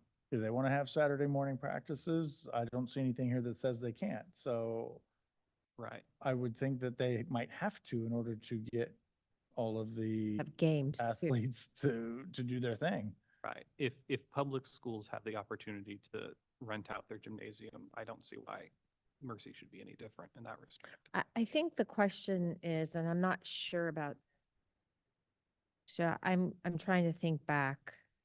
I don't know that like Notre Dame, because I was part of the Booster Club president at Notre Dame, and we didn't rent out the gym for other functions other than like we had like a crab, not crab bash, but we would have dinners or if we had a function, but it was all function as it related to Notre Dame, right? So, Right. Allowed anyway. so that's allowed. So, but I don't know how they're, like, if they wanted to make money during the summer when the kids aren't there and we're now tying their hands and they can't make some money Hosting a camp or something, yeah. for a camp or something. Volleyball. Yeah. They can do volleyball camps, they could do other things with it. And we're now saying they can't really do that because of the nonprofit. I wouldn't necessarily say that the way it's written that couldn't happen because it still is a Mercy High School related. But it might not be, right? Because you might have a coach who wants to have a, well, Sarah High School has a coach who who's the football coach, and he has a summer camp, and it's a profit, and he makes money on his football camp for the 8th graders that are coming in or any of the kids that want to play football. It's not a Sarah program, but the kids benefit if the boys play at that camp, and they're going to go to Sarah, they benefit from that camp, but they have to pay for it. So I don't want to my concern is that I don't want Mercy to feel restricted if they can make some money, especially with the economy that we have. They don't have as many students, and maybe they can benefit from having things done during the summer, especially off season. So that's where I'm coming from. I almost want to just strike personally. And again, the But- specific use at the time isn't any more intensive than use that they're allowed. That's true. We're not saying we're going to have a rock concert and invite 1,000 people. Yeah, and I don't know if conditional there's, use permit is limited to 300 guests across the board, so they can't go beyond that. Not any more intensive than what we're already allowing them to do. And right next door, they have events in the open air with DJs with noise restrictions, but anyway. And correct me if I'm wrong, there is a provision against having simultaneous events, right? That, There is not actually a provision except for the limit of 300 guests okay, total. I could cover it anyway. So yes, they have the flexibility. Their plan is not to have them going at the same time, especially if that would result in more than 300. Right. They could do that, but then they have to have a TUP in place, Yeah. temporary use permit. Right.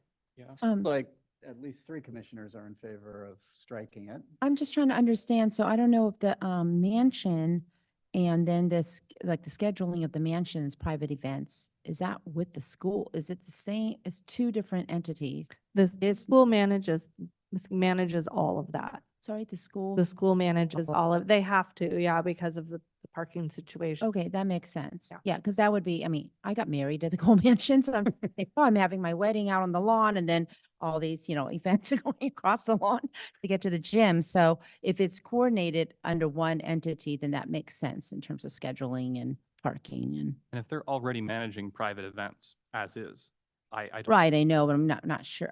That's why I wanted to understand how is it all coordinated?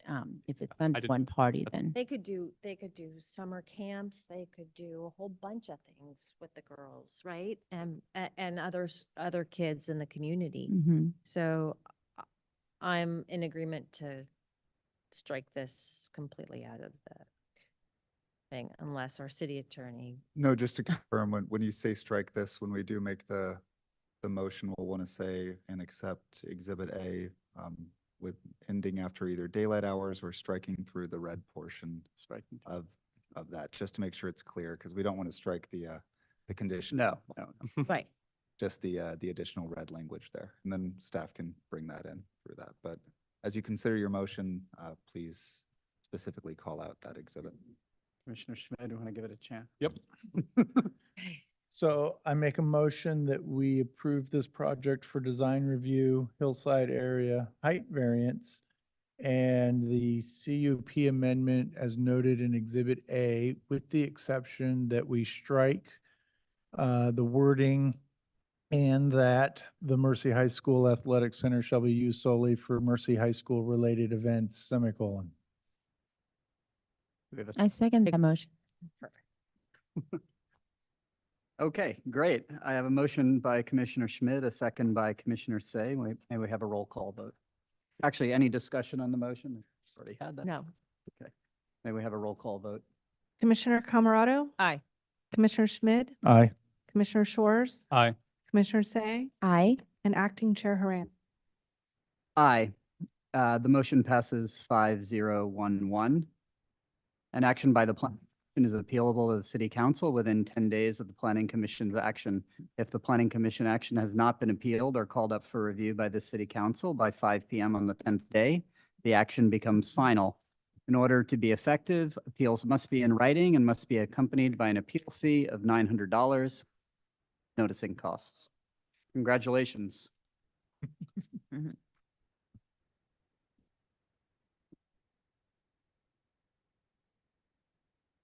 Thank you, Vice Chair Haran. We will move back to agenda item number 7, study item. It's discussion of home occupation permit regulations. Can we hear a staff report, please?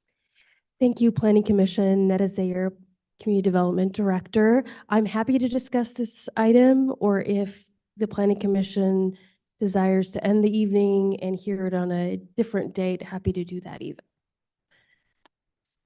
Let's keep going. Get her done? Okay. Just making a claim that I'm jet lagged, so in case I don't understand why. I will keep this brief. The City Council did receive public comment in September at one of their meetings regarding a home occupation license that has been issued by the city to allow for youth basketball at a residence here in Burlingame. Home occupations right now are restricted to 3 students participating at any one time under the regulations of the permit. I do want to note that a complaint was received by the city by a surrounding neighbor that more than 3 students were participating at one time, which brought this item before the city council at public comment. The request of the participants at that public comment time were to extend the regulation or modify the regulation to allow for more than 3 students at one time. The request was for up to 10 students. However, staff has some concerns with that amount, but definitely wanted to talk to the Planning Commission about if there is any interest in modifying the amount of customer visits under home occupation regulations, and if so, what would be a more comfortable amount of students that might be allowed at any one time. So that request is being brought for the Planning Commission for discussion. And then ultimately it would require a zoning text amendment that would come back to the Planning Commission and on to City Council if amendments were made. I'm available for any questions. I have a question. If I were to be running a daycare out of my home next door to this one, how many students can I have? Daycares are under separate state regulations Mhm. than home occupations. And it depends on the size. There's 6 or fewer, and then there's 7 or greater. And then both of those have different regulations that are managed through the state. So a basketball team is at least 5 kids, and then you have 2 alternates that run in and out. So I say 7. My point in asking the question would be that I don't feel like we should punish the home occupation business if a daycare can have more children who might be playing in the backyard. But at the same token, I'm not sure I want a basketball team next to me. So I can appreciate what the neighbors are saying. So to me, it's how do we be fair to how things happen in our neighborhoods? Do you do a time, like certain times of the day? I'm not seeing anything about times of day. You're kind of limited to daylight hours unless you're going to have lights, which then takes you into a whole nother permitting process. So that in of itself solves most of its own problem. But I also thought there was a distinction between indoor and outdoor activities. So, 6 indoor, no problem. 6 outdoor until 8:30 at night playing basketball might be a problem. So I don't know if we modify this, we should be making a distinction between indoor and outdoor. Currently, the regulations do not distinguish between indoor or outdoor activities. That is definitely one way to kind of group the camps, for lack of a better term, then allow for different regulations for indoor uses versus outdoor. Do we know the merits of the complaint? Like, what was the complaint? No. It was- The complaint was that more than 3 students were participating. So that's a bogus complaint in my opinion. But it didn't say that it was noise or anything. It wasn't a noise complaint or tattling. It was just that there were more than 3. can I rephrase my question? Sure. How many students can I have at my swimming pool? Currently under the regulations, 3. So no, regardless of its indoor, outdoor activity, if it's activity-based or not, like it's a piano lesson or a swimming lesson, you're limited to 3 students at one time. Even tutoring indoors would likely be considered that as well. Oh, tutoring as well. Yes. So when my girls were growing up, so we participated in activities. My daughters were in a sewing school that was in a home, and there were at least 6 students in the home and quietly sewing. And then our piano teacher taught from the home, and she occasionally would have recitals where a dozen kids would come to listen to a couple of the students play.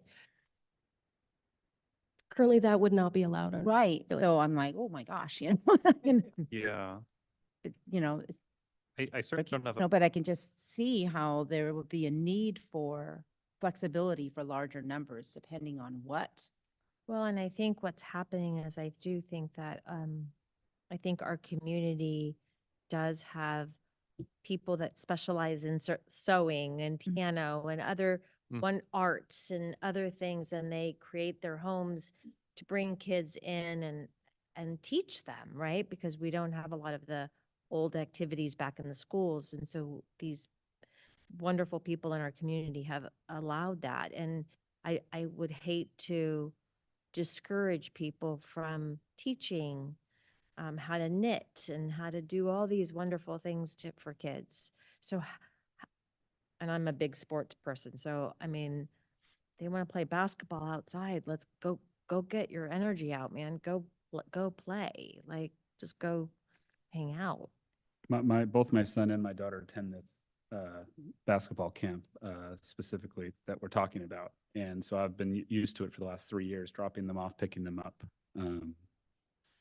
The parking issue, I mean, parents are there for literally 3 minutes, dropping their child off at the first point and then 3 minutes picking them up. It's not 5-on-5 basketball. It's not even a game. It's literally coach instruction. If you ever witnessed it, there's hardly any noise. There's a coach talking to kids. They're doing passing. They're doing shooting drills. They're dribbling drills. the noise is at a limit. They never operate past 6:30. That's his last class. So I'm looking through some of these different things. He doesn't sell merchandise. The storage is all behind a garage. The building appearance looks like a house, and there's a fence that you can't even tell is a basketball court. The person lives there. And so only having 3 would really limit the huge amount of people I know who utilize this specific home occupation. And so I'm a huge proponent that this be increased to 8 to 10. I think it would be a tragedy to have that really limit down to 3, because so many kids would then be stuck not being able to have basketball tutoring. And that's essentially what it is. He also does boxing in his garage. It's fantastic. And they're some of the best coaches you'll ever meet. It's very, very good guys. And so I'm a big proponent of increasing this. I see the benefit throughout the community, and never once have I heard anything negative about it, which is why I asked the question, like, what is the merit of the actual complaint other than just being a tattletale or a nosy Nelly? And I feel that's unfortunately what the merit is. Yeah, I disagree. I think in an R1 neighborhood, I don't want 10 people playing basketball next to me. That's not a residential use. Well, what's the difference? They should rent a place and have a business, right? Like a gym. Yeah. Rent a gym or go to a public basketball court. Everyone up the street. I think that indoor uses, I see no issue 8 to 10. That seems totally reasonable. And to be clear, it specifies uses are indoors unless can only be conducted outdoors, like swimming or basketball. So I have no issue with that. I can see rationale for it being lower than 8 to 10 outdoors, like basketball or swimming, but I do think 3 is a little bit low for that, for sure. What if we could introduce a sound component? To me, it's less about it's a number, other than the fact that numbers contribute to decibels. Yeah. But if there was a way that we could provide guidance that the goal is to keep it to a certain level of noise, which that is the inconvenience. I don't care that you're playing basketball next door. I only care that you're louder than my dog. So how do we, maybe to me, that's the piece that maybe we have to. Don't we already have excessive noise ordinances in the city? I mean, isn't that? We We do, that based off of the, like the district that they're in, we do. Okay, I was wondering if the existing residential excessive noise, whatever that is, would cover this. I feel like it should. But It could. yeah, I don't think it has a specific decibel, does it? Well, you need something that he could buy a little machine that says, hey, I'm still 70. Most 60 to 65 is the decibel level, and they measure it at the edge of the property line. It just becomes a matter of enforcement, of this city being called out, and when do you catch them? Is it when all 5 basketballs are dribbling? Is it when 3? So it just becomes a very nuanced thing to try to regulate. My recommendation would be maybe not to tie it to noise and just say all standards within the city are going to apply. That includes noise standards. The regulations do already have discretion to allow the community development director to add any other pertinent conditions of approval to the home occupation permit.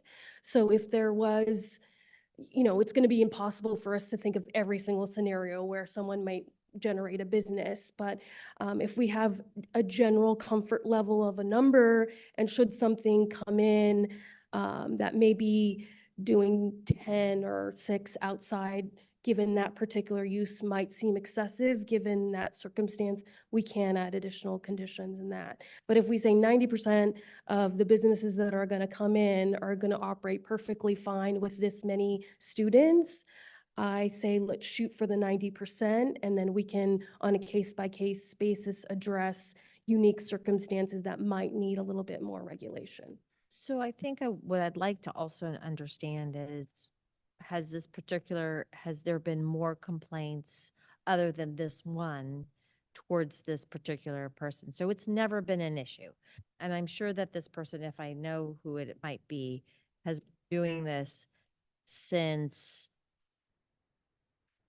about 25 years, if not more. So at least in the 25 years I've known this household, if it is, there's not been a complaint, and now all of a sudden there's a complaint. So, and it's a benefit to the children in the in our neighborhoods. It's a benefit to the individual as well, of course, but there's big benefit to the children who get to go and learn. It's no different than learning math, or they're just learning how to dribble and pass the ball. So I don't know why we're. I think the challenge is this is not specific to basketball or to piano. No. This is, Every- somebody could open up a food business with whatever the number we decide on, 10 employees. They could have 10 employees paid at their house, making food and having UPS trucks come and pick up the food and so this is generally applicable. It's not about one guy having a basketball camp. It's if That's we where say 10, stemmed from, right? that's where the complaint stemmed. But if we update this from 3 to 10, that means my neighbor could open up a business in his house with 10 people. No, that would be, And this is students. I think in here it says you can have one person that's not the homeowner for the business. You could have If it's a customers coming at one time. 10 customers. Mhm. customer. But you still couldn't sell anything on site. No, but there are examples that I know in Burlingame where people have, food operations in their garage.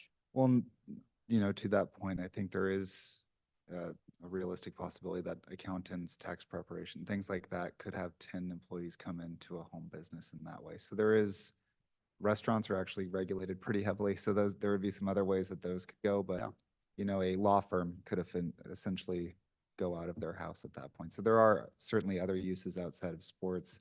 I think we're certainly interested in what the commission, they believe that there should be a differentiation in that, in the indoors versus outdoors, the parking considerations. I mean, part of it already says that customer visits shall be, oh, that's a weird ghost there. They're telling us customer visits shall be limited to daily visits typically associated with resident property. So then it says, hey, for the sporting events such as music lessons, tutoring, no more than 3 students at any time.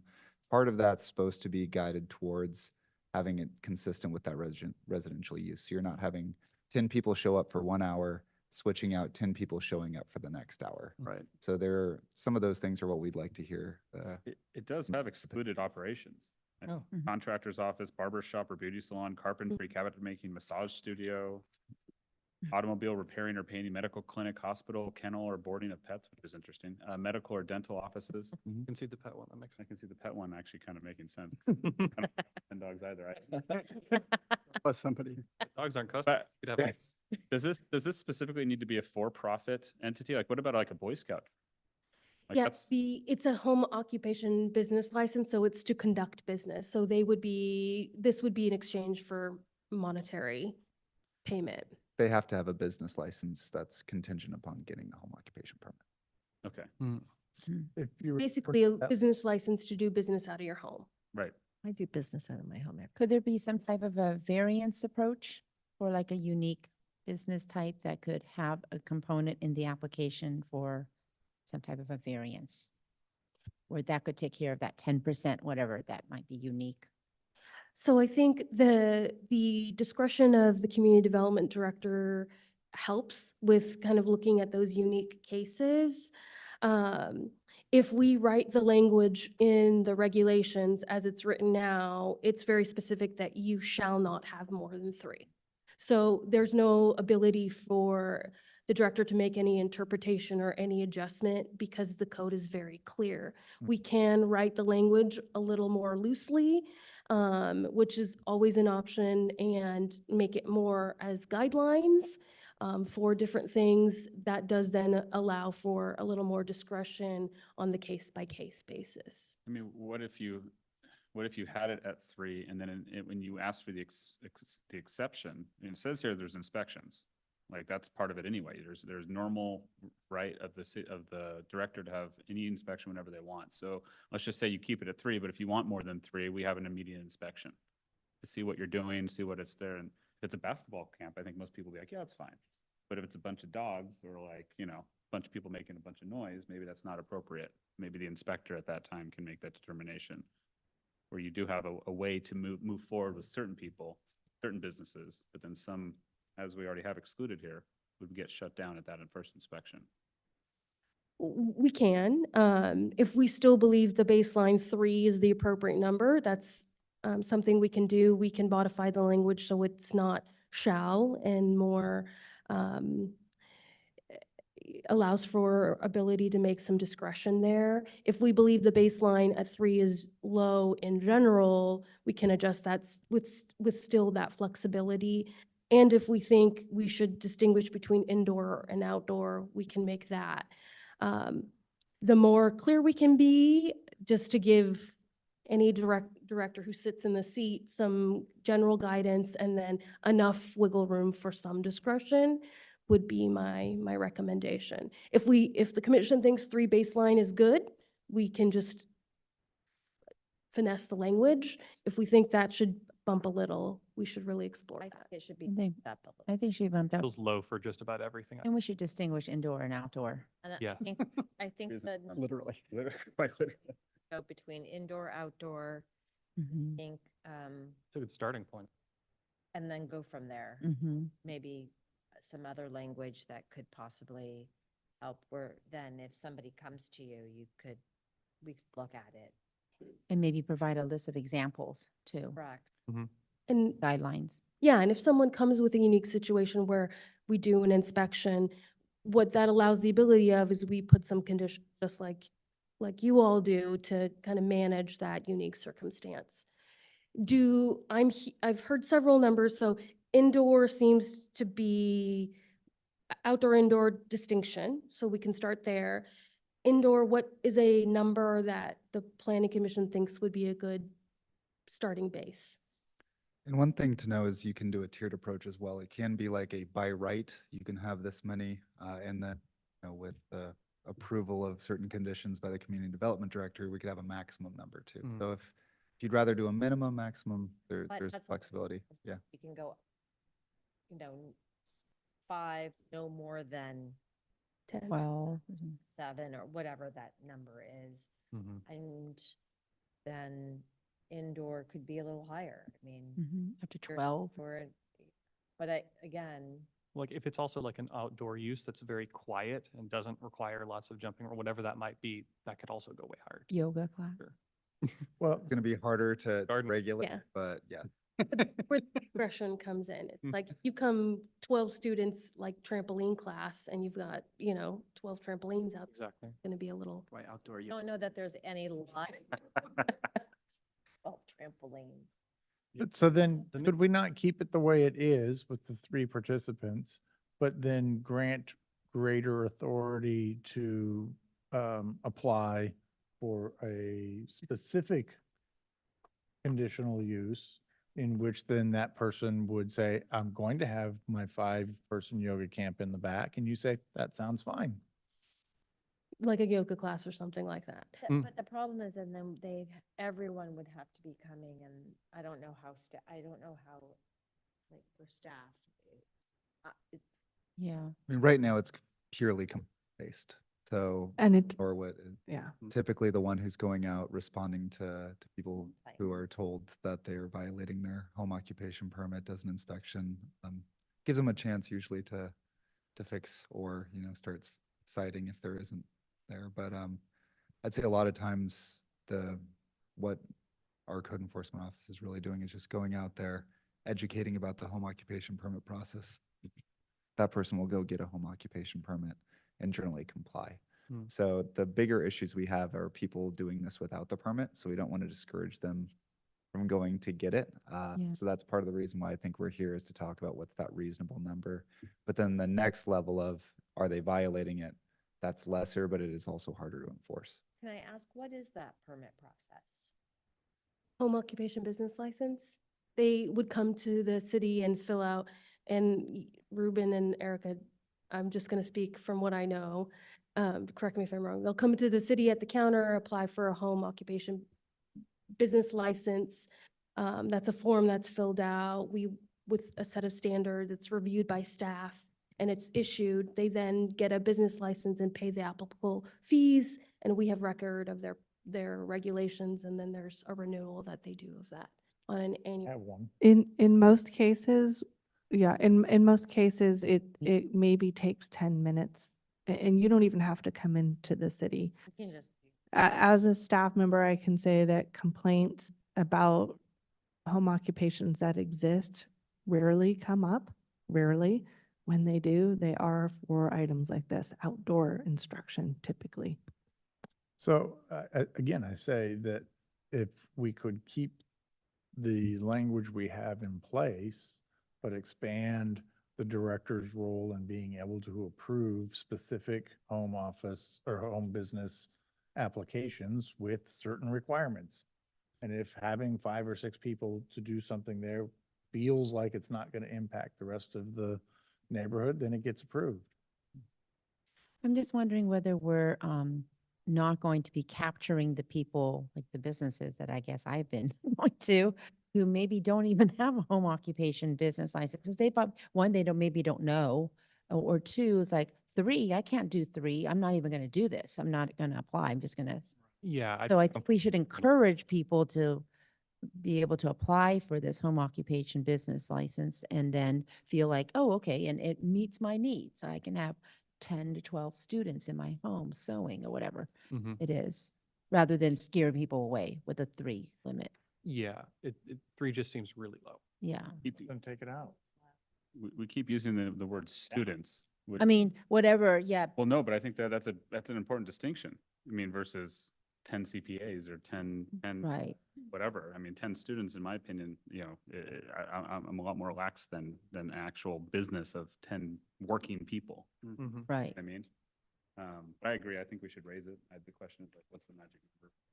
5 to 6? 6. Not I think too 6 scary. is kind of a reasonable, but I think there should be an option for an exception. 100% Mhm. should be able to do way Should more. really go Like for a So recital, if for 12 people. Raise Mhm. 6 in the regulation, then they're going to say, by right, I can have 6. Mhm. If you leave it at 3, or you take the number out entirely and you put it fully the discretion of the community development director, then it's whatever is signed on. It's just really hard though, right? That's so subjective for.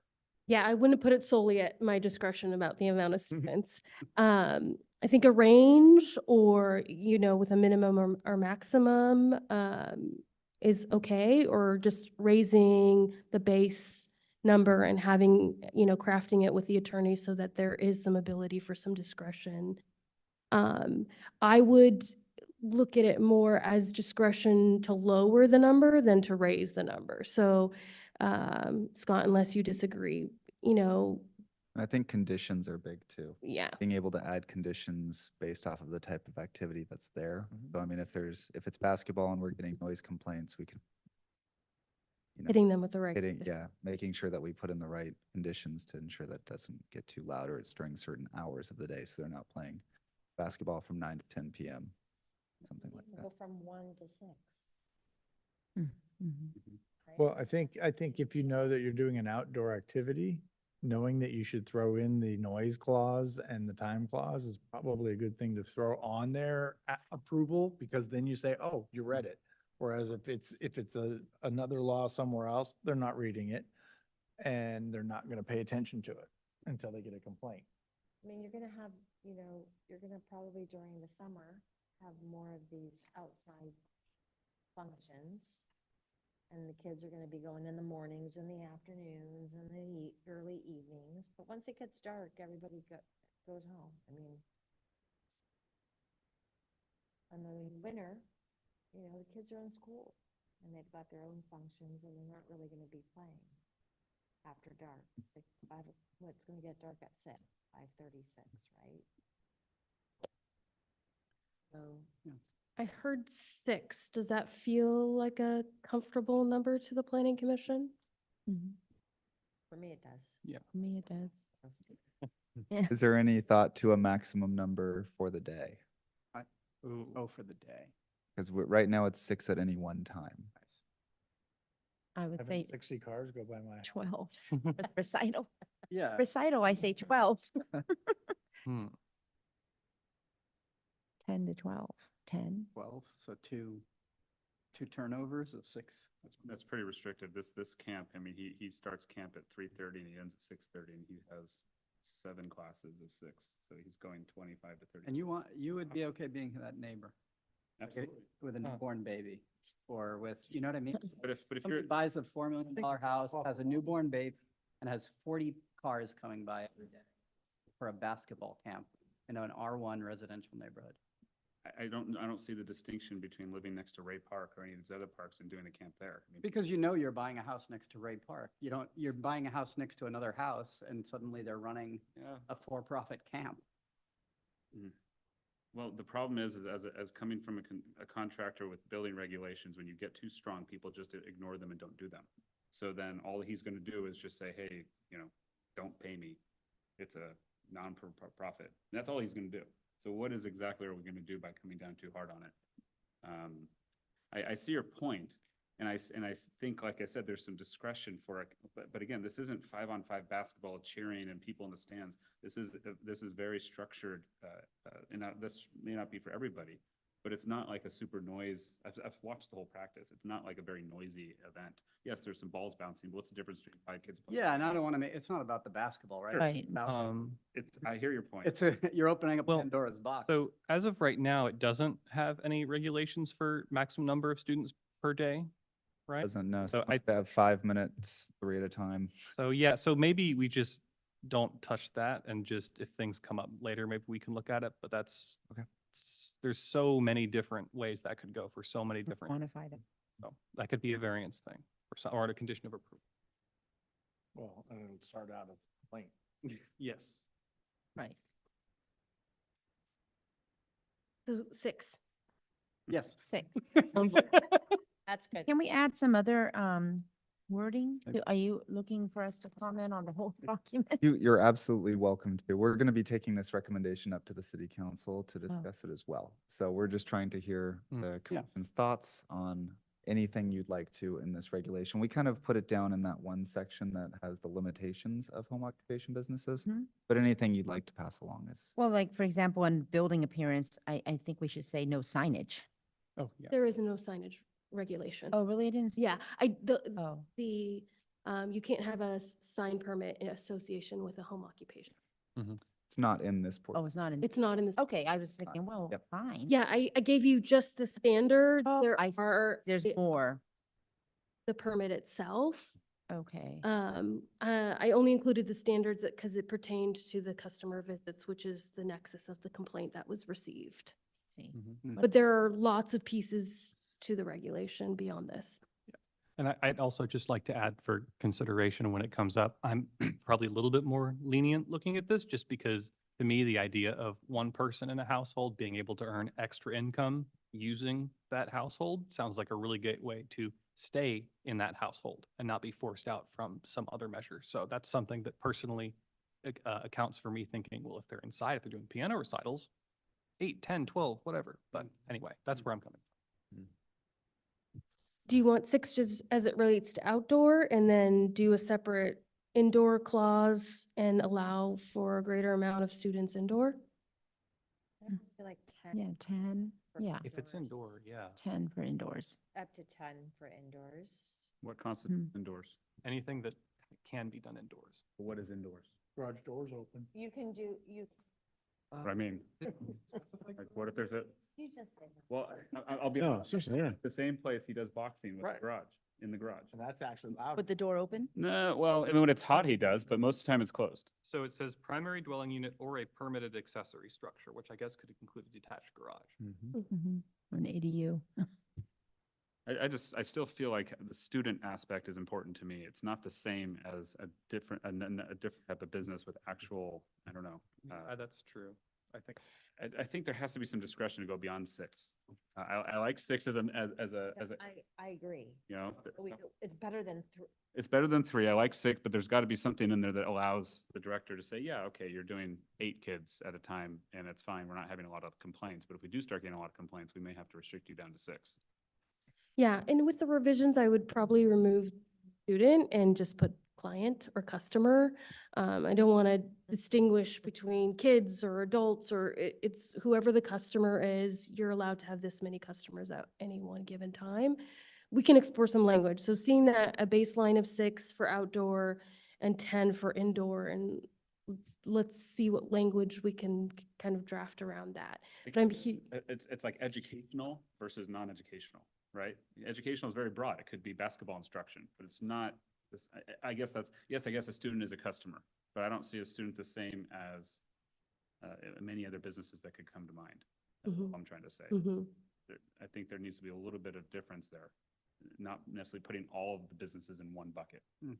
That's my only point. And Maybe we have to differentiate some of the business practices. that's all, yeah, and that's hard. I get it. I mean, there's a lot that we can't. That's also ever changing. I mean, we've seen huge differences in what people are doing just since the pandemic, you know?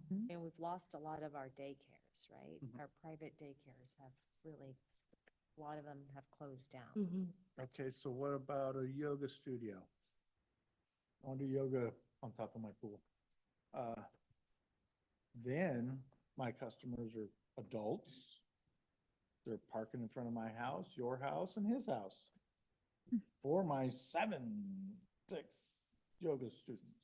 Yeah. So you're making the assumption that we're Dropping kids kids and we're off. dumping and running.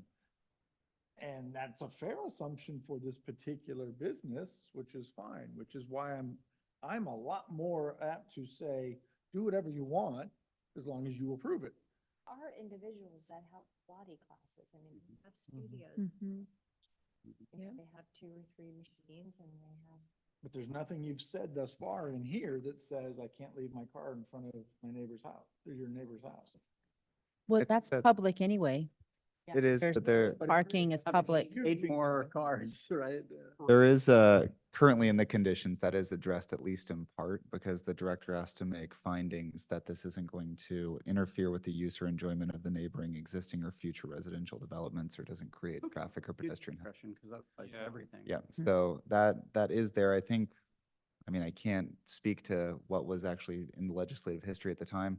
I think the 3-person maximum was aimed mostly at that, though, to make sure that there weren't people coming in and out all the time. So that certainly was a consideration in the past with these. So raising that number, I think, does have some of those concerns. Those could be conditions, and that's something that if you'd like to discuss more, those are conditions that maybe the director could put in that, you know, there has to be some sort of a finding that there will be a traffic plan or something like that. Now enforcing that will be next to impossible because we're not going to be able to govern a If you look at our street. public street. Yep. I mean, multifamily park. Yep. These are people who live there, not people who, Right. you know what I mean? It's a Well, different. sort of. Fighting with our neighbors, not only the. Not all the time. I mean, if you live down by the multifamily homes, it's not people that live in there. It's everyone that lives in the. Oh, well, yeah, that's true I mean- too, yes. Well, yeah, I- no, I mean, I'm the last person to worry about parking, but if you imagine multiple of these places getting permitted on one street with 8 to 10 people, each of them bringing their own cars, which they wouldn't necessarily, maybe theoretically, they might be close enough to walk or bike, but I can see that becoming a larger. But it sounds like this discretion might cover that. But doesn't Burlingame, you know, pride itself on not having too many of the same business in one, I mean, is there not an ordinance that we only allow number of businesses on a certain area, or is there not for that? Like, I know we don't allow fast food restaurants, but like, I know we have There's- housing nail salon, but it's like.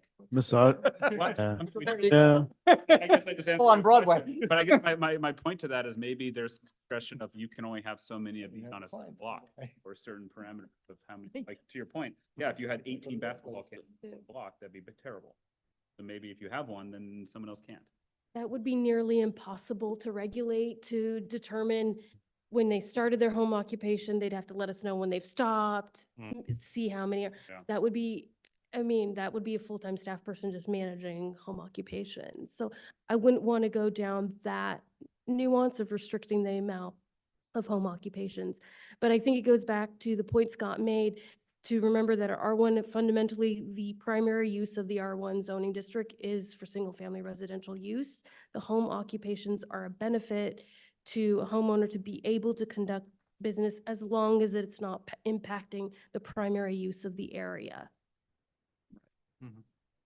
Back to 3. No.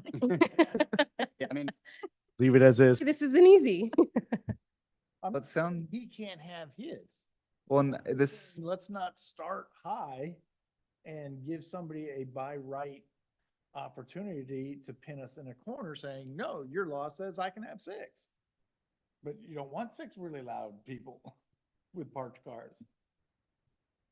well, and the commission can certainly, this is kind of it's an open study item, Yeah. right? So we don't need to come to a complete conclusion tonight. You're certainly welcome to if there's a, a consensus among everyone, we can go that way. I think we've learned a lot and gotten a lot of great feedback. I know personally, we've had discussions about inside versus outside. It sounds like there's a greater capacity by the whole to have more people for an indoor activity than outdoor.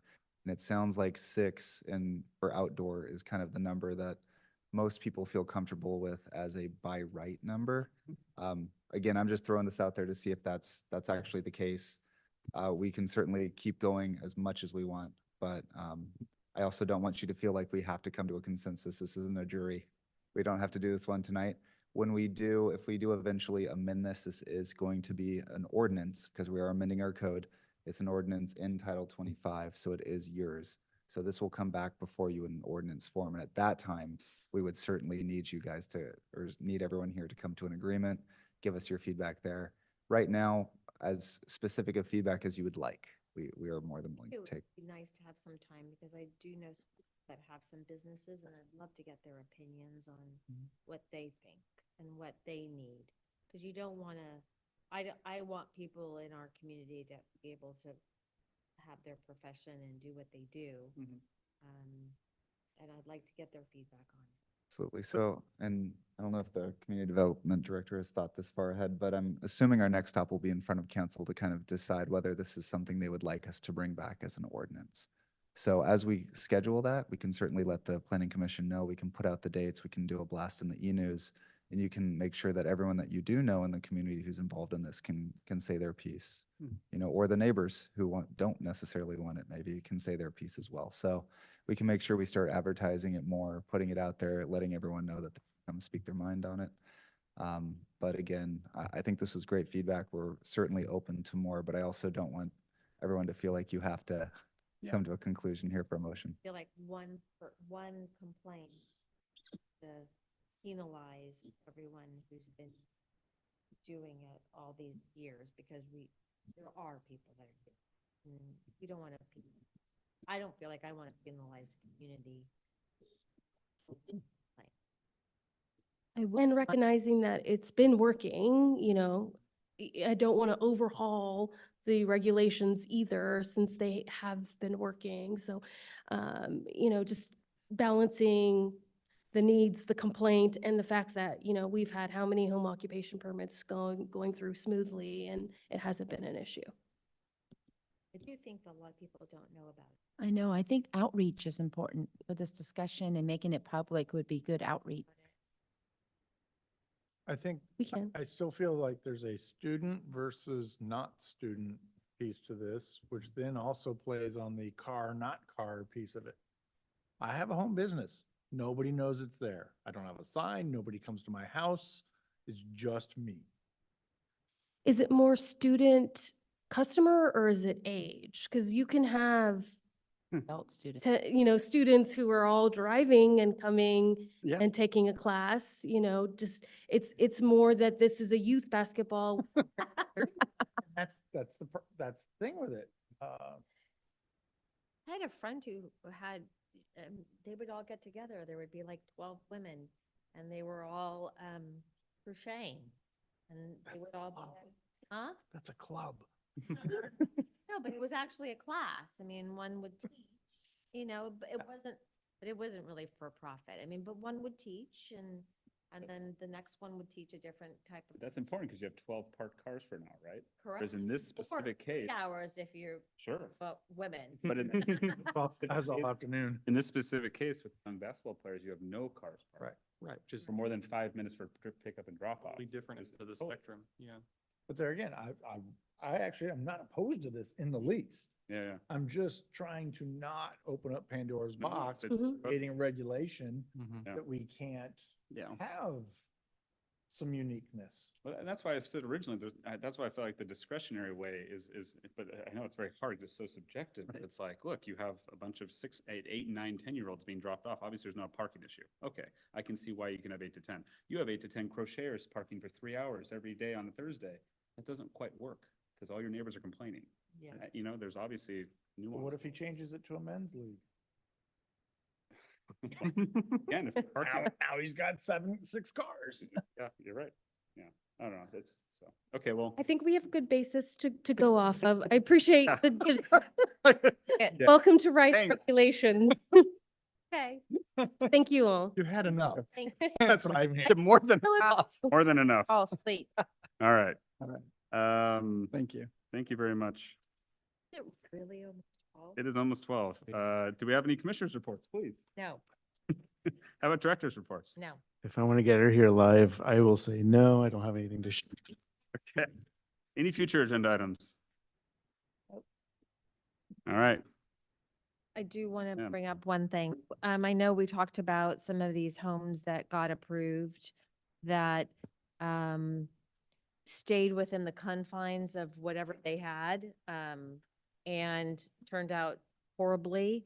And I know this is something that Jennifer brought up, and I really want to bring that up to a future agenda item where, you know, people remodel the house, especially Burlingame Park, and then the house looks horrible It doesn't trigger. and it doesn't trigger us to review it. So there's been a couple of instances in our neighborhood in Burlingame Park specifically that it's occurred, and I'd like to, you know, make sure that that gets on our agenda maybe sometime sooner than later. Is there a second for that? We- All right. Yeah. This was an item that was brought up in the past, yeah. Yeah. So I think that, you know, if we were like 11:30 every 2 weeks, I wouldn't be looking to take on more work. We haven't been as busy, and to then say, well, let's kick that down the you know, and leave a hole, because it is a hole in things that are not being reviewed. I don't think that we should be kicking that. I think we should be taking it on, and it's fine that it's a small portion of project. But I think it would be better to have a better product than not. I sat down and then I got back up. Absolutely. I mean, I've heard this now in the 2 meetings to bring this back for a discussion, and we absolutely can. As you think about this for future discussion, I'm meeting with all of you individually and going to bring this up. I've had the pleasure of meeting with Sean and brought this up. There is a lot of policy work that we haven't been doing. I would say the bulk of what our planning staff is working on is single-family residential, and there is large community needs. I think this year 400 state laws were passed just as it related to planning alone, and a lot of mandates that are coming down from the state that we do have to address. I would love for those conversations to happen at Planning Commission. It's going to be what the Planning Commission and staff I would like to incorporate in this discussion is what we do overall want to spend our time as a board and staff working on, giving our staff resources and where we would like to focus. Now, we're happy to focus on whatever the Planning Commission, the council, and the community feel are the priorities, but no, there is a lot of policy stuff we haven't been working on because there is a lot of single-family design review that is occurring. So as you think and prepare for this discussion, to think about kind of trade-offs, what are the things where we should be focusing our effort and what the priorities should be. I would love to say we can do it all, but the reality of staffing resources is we can't do it all. So we do then have to have kind of tougher conversations about trade-offs and what we would like to maybe put a work plan together and work on collectively. So I'll put that bug in your ear to think about as we come back to this topic. I think that is a fair statement.